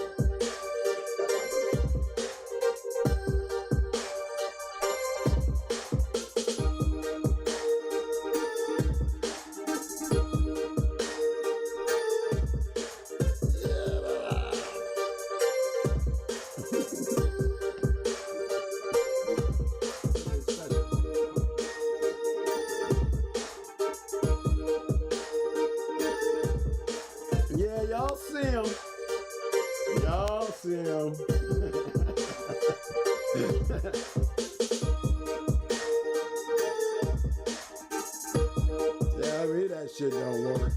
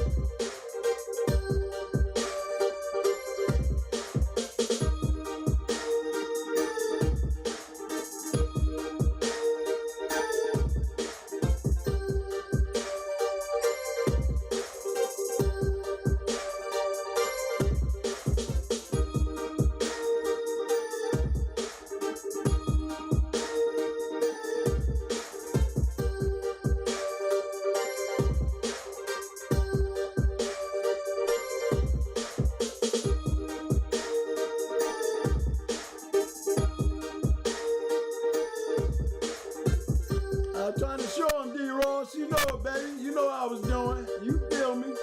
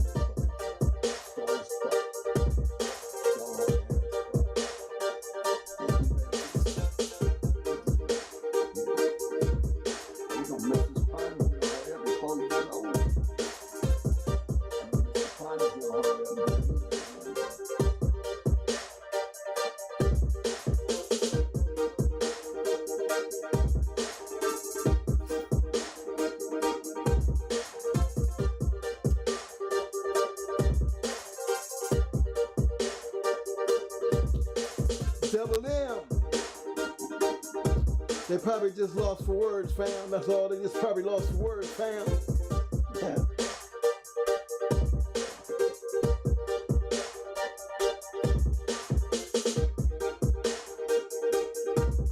Miss Jessica, you got a good dog right there, ma'am. You got a good dog. Yes, ma'am, and we think highly of Grand Champion Alpo.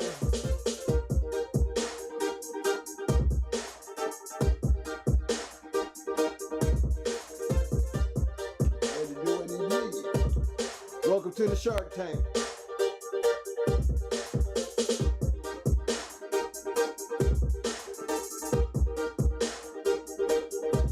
Thank you for sharing the pedigree.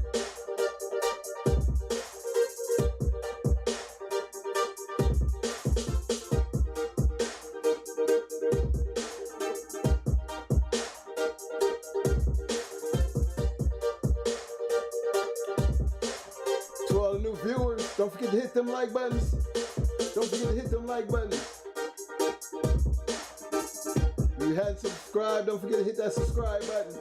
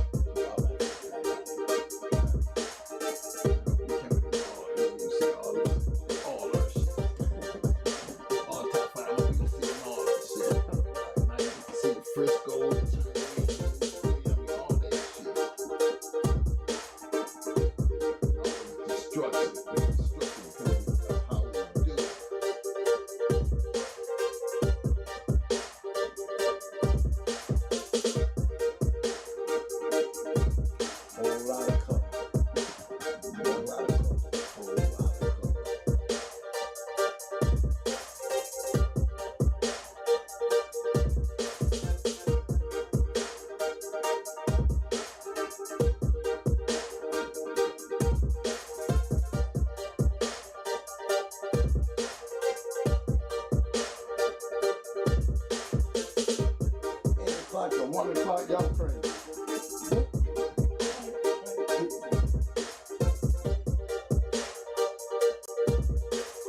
is probably one of the longest podcasts out there. We're talking about all that. Some real shit. Doesn't seem like 5 hours. Well, I looked up the level 30. Right.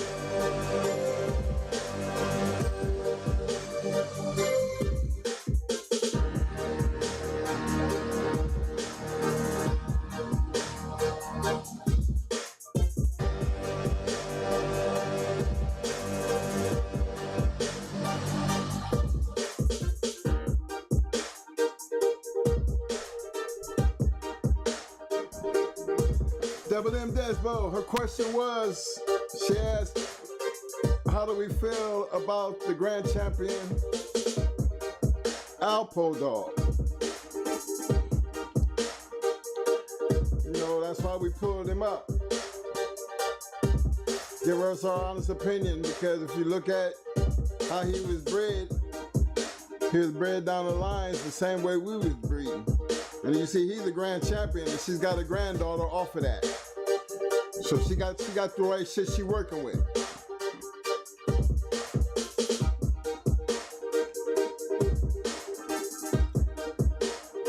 Y'all know this is a Tuesday night. This is not the weekend. Got caught up a little bit in the excitement of things, you know. We always go a little longer than expected, but we're gonna have a little bit of respect for the weekday. Cause I like to close out tonight. Look here, don't forget, we will be back Friday for Hot Mic Friday, 8 p.m. Y'all know what time it is. Again, for all the new viewers, y'all don't forget to check out that chat. Check out, see what's going on in the Shark Tank. A lot of information, like I said again, a lot of information going on down in the Shark Tank. For all the new viewers, look here, don't forget to hit them like buttons. Don't forget to hit them like buttons, and definitely do not forget to subscribe if you have not already subscribed. As you notice, running across the bottom of the show, you'll see a ticker that has our Cash App information on it. Again, we do not get into how much you donate. We're going to appreciate it if it's 50 cents. It's not the amount that matters. It's the thought and the fact that you felt willing enough to take your time and donate to something that you believe in. That means more than anything in the world nowadays. The thought that goes with it. Same thing to my people who come into the chat, want to do the super chat. Really appreciate everybody who donates to the super chat and the super stickers. Again, we are going to appreciate whatever you choose to give. Because we're going to keep doing what we're doing because we love what we keep doing. All we ask you guys to do is, first of all, take care of the shit that's free. Like, hit the damn like button. It don't cost nothing. It's free. And then if you feel like you want to donate something, hey, go ahead. It's going to be appreciated. So, as we close it down tonight, I hope, based on the poll and the discussion that we had, that we did make a difference. We're not here to change people's minds. This is not about changing your mind. This is only about bringing to the table what we consider the facts. Things that have already happened in the past, regardless of how they say it or what they say. You're not going to change history. We just like to come in and shine a little light on that history. Nothing that we make up. All we do is present the evidence and tell you what we done. That's it. And if what we done or what history has shown makes you a better dog man, then we have done our job. So, appreciate everybody who shows up and shows out. Appreciate everybody who takes the time out and watch these videos, hang out in the podcast, support the channel. And hopefully we're doing our part by giving you something to think about. Because when it all comes down to it, we put the information out there, but it's up to you to take that information and use it to where it's going to help you. That's what matters to us. Put it out there so you can make your own decisions based on how you want to do what you do. That's like having your own mentor coming in every Tuesday and Thursday and dedicating their time. Tuesday and Fridays. Tuesday and Fridays coming in, dedicating their time to mentor you, and giving you another way of looking at how and what to do, considering we didn't make up this shit right here, fellas, ladies, gentlemen. We do not make this shit up. We can only show you what we have done, and then we show you how we got to doing what we was doing. And I can truly tell you, we wasn't the first to do it, and hopefully we won't be the last to do it. So that's where you guys come in, and believe me, going into the new year, we appreciate everything that you're doing, and we hope to see this thing get bigger and better. Because the bigger and better it get, the more everybody learn and get what they can get out of this. That means the dogs are going to get to being back the way they used to be, and they're going to be that much better.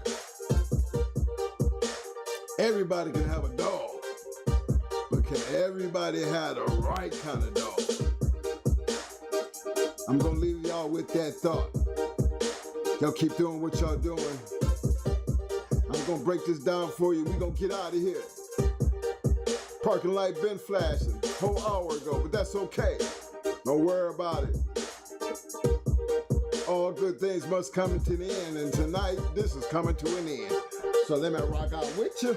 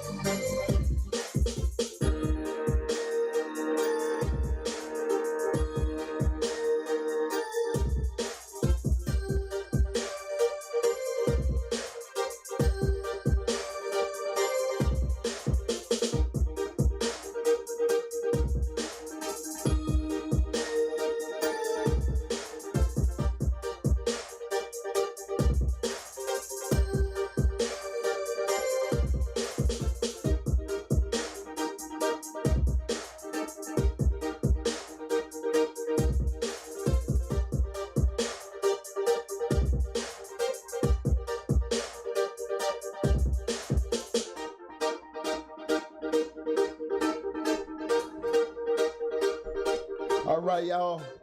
Till Friday. Pit Dog. One love, baby. Hoorah! Hoorah! ML. Peace. Peace. Deuces. Sent you. ML.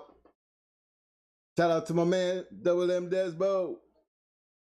Shout out to my big boy, Pit Dogs in his house. Simple Pie.